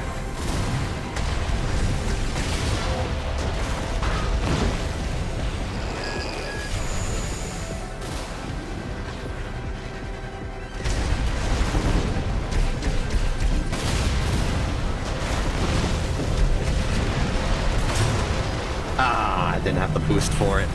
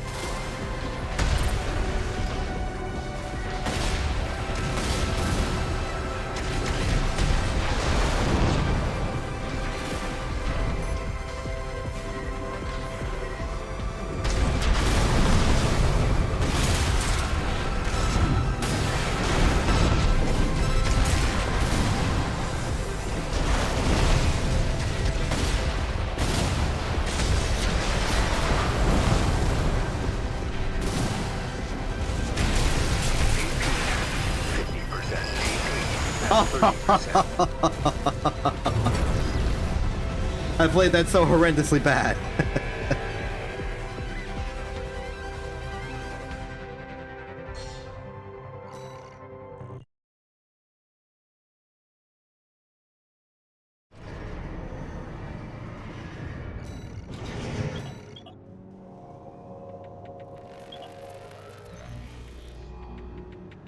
Alright, I'll let these two fight then.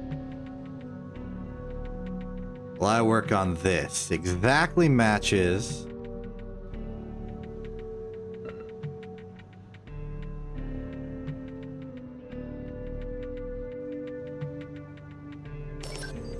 Okay. Here's the ultimate test. This should be active now.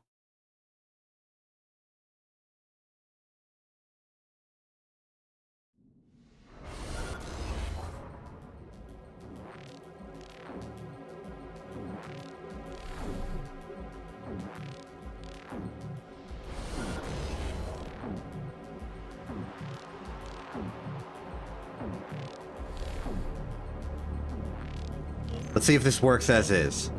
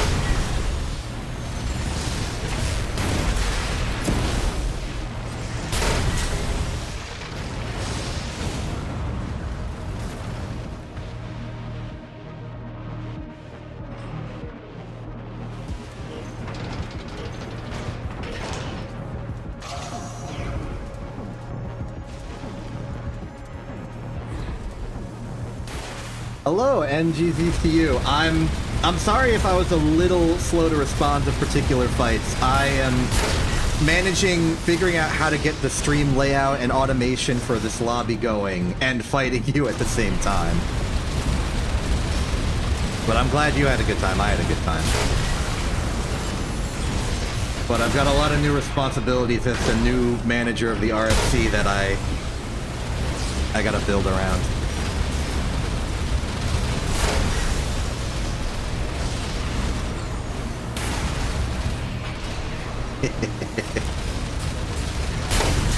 Right now, we're about to test if the new macro for automatically ending the fight works. So we're gonna see that. Will it press enter?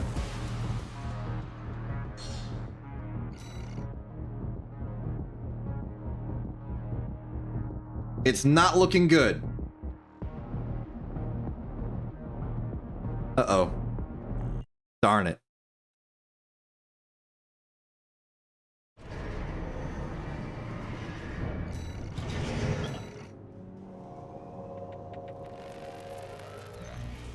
Well, that didn't work.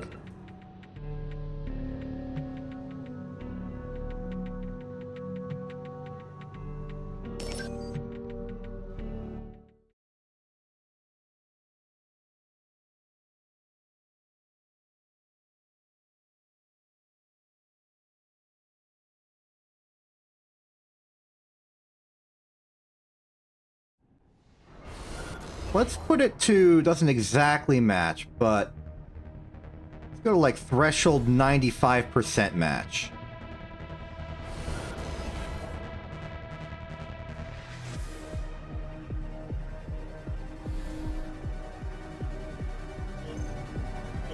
Let's do the check every 1200 milliseconds. That should be a fine delay. If it were a second late or something, that should be fine. Maybe I would like a way to know if it's triggers. Maybe I should add a blinking light to our scene right now.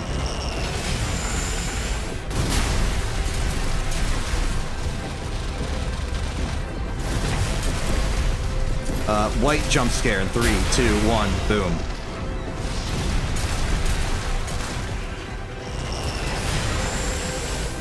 I think this is a lovely sort of bleeding red. Excellent. That shall be our blinker.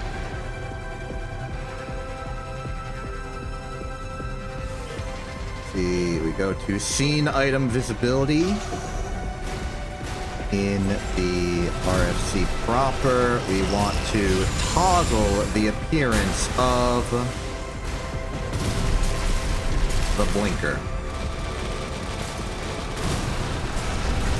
And then preferably we want to delay, like, just wait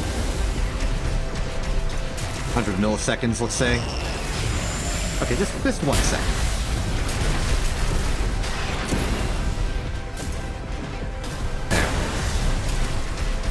Now, from this configuration, we should be able to check by seeing if the blinking red square flashes on and off, if it is activating the macro.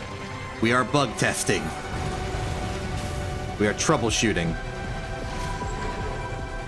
Moment of truth.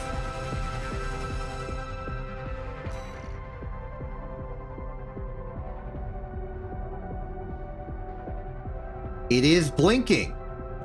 It is the enter button that is failing us. Fascinating.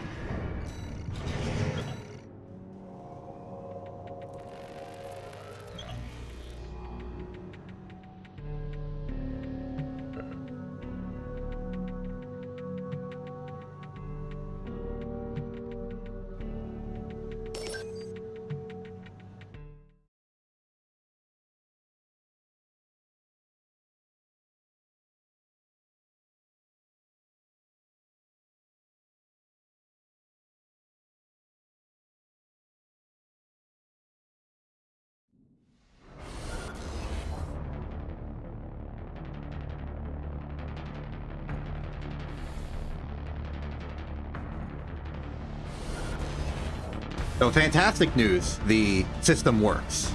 The automatic detector is running. Splendid news. Now how do we get it to press enter?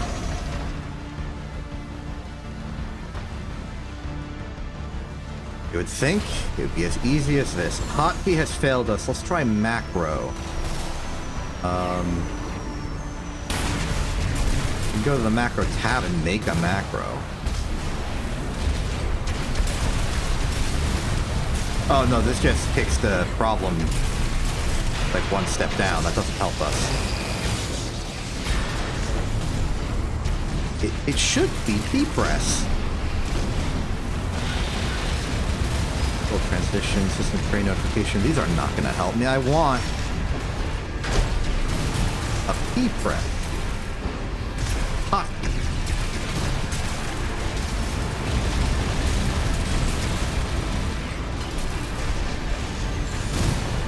How about a new test? We'll press a button, just the letter N. And instead of having it prepared for the game, I'll have it put into Twitch. Will it type N on its own? That's the new test.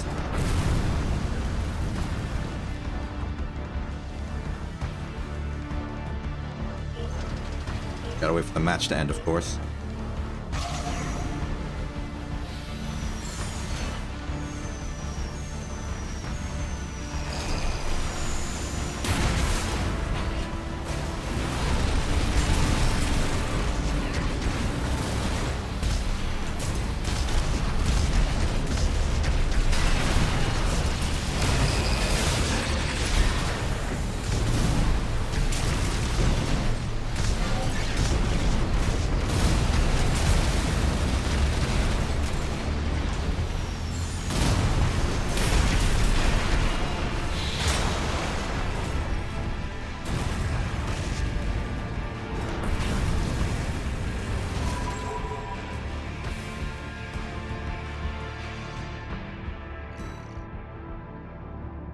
It is typing N.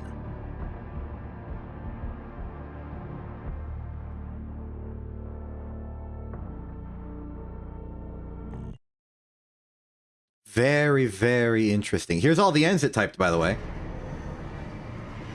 You won't see that if you're just looking on the stream. You have to be in chat live, but... it was like 11 of them.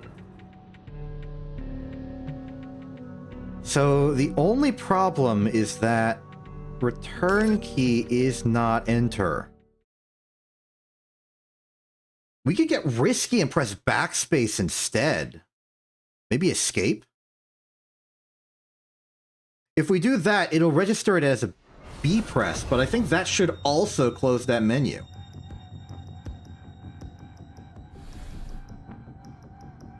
Another thing though, left clicking also closes it, but within OBS's controls here, I don't think I could do a mouse click. What the heck is the meta key?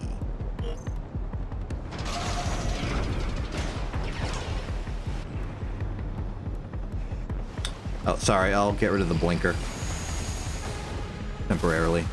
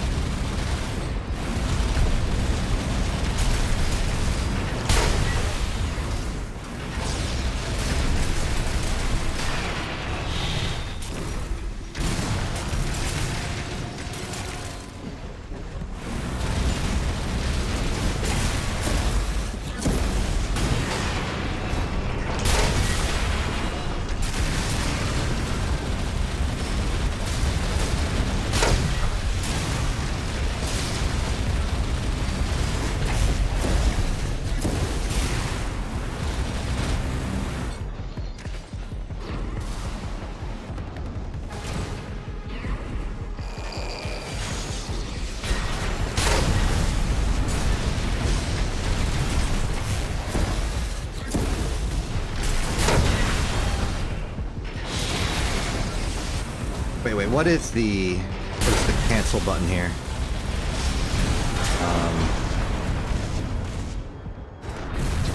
It's the boost button. So that would be tab? I'll try escape. I don't got time to... oh, yes, I do. We're going to phase 3. I do have time to check more.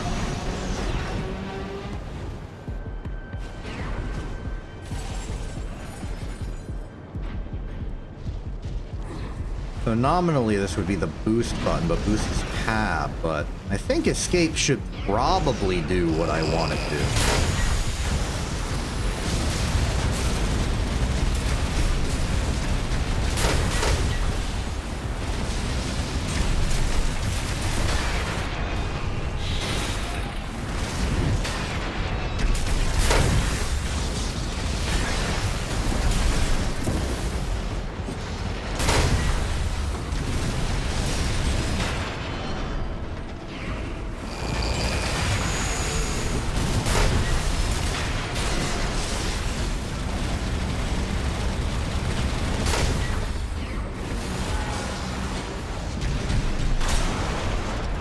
Moment of truth. We get the escape key. Will we escape?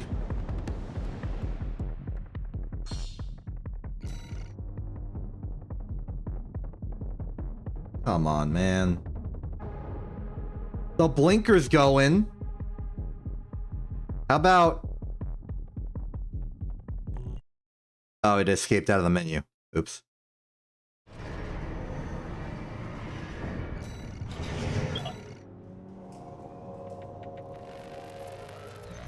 Other things are happening, though.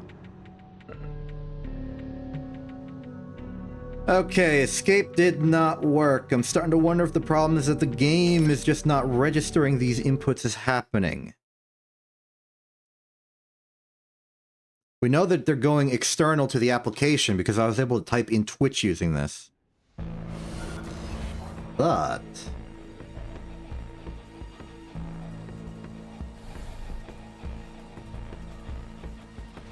results are not staying conclusive.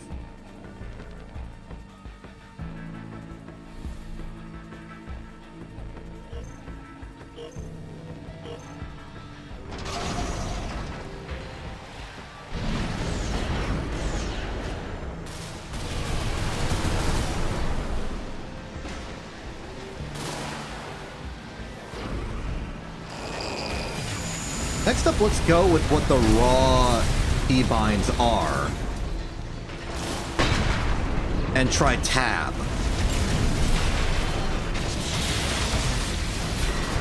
Also, for convenience, I will remove the blinker manually again. It'll reappear once this runs. Want to see what it'll do. Thank you for all of this testing data, everybody in the lobby. Really appreciate it. Give me all the insights and intel I need.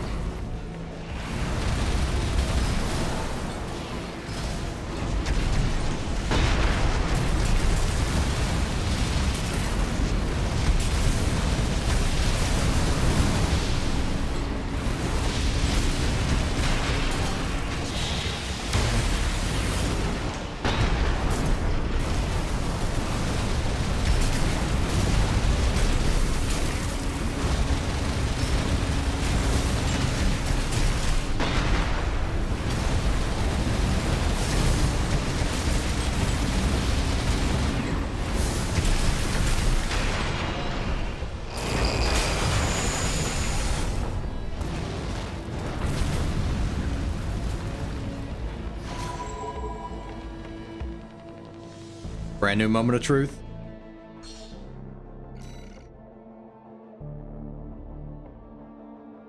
Failure. Okay. You know what I could do is I could just rebind what the button itself is.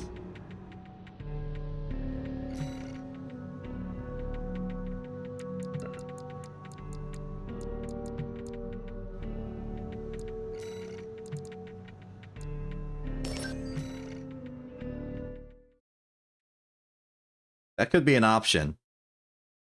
But we know tab doesn't work. Let's try...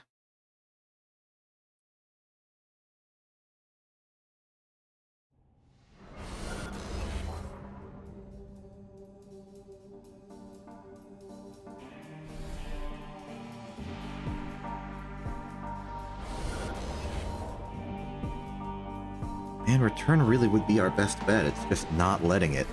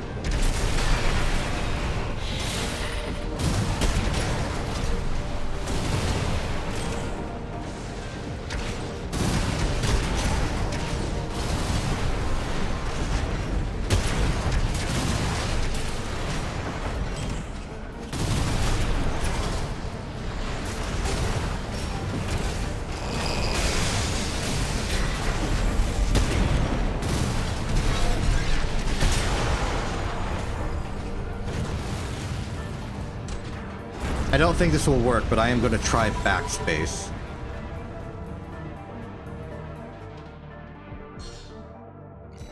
How about I just try buttons until it works? Any button that is not enter. Enter works, but not through OBS. I think it's because there might be a difference between, like, carriage return and enter in terms of game input. Let's see here. Control setting, edit.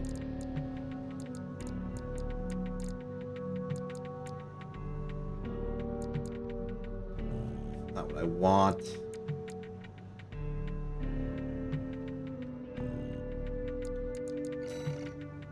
Settings, controller, vibration, target assist, camera, graphics. Input device settings. Let's do that temporarily.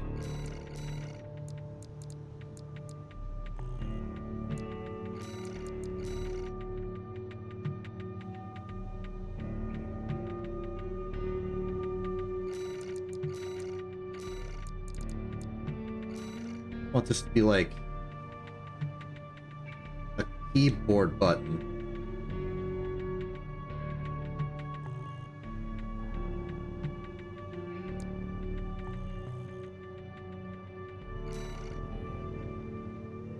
I know you're waiting for a fight to happen. I could do it with a mouse macro. The reason is I'm doing this via the image capture testing system in OBS because I can't just auto-enter. If I auto-enter as spectator, it'll just be like, hey, you can't ready up your spectator, annoyingly. So I'm using OBS's image matching system to check whether we're on the results screen and then press enter. Unfortunately, that enter isn't working.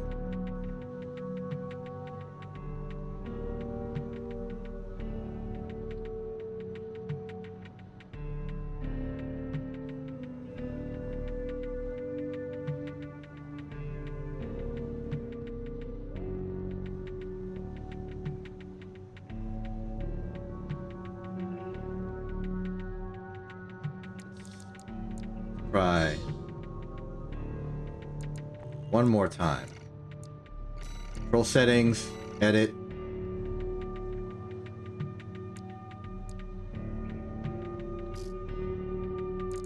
Category, repair kits.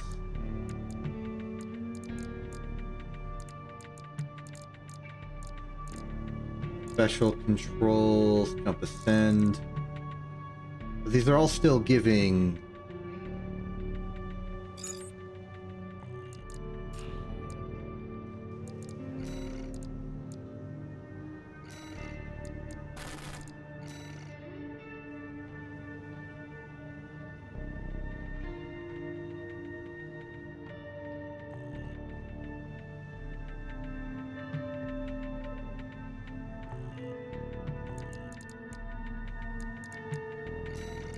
Oh, key bindings edit. Oh, of course I go here. Okay.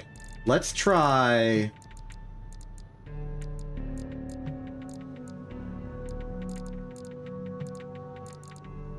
Attack controls. We just want...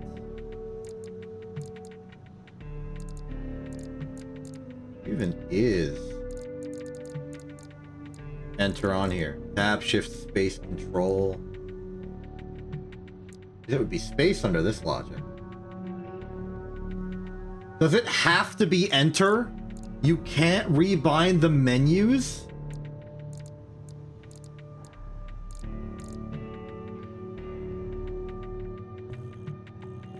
This is the worst case scenario.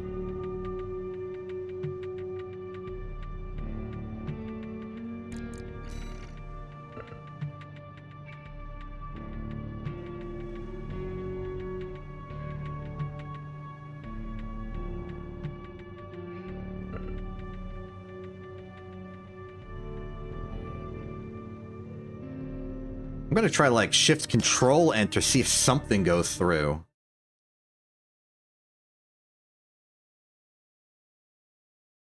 Otherwise, my attempts to do this are going to become much, much more complicated. Get this blinker out of here, I'm frustrated. You don't get blinker when I'm frustrated.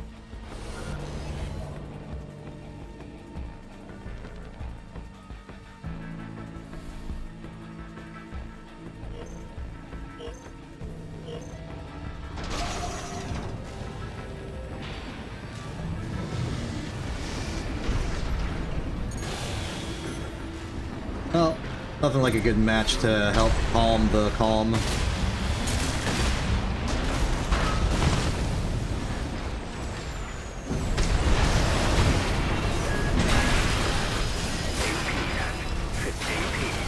30%. Ow.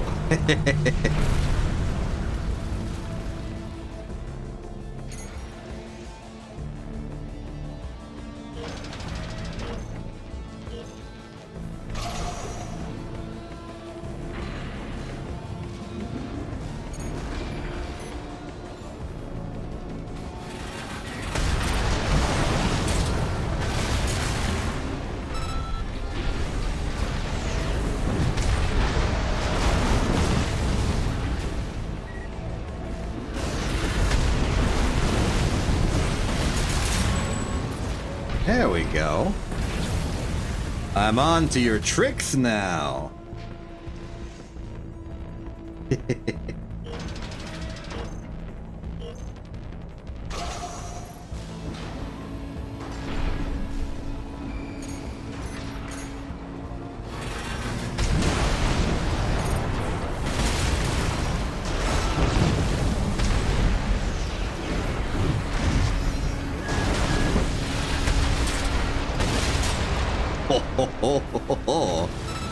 Good stuff. GG. Let's see if this just arbitrarily works. What if shift control enters the answer? Nope. It's not. Oh, what am I gonna do with this thing? I can make a blinker blink. We can make an illegal left turn. We can't do much else.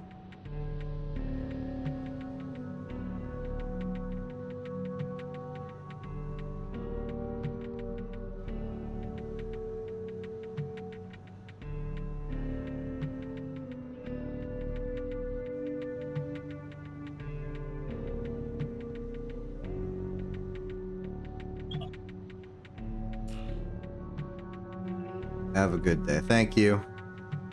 I'm gonna do my best. I'm gonna do my best. Let's see here. Hotkey. We can go to the hotkey section. I'm looking at the API for this thing now.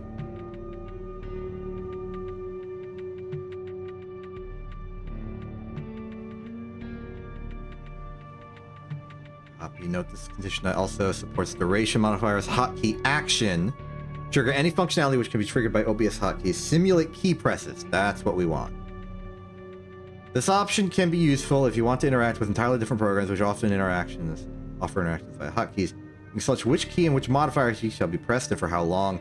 Note that on some flowers, the simulated key presses can only be sent to OBS itself. Okay, I'm cutting the threshold from 95% to like 0.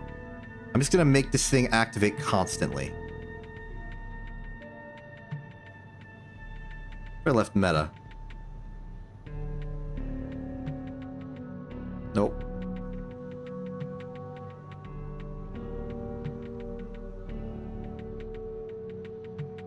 Uh-oh.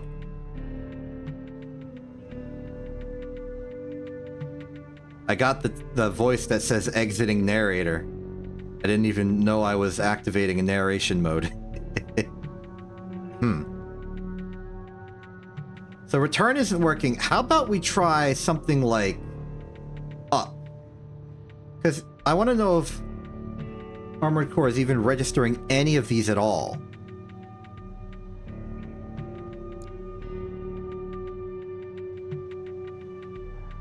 It's not. Okay, that's the problem then. The problem is not the system as is. The problem is that Armored Core is not receiving these key presses at all.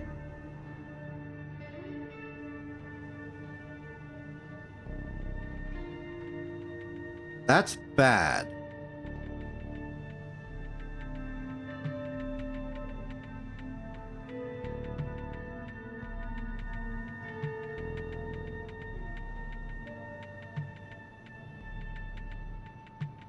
I have a dumb idea.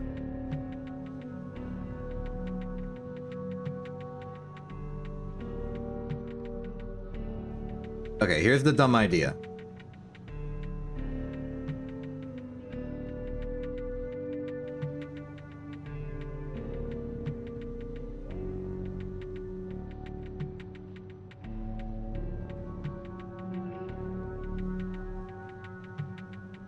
I'm gonna set it to be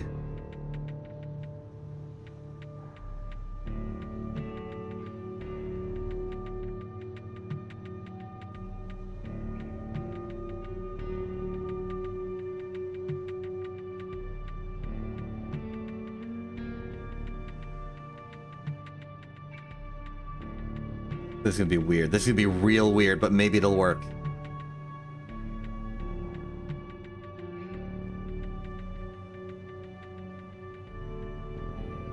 Okay, okay.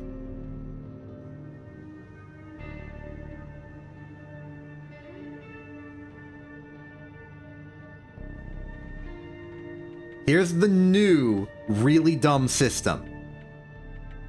I have made a secondary macro automation thing separate to OBS. I am going to attempt to use it instead. Unfortunately, I need a match result for this to work. So how about we leave temporarily, do one ranked match, just a normal. Great, my name's weird. Hold on.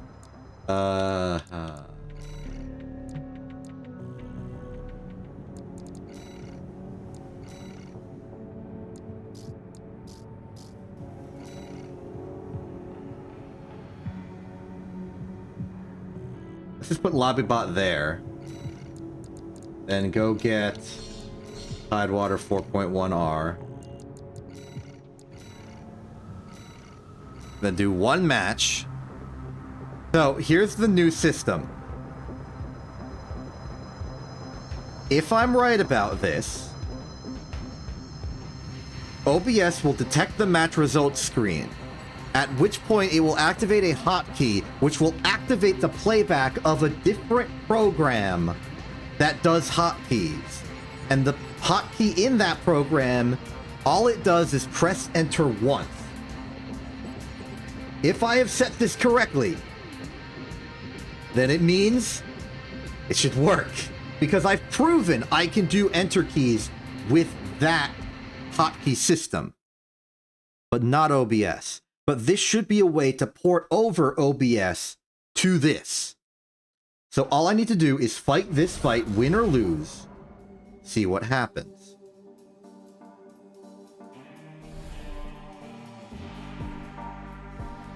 Wild times, huh? Wild times. Wild testing, wild science. Leave it to me to MacGyver my way out of every single problem I have. This is really dumb, but it also is really working. I hope so, at least. This is the test to see if it works.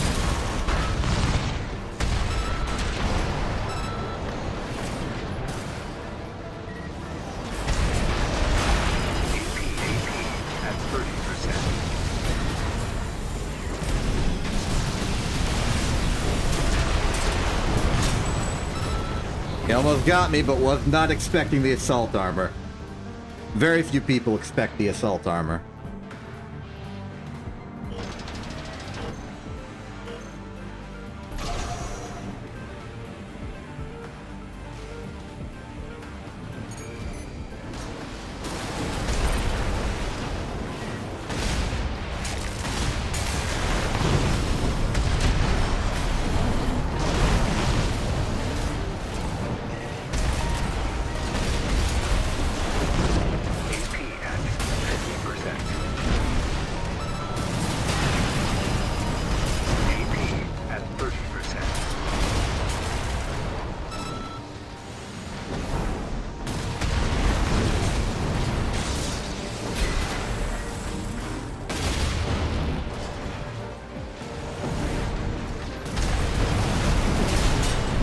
Gotcha. Okay. Don't press anything. Will the system... What's the system verdict? System verdict?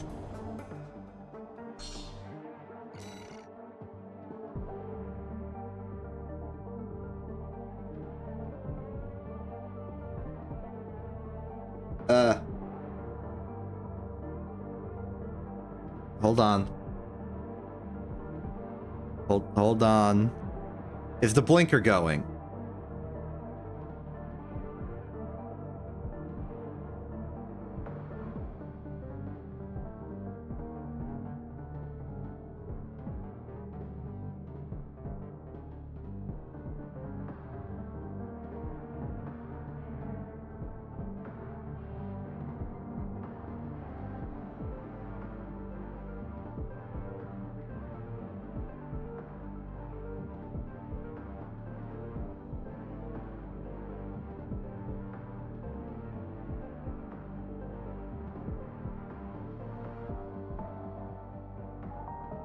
Oh wait, I've got threshold at 100%. Let's get that down to...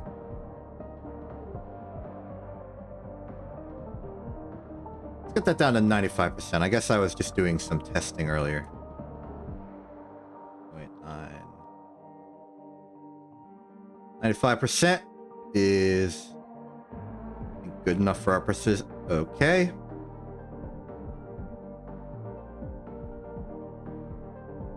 Oop. Blinker's active.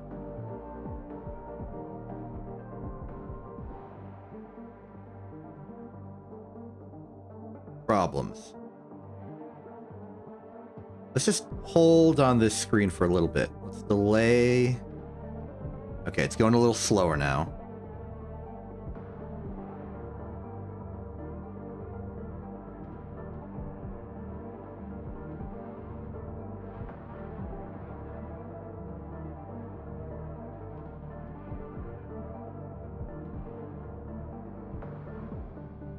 Okay, the function key is not being forwarded.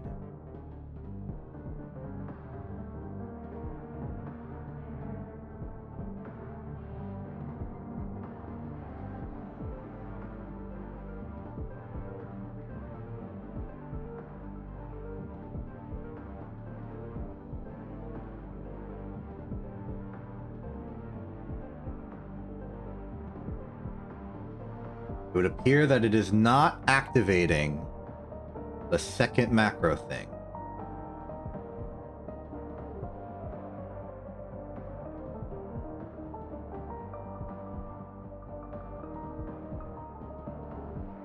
Let me change the hotkey.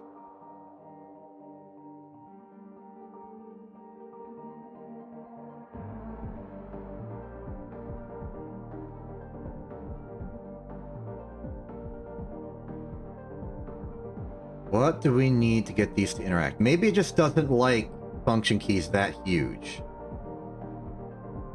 Make it like...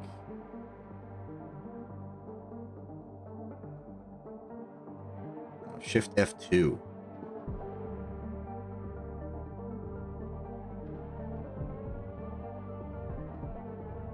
That works. Okay, it doesn't like the large function keys.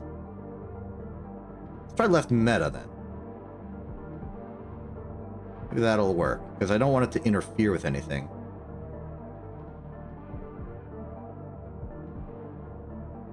Now let's just leave it at shift. Okay, moment of truth. Back to the game.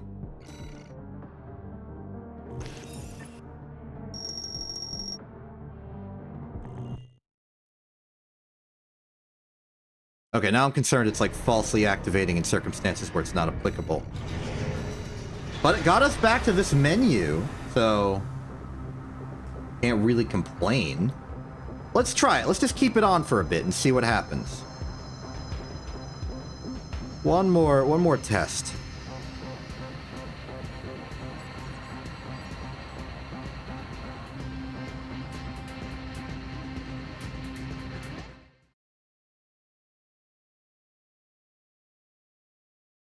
Maybe let's put the threshold up to 98. I do want to avoid false negatives, or false positives.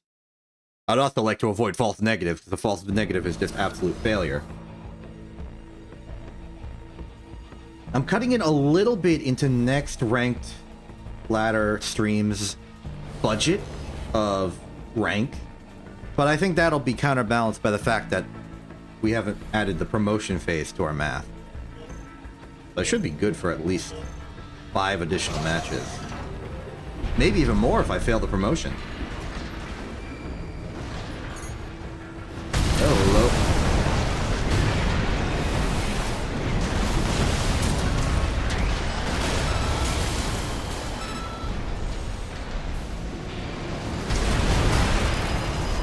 I think it's too early.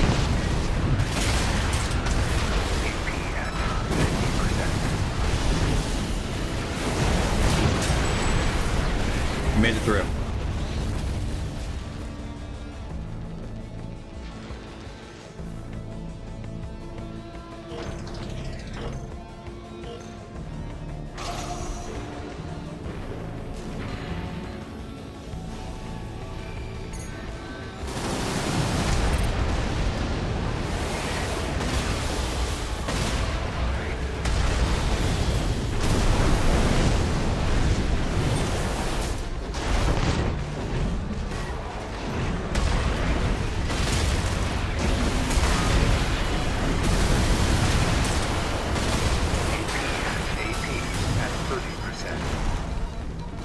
Now that I look at it up close, this strategy is very simple.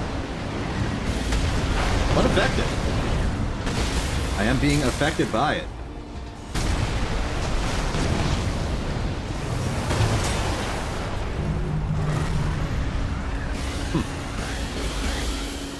Well, if we lose this, then we'll have even more fights to not have to worry about.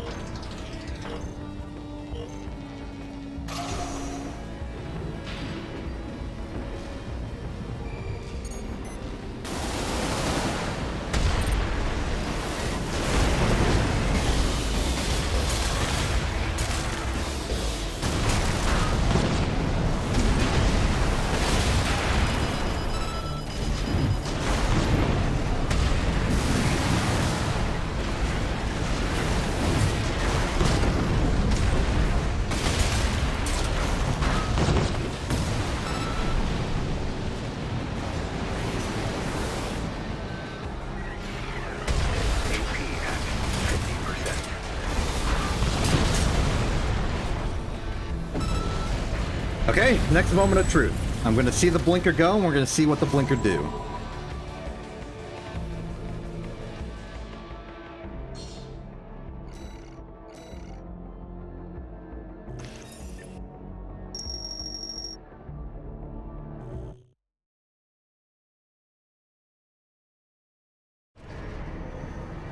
Very interesting.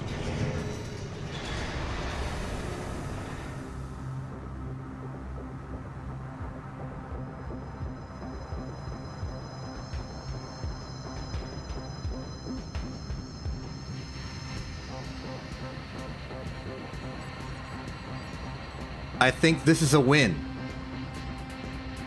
I think we've got a system. With just this, I'm removing the blinker permanently now that we don't need it anymore. Maybe I'll bring it back for testing at a future point, but this is it. This is success. We now have at least something that vaguely automates the thing. Let me just go back to like a real scene. You know, the kind of scene that we would actually be having today if we were doing things.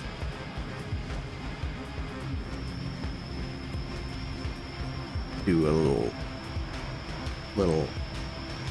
bit of that action. There we go. It's like it was a normal stream all along. Regardless, this has been a monumental success. Both in the game, the testing of the 1, 2, 3, 4, 5 booster has been going well. Still not sure which one I'd rather have, but it's good to know that this doesn't break me. And oh man, we've got like the ability to make automated RFC streams. I can just do that now. That's very exciting. Maybe we can have our first like proper not so testing just automated stream at some point. I'll probably still manage it, but like absent-mindedly let it go on in the background as I try to focus on anything else. Honestly, it'd be a good test of my own just ability to not overthink it all the time.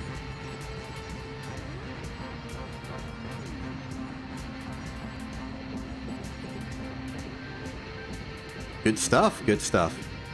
Well, with that, I guess I better end the stream proper.